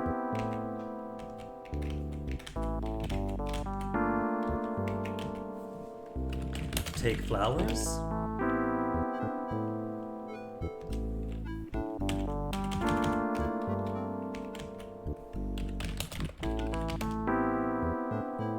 Alright, so I can get more flowers.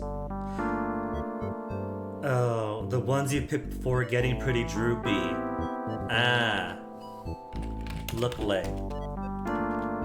Make lay. Into a beautiful lay.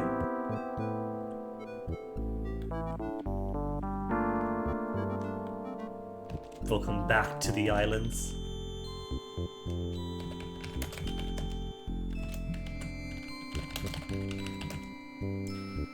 You need no more orchids. Maybe that was it. Maybe it was just the freshest of the flowers.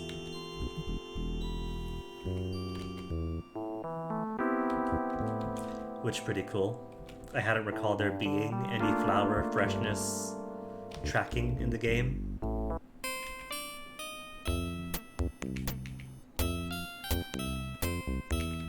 You know, we make lays out of a variety of flowers, but I haven't once seen them out of orchids.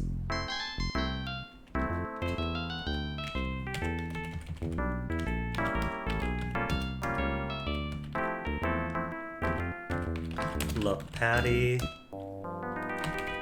Give lay.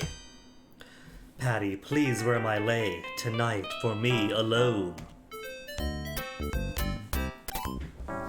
Oh, Larry, thank you. You're such a charmer. I'm ready. What do you want to do? Play video games. Den ganzen Tag. Well, I've got your den right here.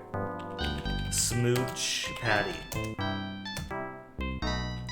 Play Smash. Smash. You've done thought of the game. Then go for the kiss.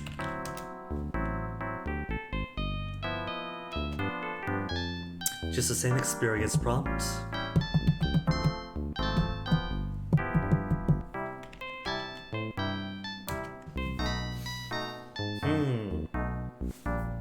Date, Patti.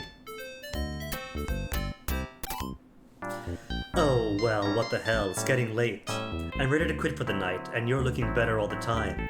Sure, let's go. Here, Larry. Take the key to my suite, says Patti. I'll slip out of the back way and use the service elevator. Just wait a few minutes before you come upstairs, as I'd like to slip into something more comfortable. Like your flowers. Oh, remember, Larry, I refuse to make love to a man without something to drink first, she says over her shoulder. No offense, of course. Where to get a drink? None taken, you suppose? Stand. Take the money. But I have no money of my own to buy drinks, is a thing. Where'd you even get... Oh no. Oh no. What if this is something I locked myself out of? If I haven't picked up a drink back when I had a credit card?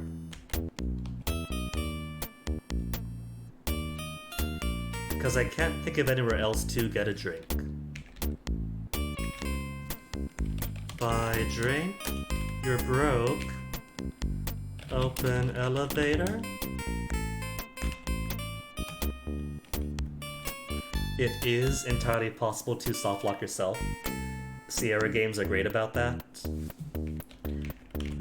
But the reason I'm playing Larry 3 isn't just because it's what I grew up on, oddly enough, but also because it's more fair in that regard. It's not like Larry 2 where you need to be cognizant of everything going on from the start of the game to the end.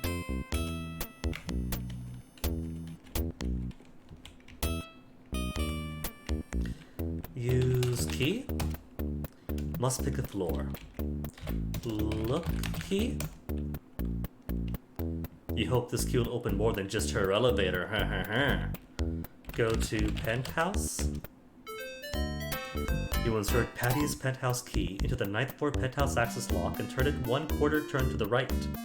Both you and the elevator begin to rise. Thing is, though, if I want to get a drink,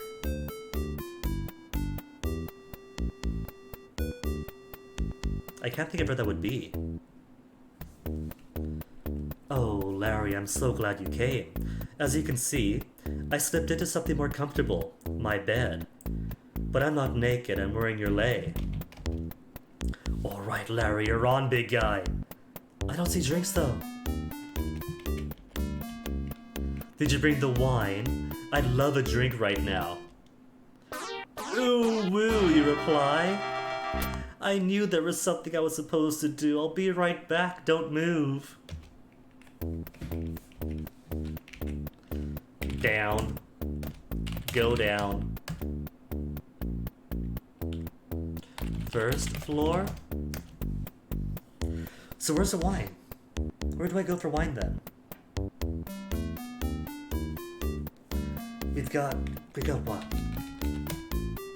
There's a Vista Point, there's Jungle's got nothing, a TV park, the gym, Dewey, Cheatham and Howe, which also has nothing, work, which I'm not allowed back into, left only has the striptease, no drinks here.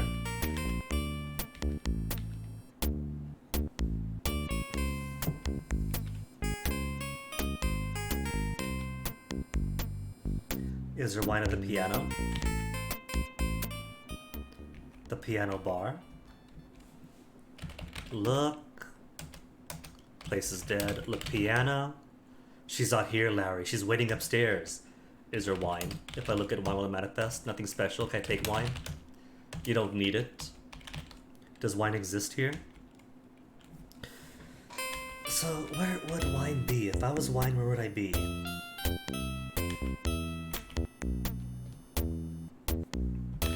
Is there a left and a right here? The left went nowhere.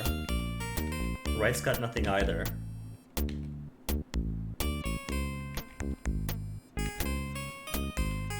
Ask about wine?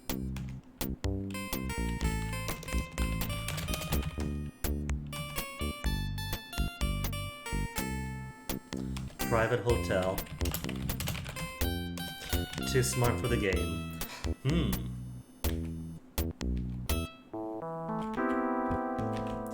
Where would wine be? The only place I could think of that might sell wine would be the Comedy Hut, maybe?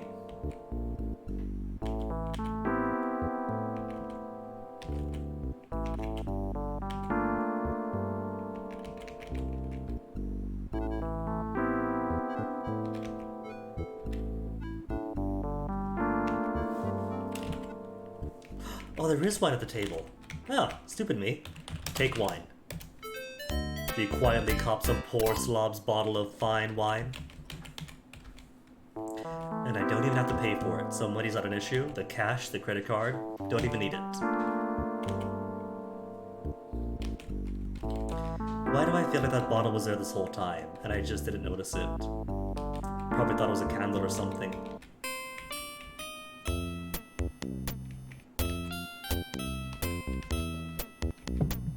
So no soft lock yet.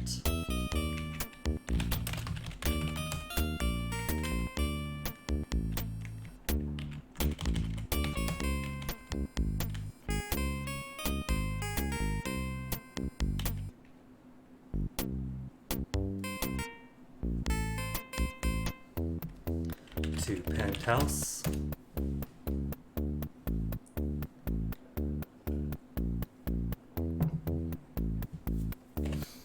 And not a single walkthrough needed so far. Compare Larry 1 and especially Larry 2, you practically need a walkthrough.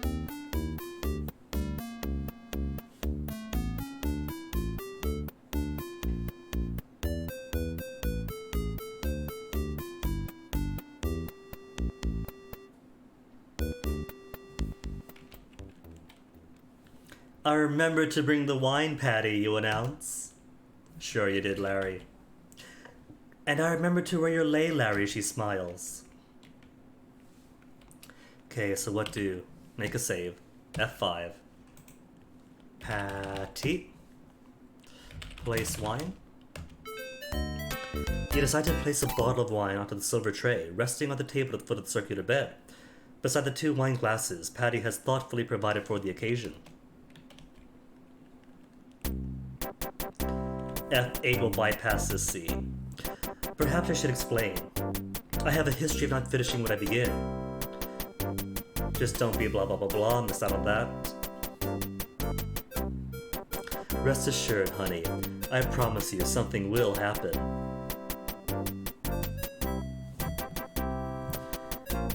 Would you care for a glass of wine?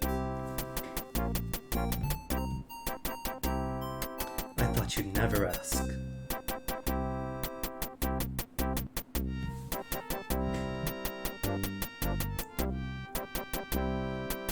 Say when? Right after this drink, Larry. Heyo.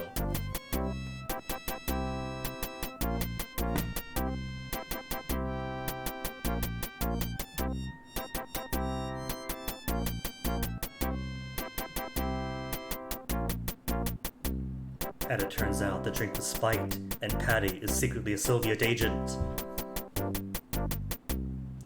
So Patti, how did you get started in the music business? Shut up, Larry.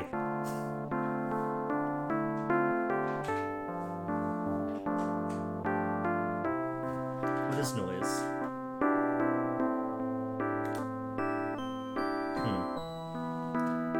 Must have just been hearing things.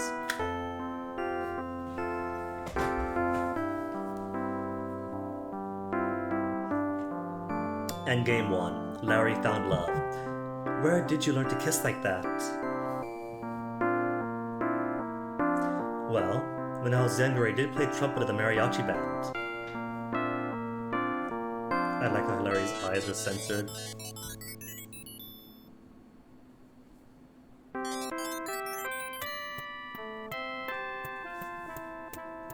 Oh, Larry.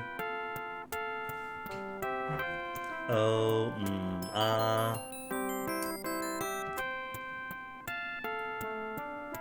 Oh, ting tang, bada bada bing bang. Larry, ooh, you're the first man, who's ever made me feel, that. Making good use of the new follower emotes, crab boy. Where'd you learn that? And that. And oh yes, that, more of that. I can only assume they're playing Hanahuda. Well, Larry, perhaps you learned more from Kalalo than I realized. Definitely Hanahuda then. Some improvement, Hino. What on earth are you talking about? This is peak sexual voice acting.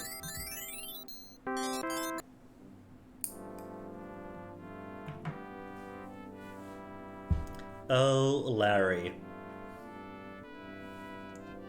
Yes, oh, Larry. That was wonderful. I didn't know pectorals could pulsate like that. Hey, title drop. Did I kill her? You think to yourself, how ironic. Of all both women I've known, this piano player turns out to be the greatest.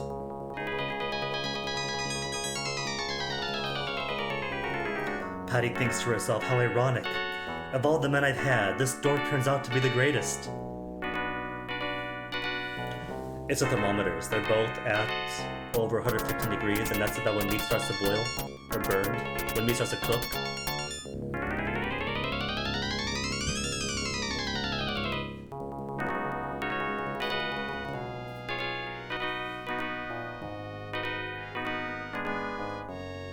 Yes.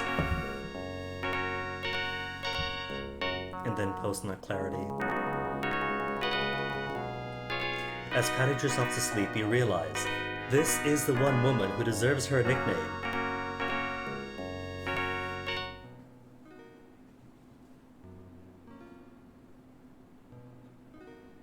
The woman of my dreams. I like how Larry's butt is visible through the sheets. The man of my dreams. I'm in love with the Lego. There'll never be another woman for me. Until games 5 or 6. How I wish I still smoked. The two of you drift off to sleep, bathed in the glow of your experience together.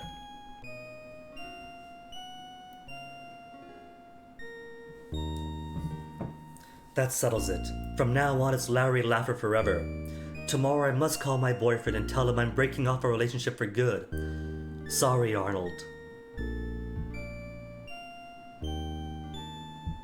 As she falls asleep, thinking about how she'll handle the end of her other relationship, Patti murmurs softly a single, devastating word. Arnold. What? What did she say? Arnold. Arnold, oh no. I thought she felt something. I know I felt it. During the best sexual experience of my life, she was thinking of another man. I am so stupid. By now I should have learned, some men have with women and some men don't. I was a fool to think my new body would make a difference. Nothing makes a difference. Once you're a loser, you're always a loser. Jeez, Larry, how insecure do you have to be?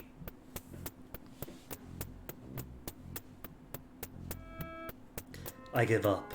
I've had it with women. It's just not worth it. I'm going where no one will ever frustrate me again.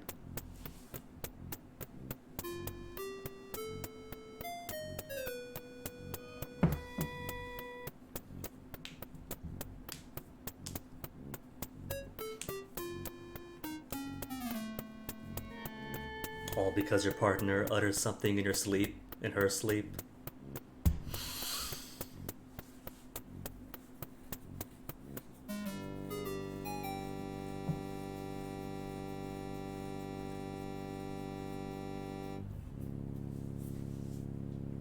That's less of a blanket and more of a giant blob of jello, isn't it?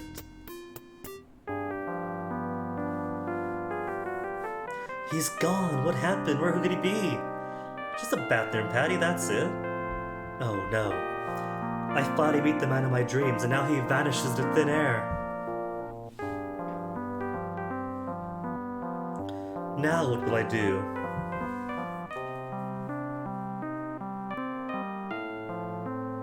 Where is he?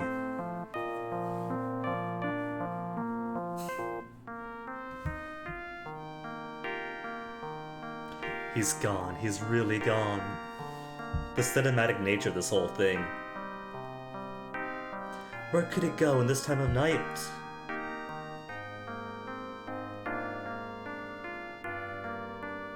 Why would he leave? Am I blind? How could I let him slip through my fingers?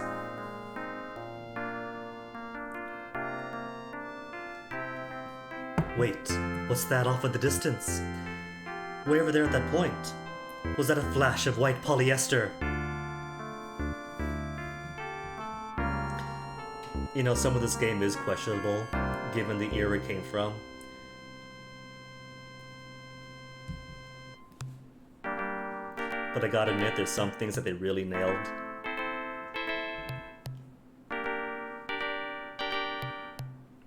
But where is it going? There's nothing that way but uncharted bamboo forest. He's gone. But it had to be Larry. His pulsating pectorals are recognizable anywhere.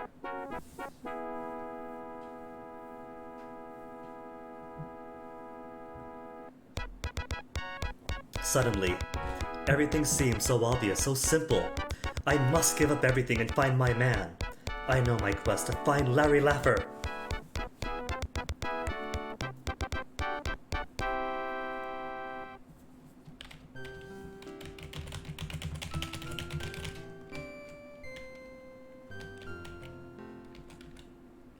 Well, they've only just met, Crab Boy. That's like the only defining feature of him for her.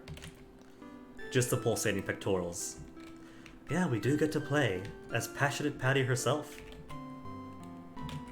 For the first time ever?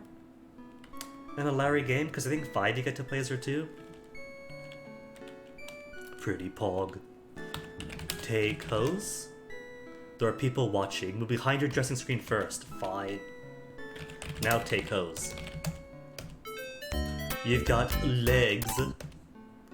What else do I have? Is underwear here? Wear underwear. Think that's a bra on the table. Take bra. Look good in black.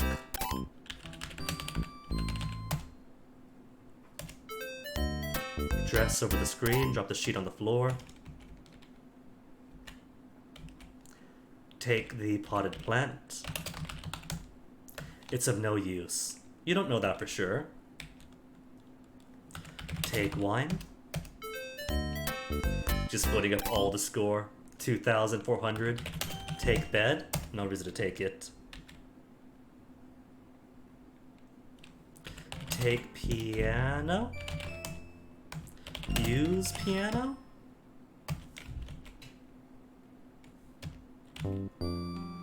It's doing the thing again, where if the text input's on, the music plays. If no text input, no music. New save as Patti. Then reload. Then yay, music back. Could I take the tray? Take tray. Of no use. To ground floor.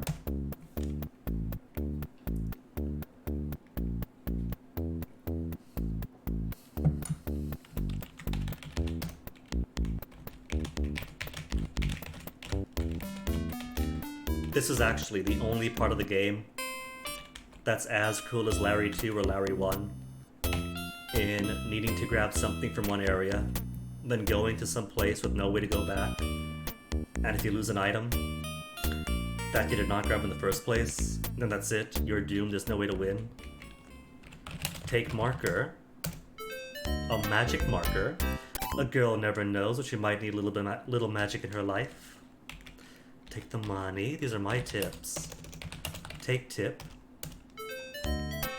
Let's see. Did we have a good night tonight? Oh, well, a few bucks is better than nothing. Where you're going, you're not going to need a lot of money anyway. Take piano. Play piano. You play this piano quite enough in one last lifetime. Alright. So what do I have? Tips, key, bottle, panties, pantyhose, bra, dress, and a magic marker. And that's hopefully all that I need. Oh right, and a breakup with Arnold.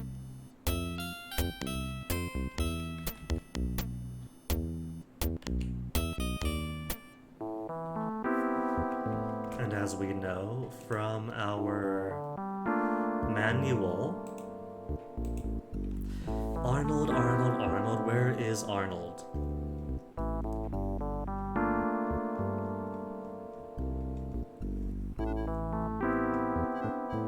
Cherry tart. Dale. Actually, wait, we don't break up with Carl or with Arnold, do we? We just talk to Dale.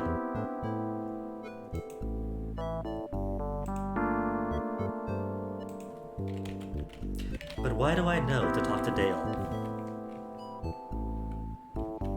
Like, I know you do that and you get points for it, but I can't recall what prompts you to do it, if anything.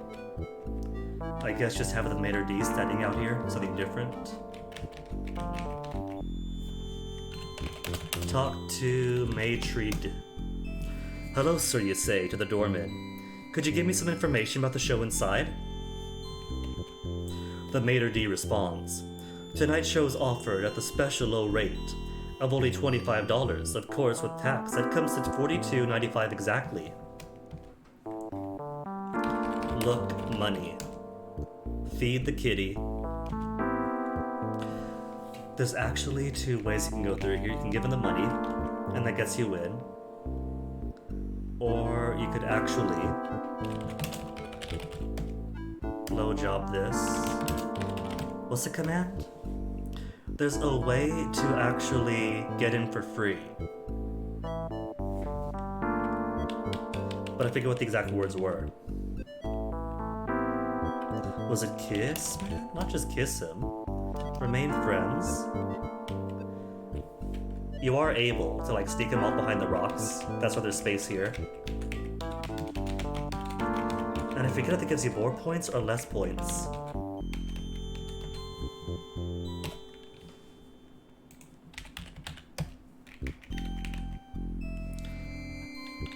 How do I get through to you? Kneel? Is it kneel? Kneel this. Madre. Information to show. Go in. Enter door. Too smart.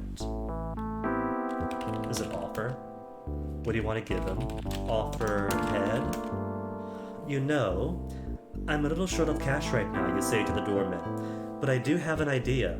Step behind that rock over there, and I'll explain it to you. 2507, do I get points? Huh? Oh!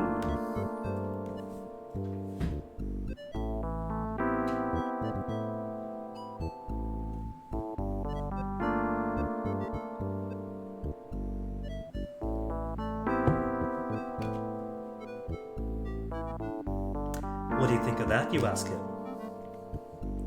Walk this way. You think, if I walk like that? The doorman mumbles something as you enter the club. You of course respond. Come again? Didn't get score though. So is that the worst option? Give tip. Not yours to give. Give money. Here's all the money I have in the world, you say to the doorman.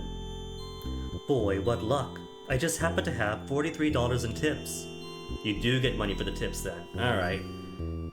Guess sneaking behind the rock was just a cheeky Easter egg. Why, thank you very much, ma'am. I know you'd enjoy the show.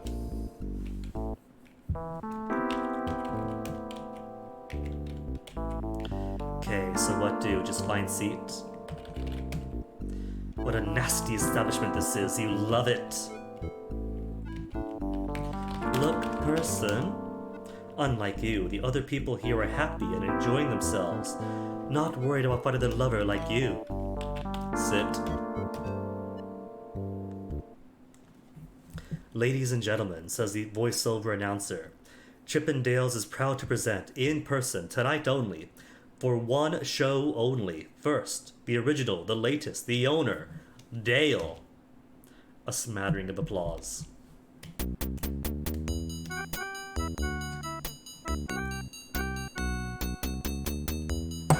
Oops.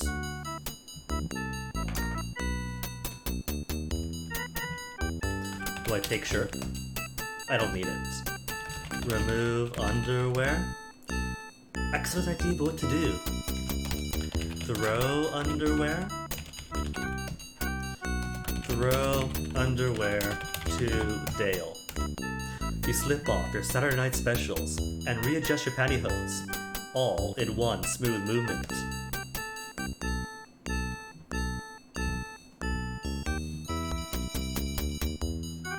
Hey Dale, you cry. These are for you. You shriek, take me, big boy, I'm yours. I guess Larry is now an afterthought.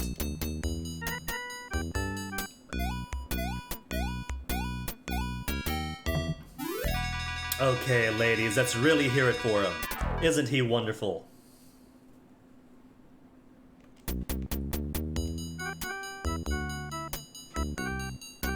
That remarkable shadow.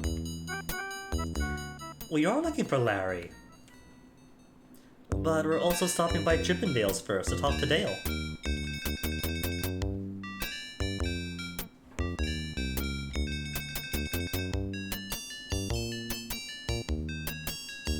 Patti, look, it's him. Dale! He's here, walking through the audience. Hey, was that you that threw that lovely little pair of panties at me, wasn't it? asked Dale. You look lonely. Would you like a little company? He's not wearing any pants. Is he wearing the underwear I tossed him? Look at Dale. Hello, handsome, you say, to the male stripper. My name is Patti, but you may call me Passionate. Thanks, Patti, he responds. And you may call me Dale.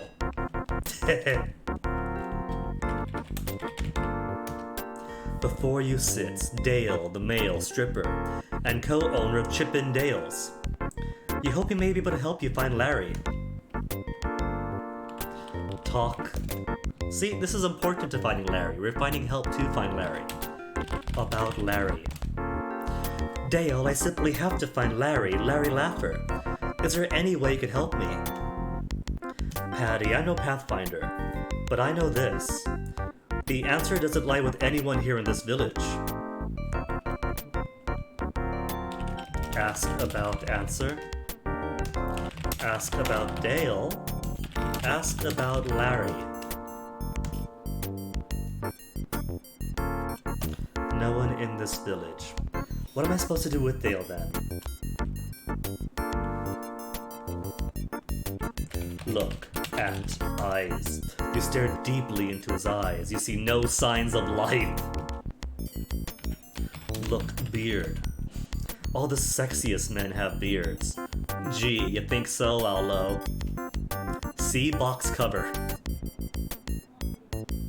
Oh, is that because Larry has no beard at the box cover? Look, nose? He has a nice rhythm to his breathing. Look, lips. Doesn't he have the cutest smile? Look, shirt, loco. You look great no matter what you wear. Okay, what do I have? Tea, bottle, pantyhose, bra, dress, and marker. I don't think any of these go to him. Ask about forest? I've heard about that bamboo forest being like a maze. I do know this. When all else fails, read the manual. Poor Tom. Poor retrograde Tom was playing this not too far back. And he actually manually mapped out the entire forest when the answer was right there in the manual. I guess it's it, isn't it? You just learn about the manual. Kiss Dale? That's one thing you're hoping for. Ooh woo Dale? You may know the word ooh woo, but it's beyond Owlo's vocabulary. Comb Dale's beard. Got your comb right here. Bye, Dale. What else can we talk about? I know my motto. Don't get caught without a drink in your hand. Alright, just go then. It's been a pleasure talking to you, Dale. Hope you get your man, Patti.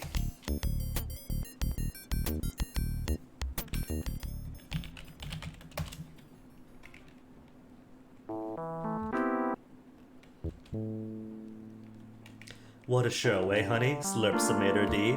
And how about that Dale? Alright, so the bamboo forest is all the way out here. And the bamboo forest always... Wait, no. No. Forgot one final thing. The bamboo forest always mystify child me, because the bamboo forest is always accessible for the start of the game. But again, never had a manual. I never got this far as a kid. Nearly forgot. Fill bottle. You place your bottle under the tap while carefully considering the level of carcinogenic compounds therein.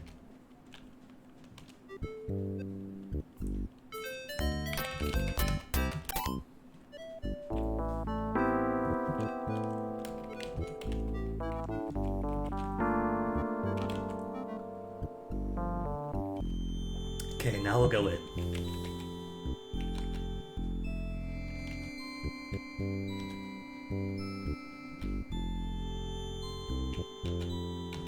Give me a quick little save. Pre-forest. music's gone, so get me that music back. So, directions to forest should be in my manual. Manual. Follow the bouncing fruit. Ever eat nectar. Never. Neverines washed. No. Eat. None tonight nectarines. When we're slurping, naturally, wholesomely, we nibble nutritiously with nectarines.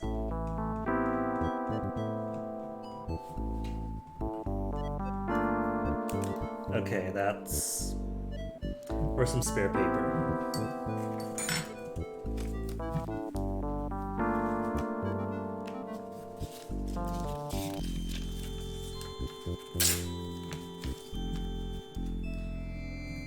N-E-N N-N-W-No-E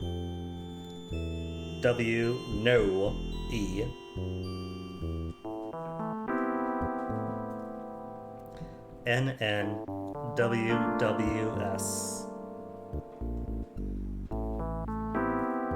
N-W-W N-N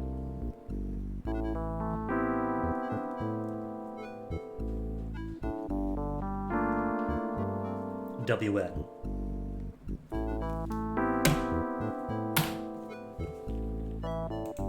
And hopefully that's all the directions I need.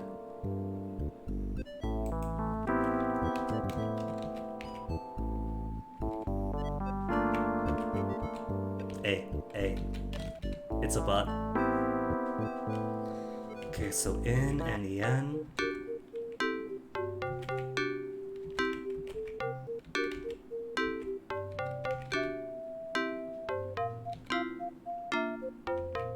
There's no north.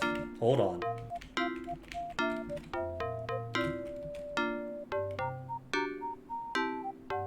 Oh no, I failed already. Back out.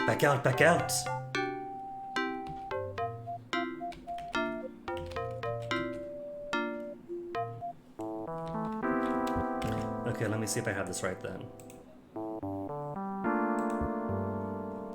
From the top.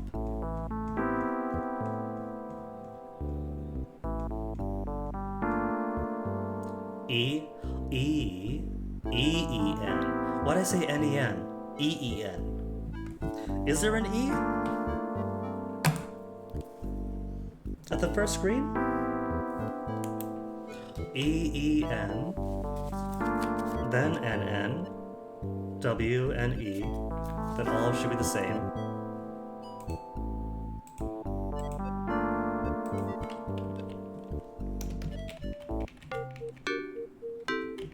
I don't see any.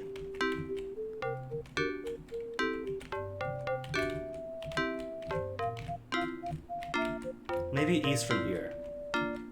Then E-E-N. East, north.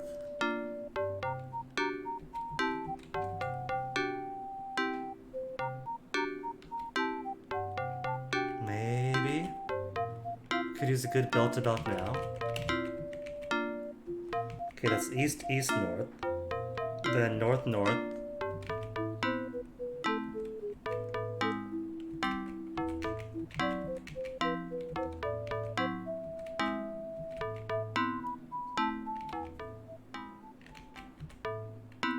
Sweating worse at a jazz clarinetist at a cowboy bar. Drink water.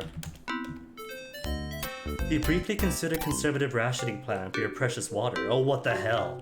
Instead, you chug-a-lug the entire liter. Oh, you didn't realize how thirsty you really were.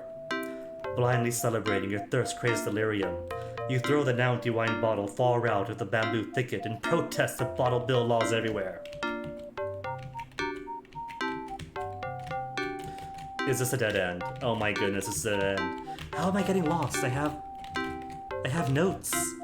I thought of the bouncing fruit. We sang about nectarine. Alright, I clearly botched something. Back to the manual then.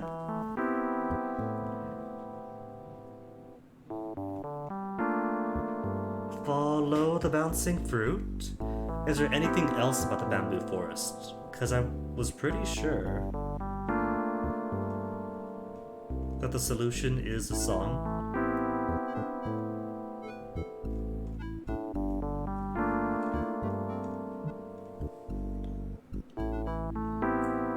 Grass weaving, wood carving, beach watch, comedy hut with Paul Paul,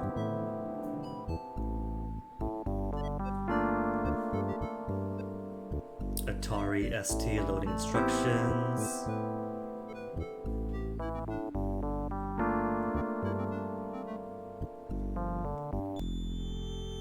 Bippies Island Liquors,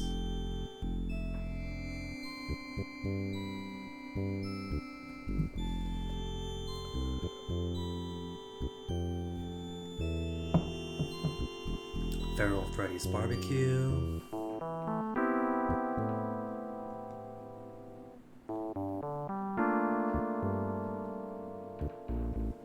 Paul Paul of Oakhurst, California. Tab key performs two major functions: review items inventory, and also if not using a mouse, select options for certain menus. Neat, but I have a mouse.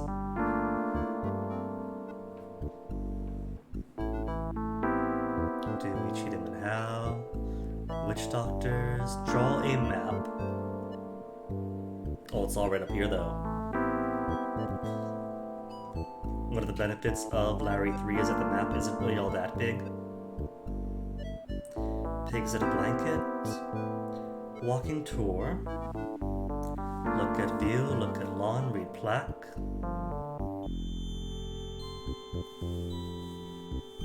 We promise you a sight you won't see just anywhere with the binoculars. Climb the wall. You know what? I never tried climbing the wall back home.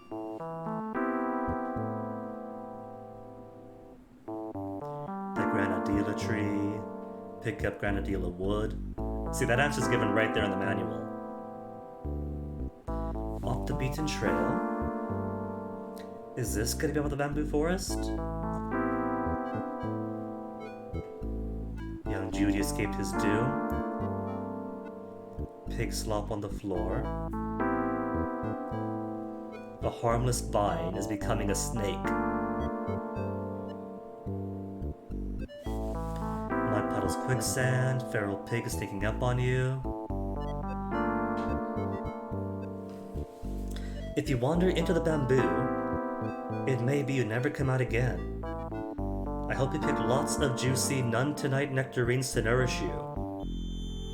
Is that the hint to look for the solution for the none tonight nectarines to get through the forest?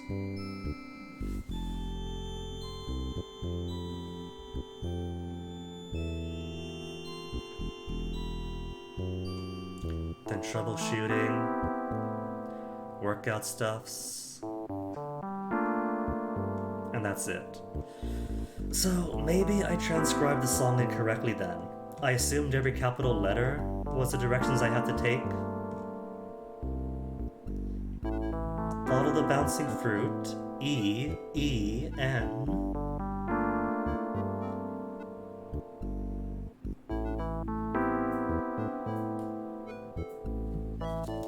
I mean, the capital letters are objectively cardinal directions. East, east, north. This is page what? 14, then 15, so it is going in order. Eat, eat, north. North, north. Is something missing here? Because never, neverines washed.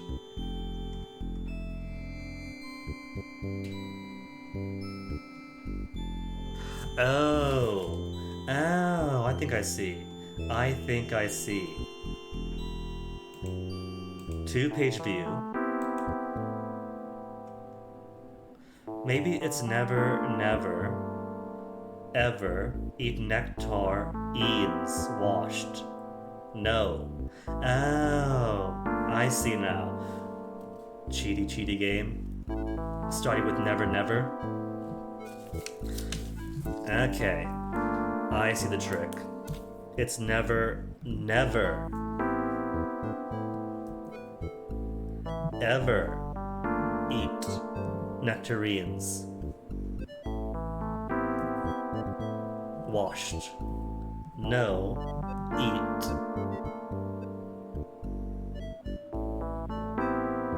Then for the top, none tonight nectarines.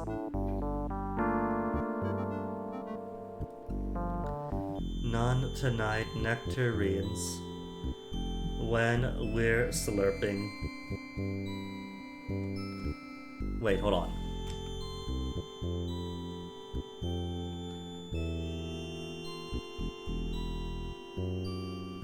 Because apparently this page is connected to this page. So this page is probably connected here too. None tonight nectarines. Then naturally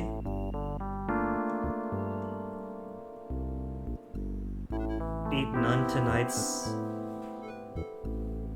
nectarines naturally.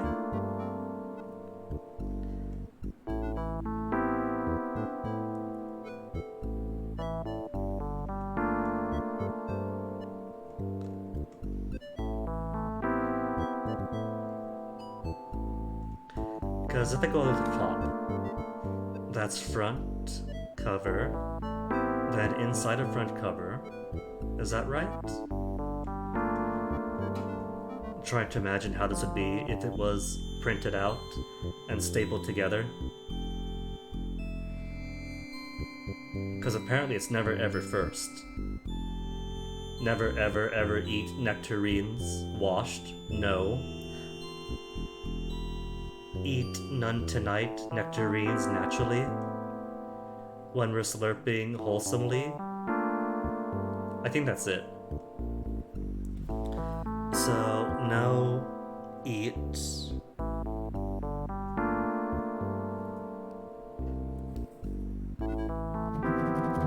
None tonight nectarines naturally.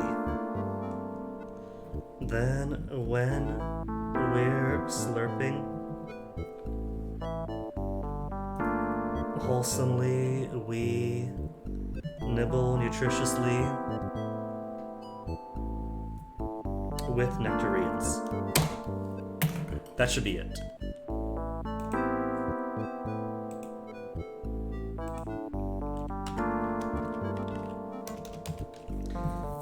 Alright.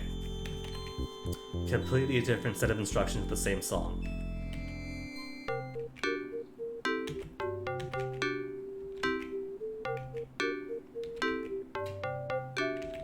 North, north. Then east, east, northwest.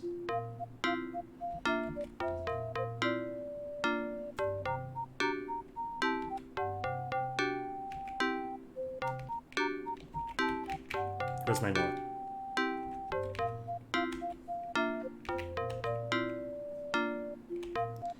Then north, east, north, north, north.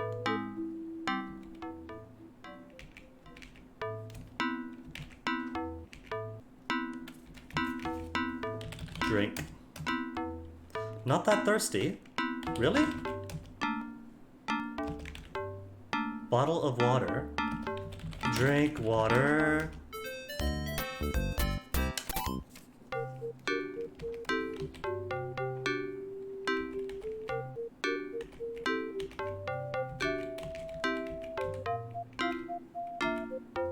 West, west, south, west, west.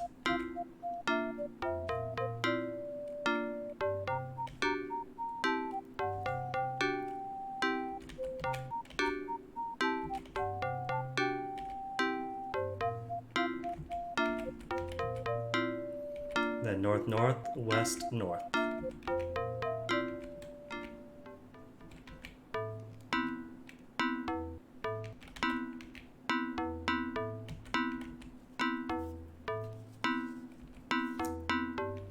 As I nearly die from exhaustion again. You did it! As you stumble out of the bamboo forest, you find yourself beside a beautiful stream. Drink.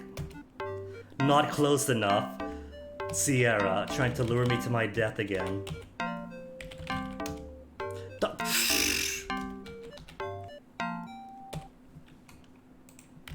Drink.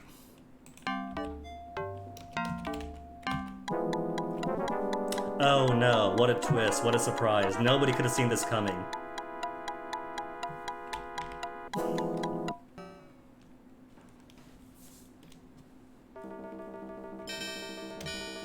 Keep on muddling. Ba-dum-ba-dum-na-na-na-na-na-na.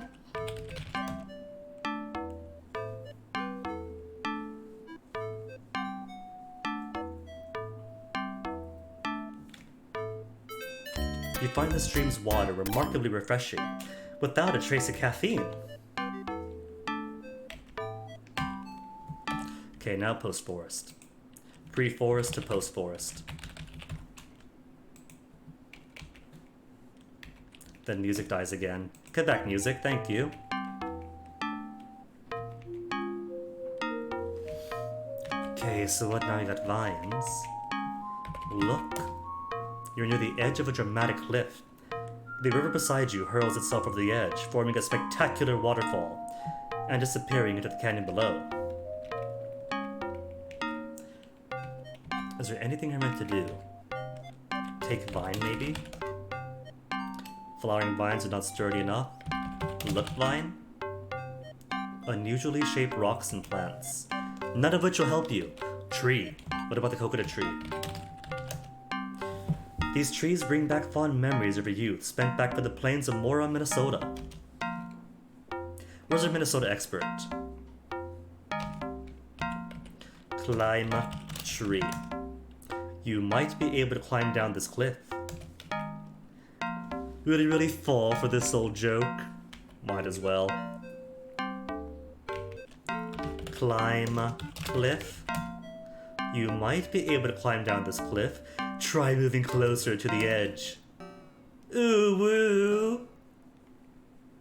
Ow. Really, Patti? Everyone likes to make good impressions, but...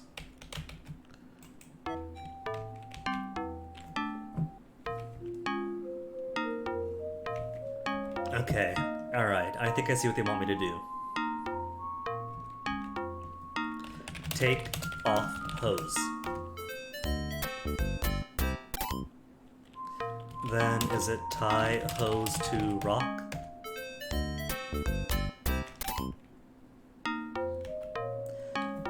You remove your pantyhose, tie one leg to the tip of the large rock, tie the other around your waist, then lower yourself carefully over the edge of the cliff.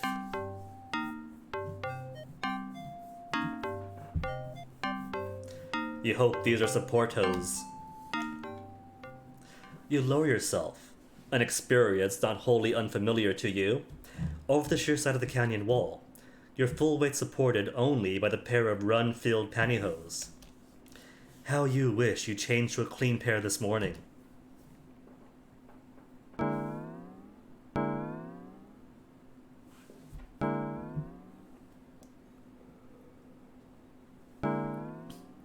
Also appreciating the bicolors of the background. Oh no, my hose broke! But that's fine, right? Just fall halfway through? Halfway safe?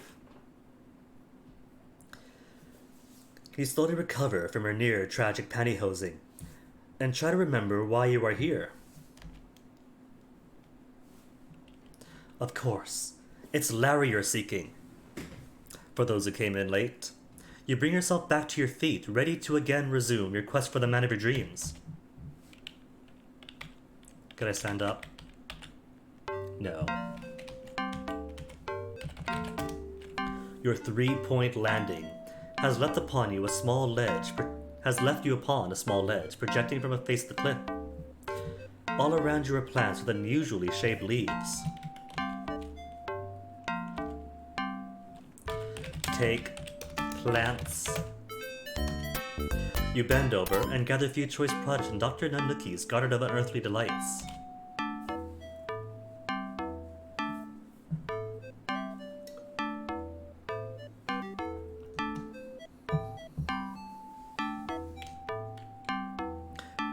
sure this is something you should be doing.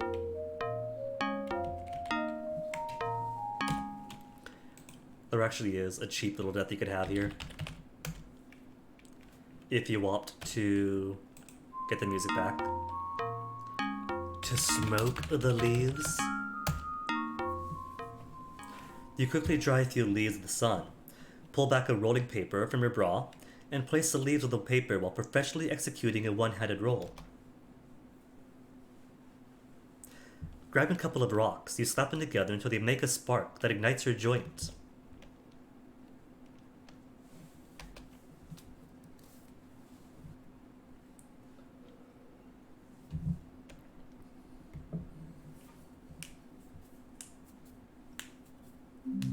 You begin to get a little buzz on. Whoa, what is happening? This stuff makes you feel like you're floating. Looking down, you notice the ground seems far below you. Hey, cool dude. You see visions of Daventry.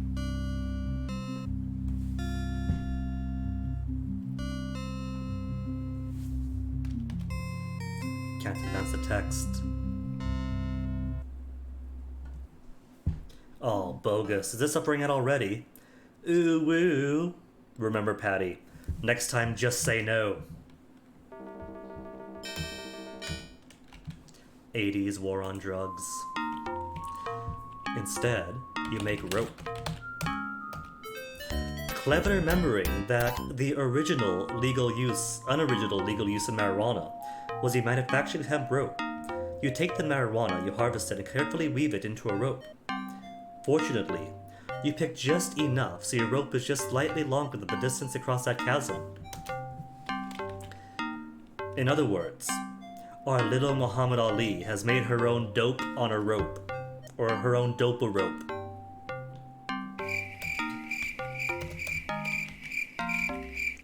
Okay, so how do I climb up? You can climb.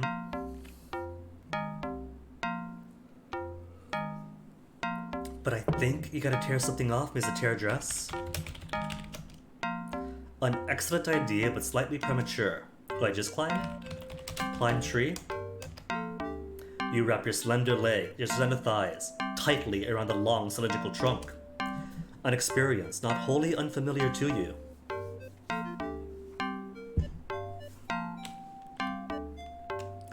Then what? Is it gather coconuts? Are these pre-husked coconuts? Reaching beneath the palm tree's fronded kilt, you grab a pair of the large brown hairy nuts. An experience not wholly unfamiliar to you. Then is it tie rope? But really, the coconut shouldn't be hairy in this state. Unless somebody's climbed up the tree with a machete, hacked away at the coconuts, then left the husk plants up there. Climb down?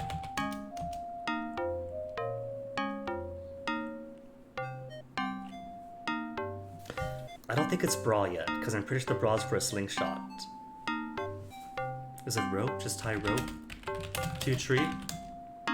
Slightly premature.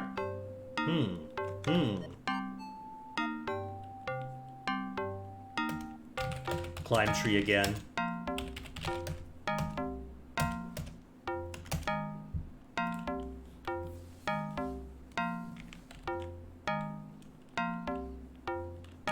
Tie rope. Still premature. What do I do then? Fling myself across chasm. Got your fling right here. Ooh, I can get it. I think I get it. Climb down.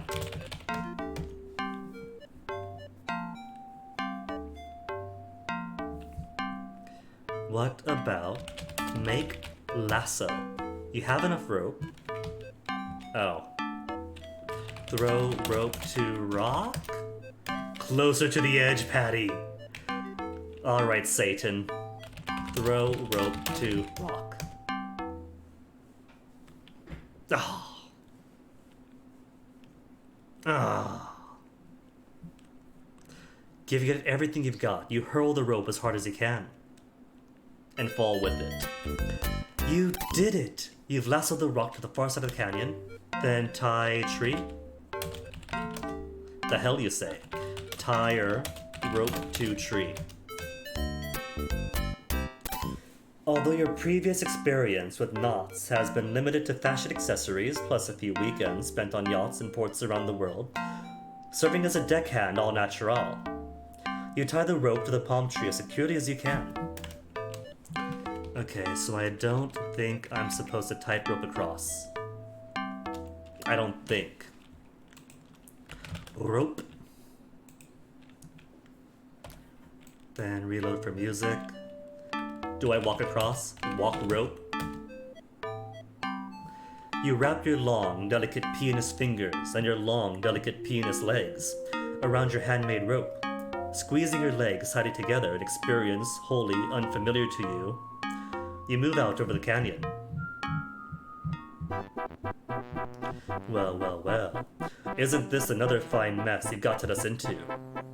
Now you're hanging by your hands and knees from a rope woven from marijuana stems, suspended high above a tremendously deep chasm. With little birds flying. Are those vultures? I think the silhouette of the bird on the right kind of resembles a vulture. Your hands rapidly tire from holding your body's full weight on the rope.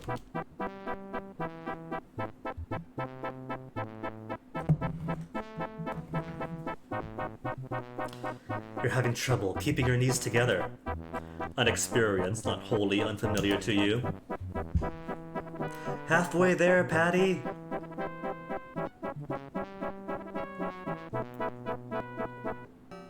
Oh, look out. If only you had some way to secure your hands to the rope, secure yourself to the rope.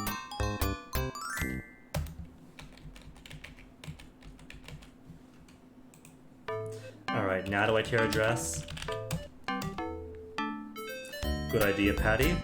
You discreetly remove approximately 8 inches from the hem of your dress, just enough, so when you climb on your rope, you'll have a safety harness for security.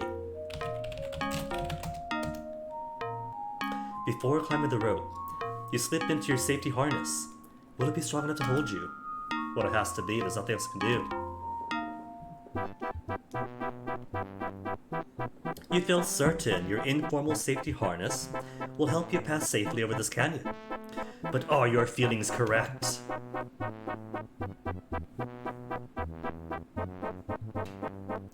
Did that bird always start off on the bottom?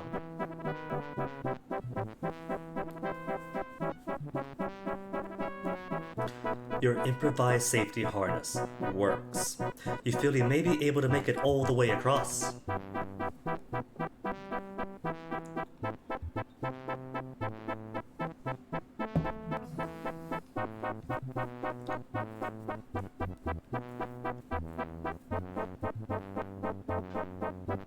No birds chasing after me now. Instead, we chase the birds off. Apex predators that we are.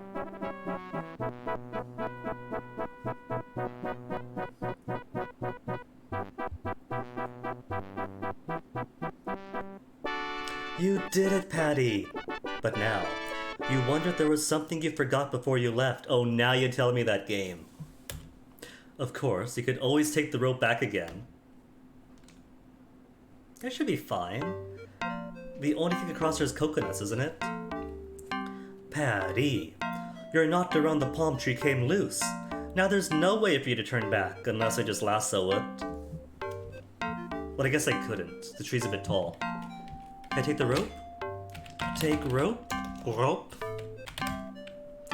Your rope is hanging for the rock, but at such an angle and so near the edge of the cliff, you dare not take it.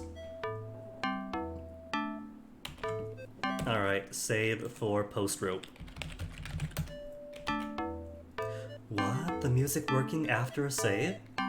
Straight up luxurious. Uh-oh. What was foreshadowed in the manual? In the distance, a river runs downhill. You expected maybe uphill? Oh no, a boar. Patti, look out. It's one of Nuntanite Island's rare feral pigs. exercising his territorial rights. Right at you. I like his bow tie. Look, boar. You may know the word boar. Alright, whatever. Okay, let me see. Put coconut in bra. Sierra made me promise not to do any more Dolly Parton jokes. Better take it off first. Oh. Remove bra in front of the pig. Feels better? Put coconuts in bra. Good idea, Patti. You are now holding a bra containing a pair of heavy coconuts. Now what? Fling coconuts at boar? Throw coconuts at pig? Won't have any effect. Spin, bra, get some momentum. Got your spin right here. Look, coconuts. At last you have a pair of nuts. Attack pig? You would love to, but you can't reach. I gotta get close to the pig. Oh. And nothing I can do, the hands up. Once again, Patti, you find yourself being porked. An experience not wholly unfamiliar to you. Owlo production. Are you sure Oscar Mayer started like this? Alright, post rope. It is just bra, coconut, and pig, right? Remove bra? You can't do that now.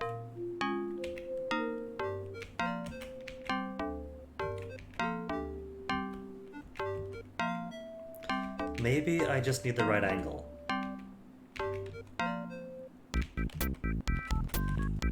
Okay, remove bra. Put coconuts in bra. Now attack pig. Can't reach the pig from here. It's right in front of me. And it got too close again.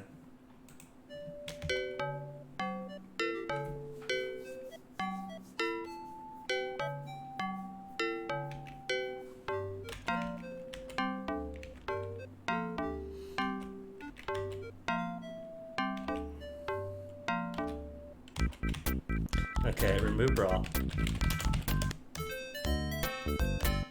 Put coconut in bra.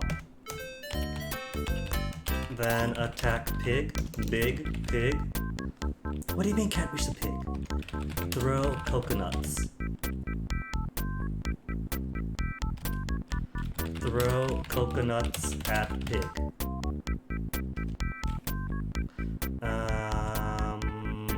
Slingshot coconuts? What verb do you want down low?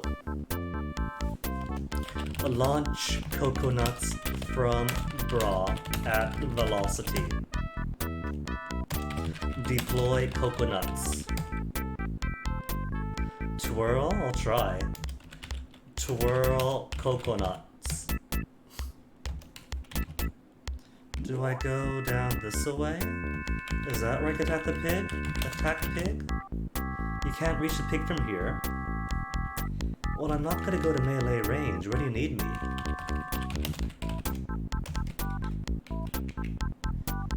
I assume this gives a good line of sight to the pig. Attack pig. Toss nuts. Sling coconuts. Sling coconut with bra. Use bra and coconut. How? Put coconut in bra. You've already know the thing enough. Use bra. Throw bra. Throw bra.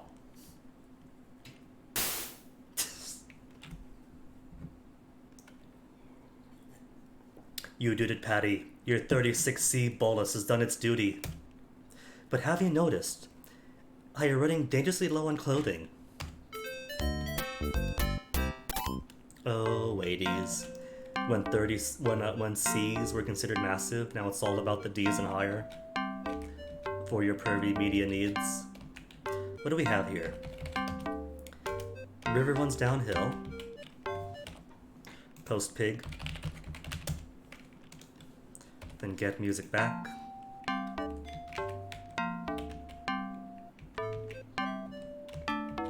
Okay, this seems dangerous. There's a water source. Water. Oh, I can walk in the water without getting attacked. A roaring river rushes by. It looks too deep to wade across and too rapid to swim. How would he proceed? Well, there's wood. I see wood. Grab wood. Take wood. Of no use. Look log. A small log. Take log. Just what you need. A big hunk of timber. You don't need to take the log. Grab log. That's not the answer, but the log is the key to your success here. Ride log. Half the game being finding the right verbs. You mount the gnarly log. An experience not wholly unfamiliar to you. The stop hand is up. Why is the stop hand up? Boy, this is fun. Sitting on a log, mired in the mud of the river bottom. Okay, dismount log. Get off log. I guess you do gotta push, pull, move the log. Move log.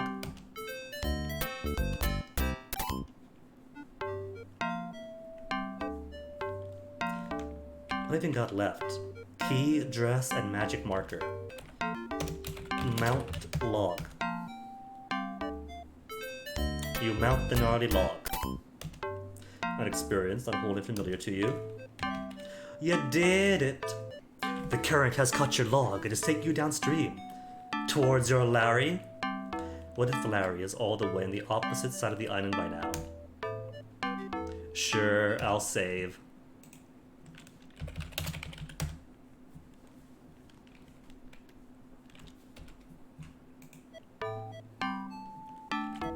Can't have the music die on me like that. F8 to bypass the next sea. Now you are speaking to a pro who has beaten the Amazon Trail.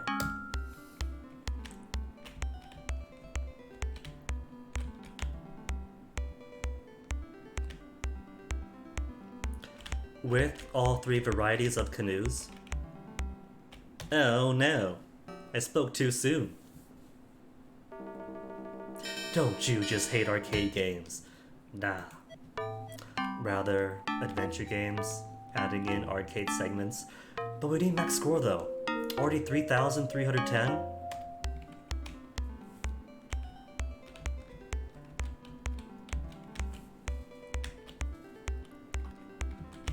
Whoops. That was me waffling.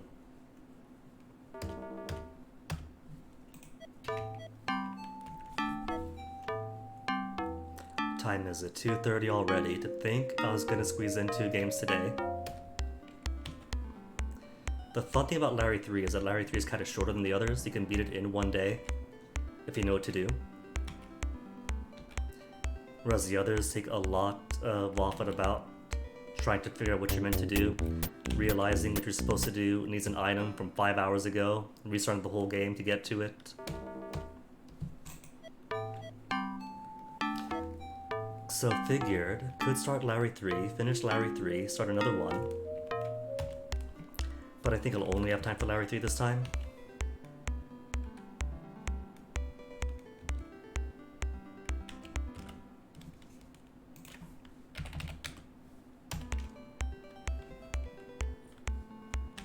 Dangerous save that, with rocks coming right at me. Whoops, that's a death. Well, that's why I made the save, isn't it?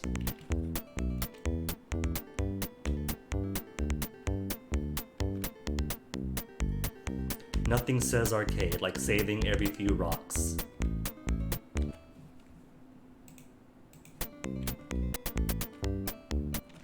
That's a true arcade experience.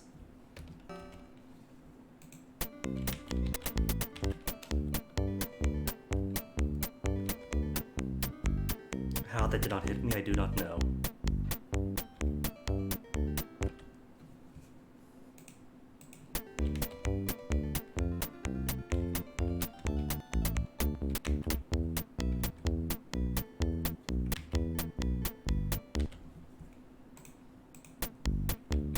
Whoops. Oh no! Oh no, but still got score.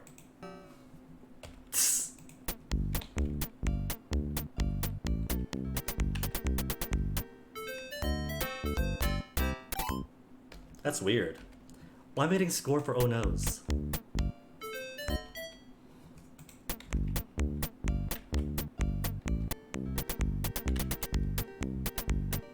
Look out, Patti, it's your worst nightmare. Children! Oh, that got hit.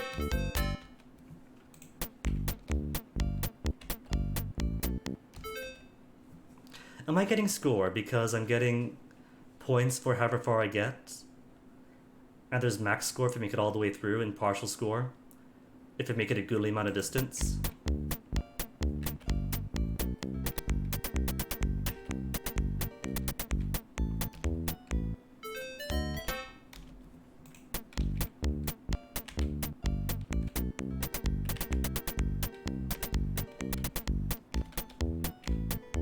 Oh, got hit. Impossible.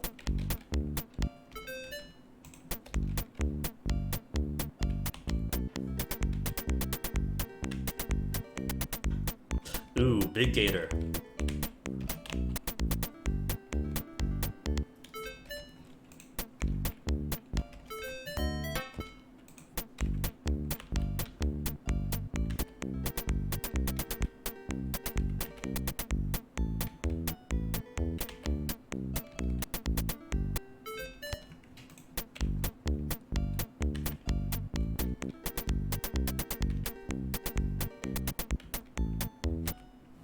Okay, I'll save here.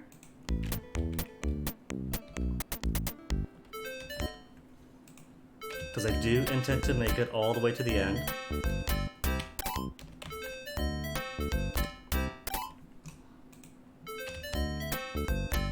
Oh, now have I broken it? I think I've broken it.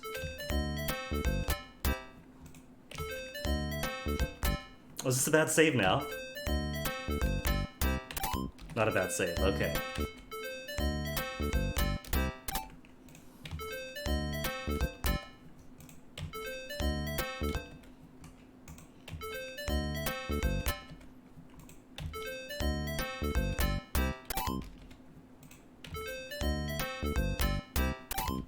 Well, now it's cheating.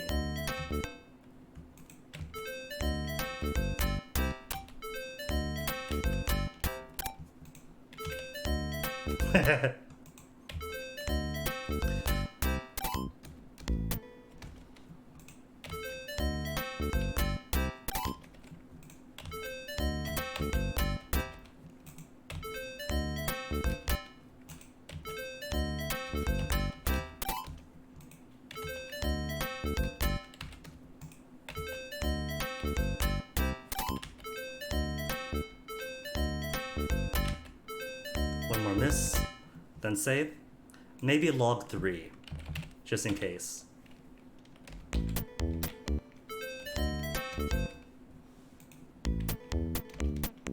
Kids again. Almost to the end though.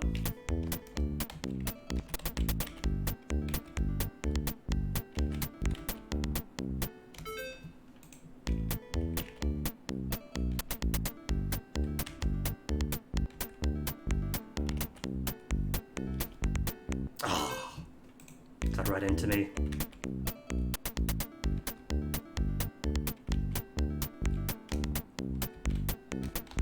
And that's it, right? Freedom? You've made it! But now, what lies ahead? What lies ahead is about 440 more points. You finally make your way past all the obstacles. Death and not using death counter. Oh right, that's right, Crab Boy. Oh right. That's why I reset the death counter even, to count all the deaths in here. Sorry about that. You finally make your way past all the obstacles and arrive at a pleasant little clearing. This might be a good spot to take a short rest. You look for a place to beach your trusty log.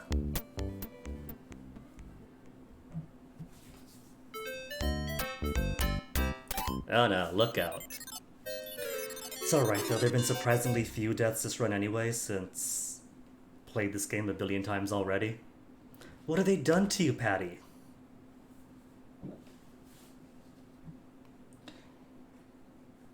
Ooh woo. You've been captured by None Tonight's famous tribe of Amazonian women lesbian cannibal natives. Now what will you do? How will you ever find your Larry? On the other hand, where do they find such stylish outfits way out here in the wilderness?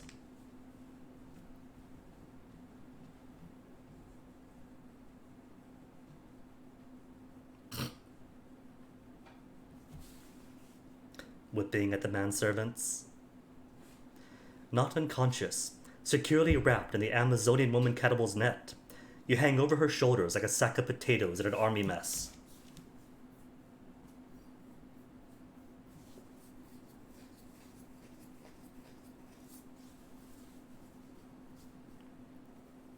Oh, Patti, where will they take you? What will they do to you? What will happen to you? And will there be a hairdresser available for you afterwards? You are jostled through the village, paraded about the square, handled roughly, battered and bruised, then placed inside a cage made of bamboo and leather. An experience not wholly unfamiliar to you. You fondly recall a blind date when you were at Juilliard. As you slowly regain consciousness, the blackness leaves your brain, and you realize you are no longer tied up in that net, but something tells you you are no longer alone. Larry, Patti, it's you!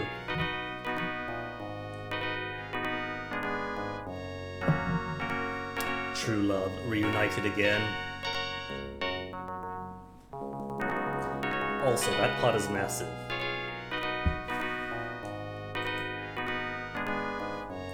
Oh, Larry, oh, Patti, I missed you so.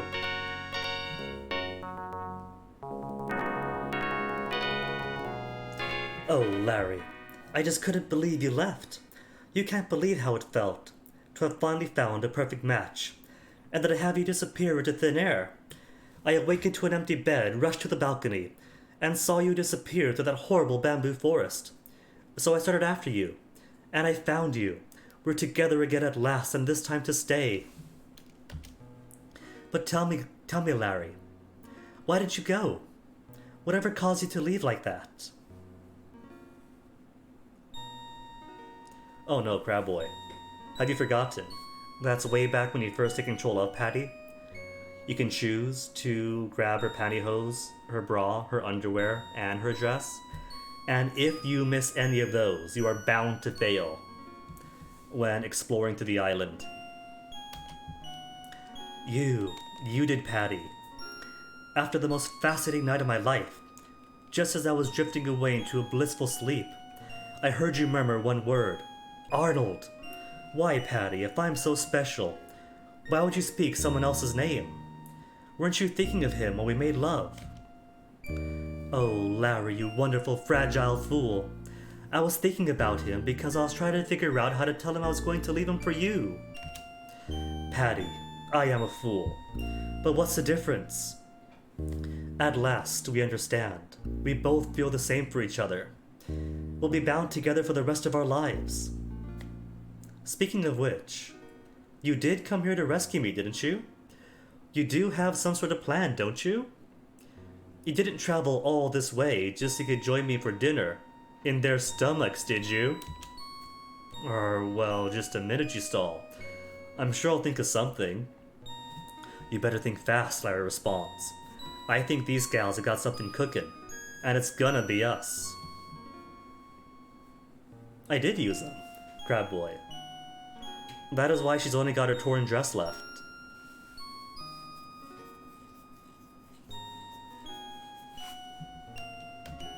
Remember, she wears black underwear, not white. something. Because if I take too long, talk Larry. You are so glad you two are back together. See, inventory only has key, dress, and marker. Remove dress. No, you can't do that now. Look at woman. Where? Look at Larry. He's with you again. You succeed in your quest. But how would you ever honeymoon together? Larry, look. What's that witch doctor doing? Look, witch doctor. How nice! She's invited you over for dinner. Open cage. You can't do that here. Unlock cage. Break cage. Sway cage.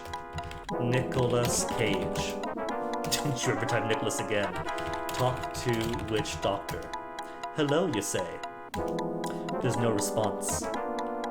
Wink at witch doctor. Jump out of the game.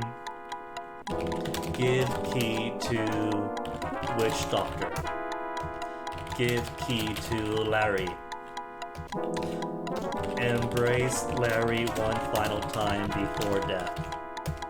Oh yeah? Well, final this. Die. That's it, we're finished.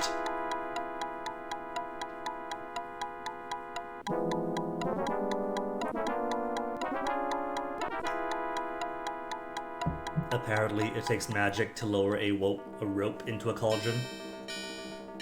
Mark my words, Patti. Sometimes you must fight magic with magic, for one final hint. Alright, fine. Use marker. Larry, I don't know if this will work or not, but the only thing I can think of is this magic marking pen I picked up back at the lounge. Let me see if I can draw us a way out of this mess. 3,960 points. Where's the last 40? That's so close to full completion. Patti, you did it. At least you did something. What is that, a magic door? I don't know, Larry. But from the looks of things, hereabouts, I don't want to stay around here. Come on, let's get out of here. 'Cause it's a magic marker, get it? I'm right behind you, honey, Larry responds. See you on the other side. Ooh woo. Patti?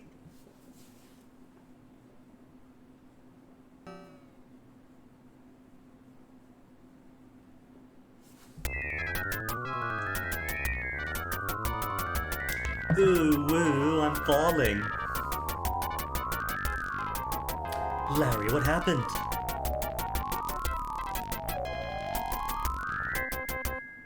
I don't know, Patti, but it feels like we just fell out of the game. Question is, where will we end up?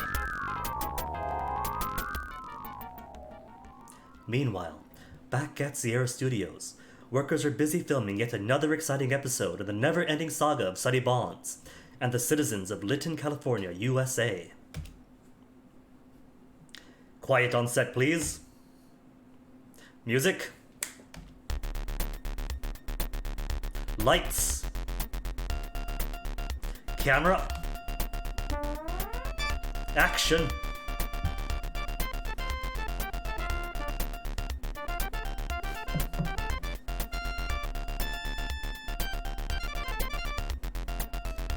Needless to say, child me never got this far. So these got some history into me by the time I beat this as a teen. Craig, look out, get out of here!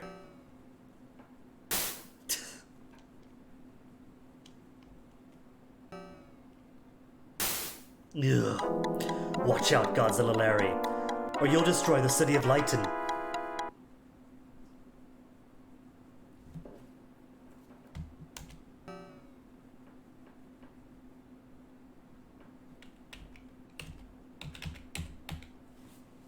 Wow, some guys really know how to make an entrance. Boobs impressions. I don't know if I get boob impressions this time. It's concrete floor, imagine, not dirt. Staggering to his feet, Larry surveys your new surroundings. Larry spots you, lying motionless on the floor beneath the miniature city of Lighton. Patti, are you okay? He cries. I'll see, no impressions. I guess so, you reply. But if I keep doing my own stunts like this, I'm going to end up flat-chested. For free, Patti, that's a dream, isn't it? Come on, Larry, you say. Let's get out from under here.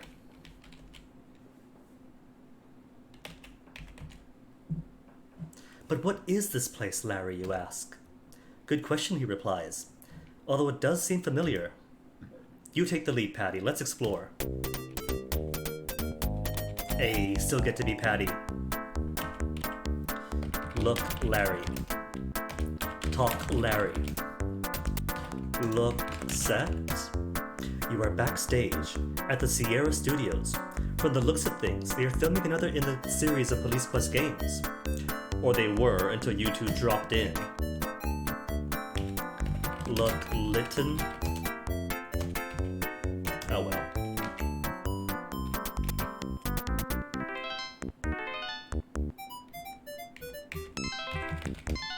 This must be Sierra's prop storage room. Look at all the old flats and backdrops of the rack.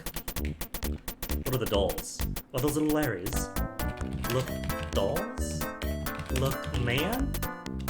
Oh, insurance salesman from Space Quest 2, Volhol's Revenge. I want those 40 points, but I don't know where those 40 points would have been. Look, Cauldron? That old tub dates from very early Allo games. Whoops. What'd I misclick on? Look, backdrop. Storage room, look at the sets of flats. Grave, look at tombstone. Here lies the remains of the King's Quest IV programming staff, 1987 to 1988. Oh, Larry's dancing. Flats and backdrop, look flats. Flats must be the title screens from old Sierra Adventures. And what's the other one? Backdrops? Look, backdrops. Prop storage room. Look, car. So that's how they did that taxi cab scene in Leisure Suit Larry in the Land of the Lounge Lizards. Pick up a copy today at a software store near you. Look, box. Nothing special. Look, costume. Those were worn by the Murrays of the famous Manhunter games. Look, target. You made the word target. No. Look, M. Look, sign. The big M doesn't stand for marriage, Patti.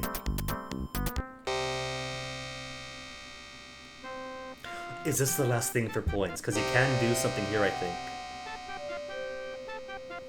Ooh, woo, now what? We're waitlist, Larry yells.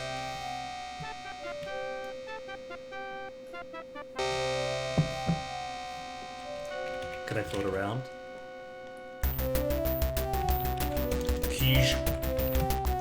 You are on the set of Space Quest. A machine is working away down near the floor. Look, machine. So that's how those guys do it. The Acme anti-gravity generator has enough power to keep both you and Larry afloat.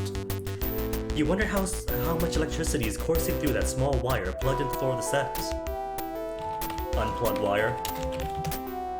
Not close enough. And I don't appear to be able to move. Can I?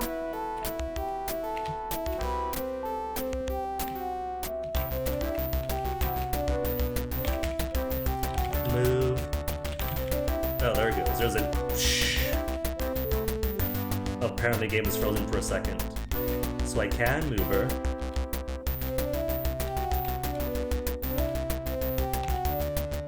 Maybe the trouble is holding right too much, and the game was confused by all the inputs. Because if you hold, that's like 1 billion inputs a second.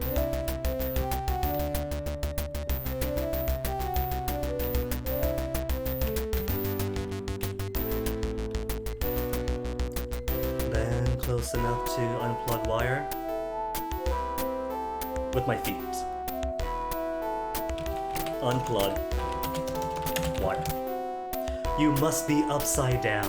Ah, they accounted for it. Unplug. Don't you ever say... Pull wire. Unplugged worked every other time, except for actually unplugging. Come on now, Lo. But we were friends. Look, Larry, you cry, I did it. The anti-gravity generator's unplugged. And got the max 4,000 out of 4,000. I said unplug. Oh, you plug. Oh, I missed the N.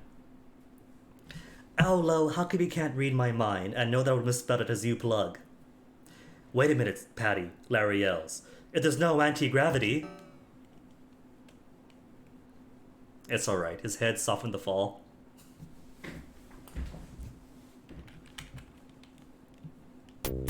Wow, Patti, that was a rough one. What's next?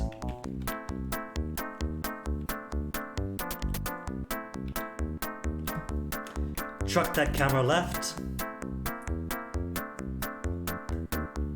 No, no, no, move back. To make room for the two-player characters. Good, good, that's fine. Stop right there, barks the woman in the director's chair. Turning to the actress on set, she says, now, Rosella, what do you say we take it again from the top? And this time really show me some emotion. And action! Oh my goodness, Crab Boy. You got a one-track mind. Cut! No, that's no good. Try from the right side this time.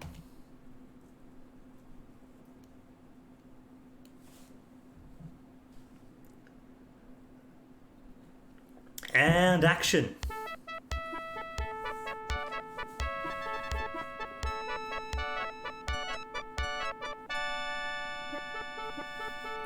No, cut. You slipped again, Rosella.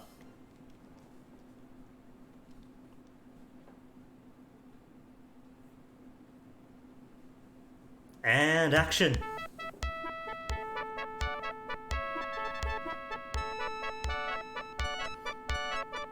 To think this is how to make games back in the 80s. Cut. How many times must you do this, Rosella? You must get all the way up to that uvula. What's going on here, Patti? Whispers Larry. I think these are things you see in other Sierra games, but I haven't really played any King's Quest I think this is from.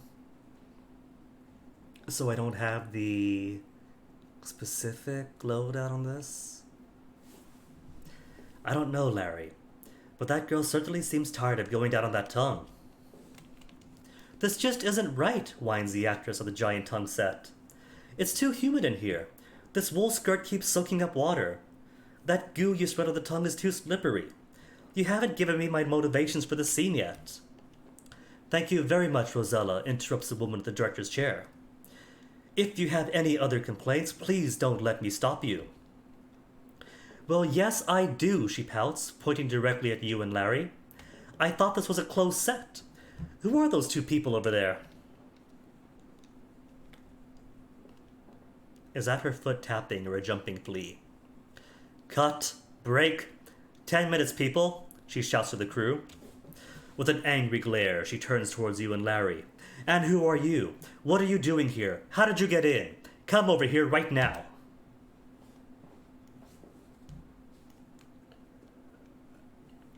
As you move closer, you recognize the woman in the director's chair. Why, Larry, look!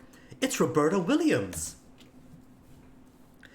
To her, you cry, "Oh, Miss Williams, I have loved your games for years. What an honor this is to finally meet my software hero." Roberta softens noticeably. Well, yes, I am Roberta Williams, but who are you? Well, Roberta, I'm Passionate Patti, the world-famous lounge pianist. The gentleman to your right is my lover. His name is Larry Laffer. Nice to meet you both, says Roberta. But how did you get in here? This is supposed to be a high-security area.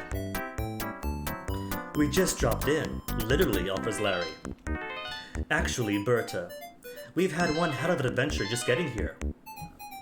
Why, I've been through a virtual maze of bamboo forest with just one drink of water, rappelled down a sheer cliff on a pair of pantyhose, crossed an impossible chasm with only a handmade rope, fought ferocious feral swine with my underwear, ridden a log through Whitewater Canyon, and... Okay already, enough, laughs Roberta. But what about him? I, stammers Larry. I've had quite a few adventures in my day too. Oh really? Replies Roberta. Anything that might make an adventure game? Of course it would, Bert, you brag confidently. You could just set us up with a little place to work, up to my reasonable standards of course. We would write a whole series of adventure games for you. Say, a solid 4 games. We could discuss this over lunch, Larry interrupts. I haven't eaten a thing this entire game.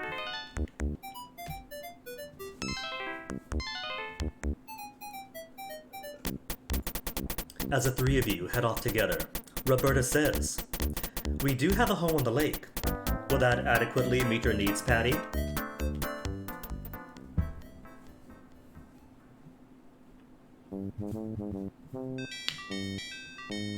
And so it ends. The Larry trilogy. Larry and Patti move in together, sharing a simple programmer's shack in the mountains. Patti gives up her musician life on the road for the one man she found able to match her passion. Larry begins to tell the world his life story through software. Let's see now. It all begins in Lost Wages.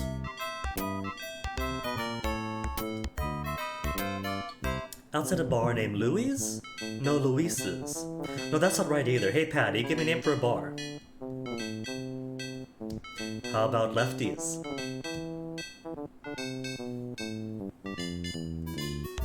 That's good, babe. And so the first game gets made? Maybe she can compile and test this. Let's see if my little Larry can go inside.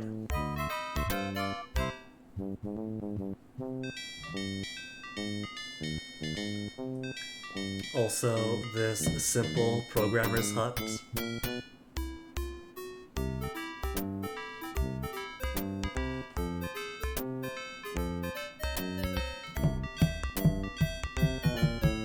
And that's it, right? That's the end of the game. The end. Congratulations, you did it, you won. Hope you've enjoyed Leisure Suit Larry 3, Passionate Patti, in pursuit of the pulsating pectorals. You, Larry, and Patti have certainly been through a lot together. Excellent job, what a score.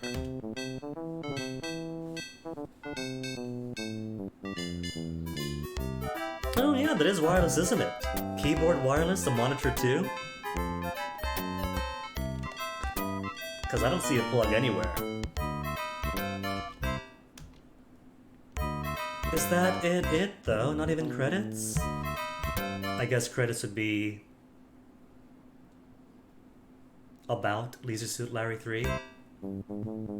Designed out low, programmed by out low, Carlos Escobar, graphics William Skirvin, Roger Hardy.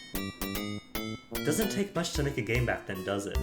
One programmer, couple of programmers, a designer, couple of guys on graphics. But who did music?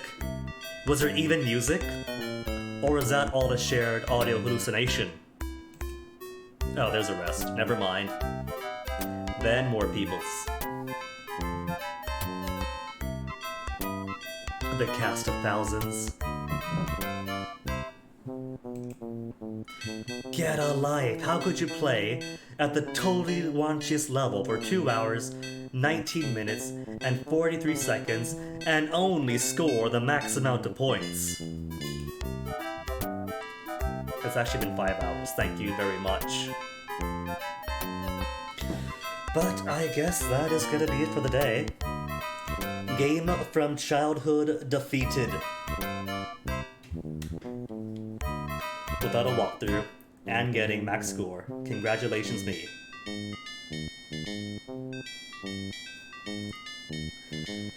Like I said earlier, was going to do 2 games today, like start this in the morning, beat it by the afternoon. But it turns out that leaving a few years between beating it last means kind of forgetting some things. So it took a little bit longer than I expected. So I guess the next thing has to wait for the next time.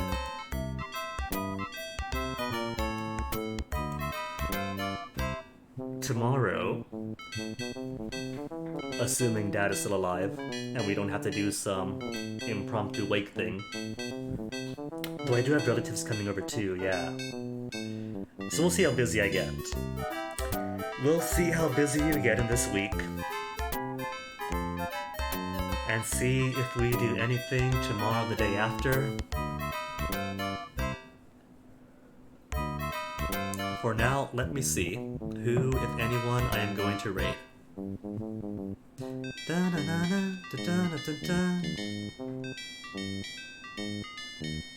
Loads of people on Retro, but nobody playing Larry. Are we the only Larry players?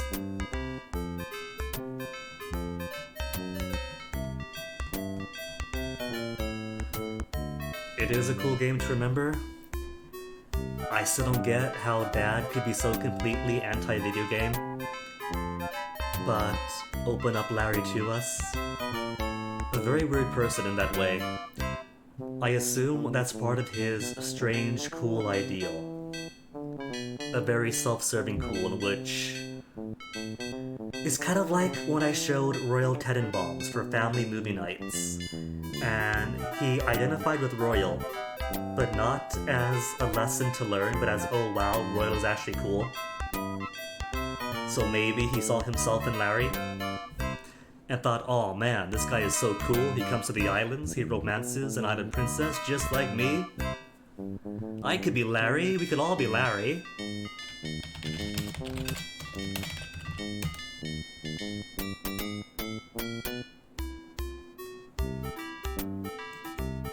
Oh, could it be? There's really nobody playing Leisure Suit Larry. Huh. Huh.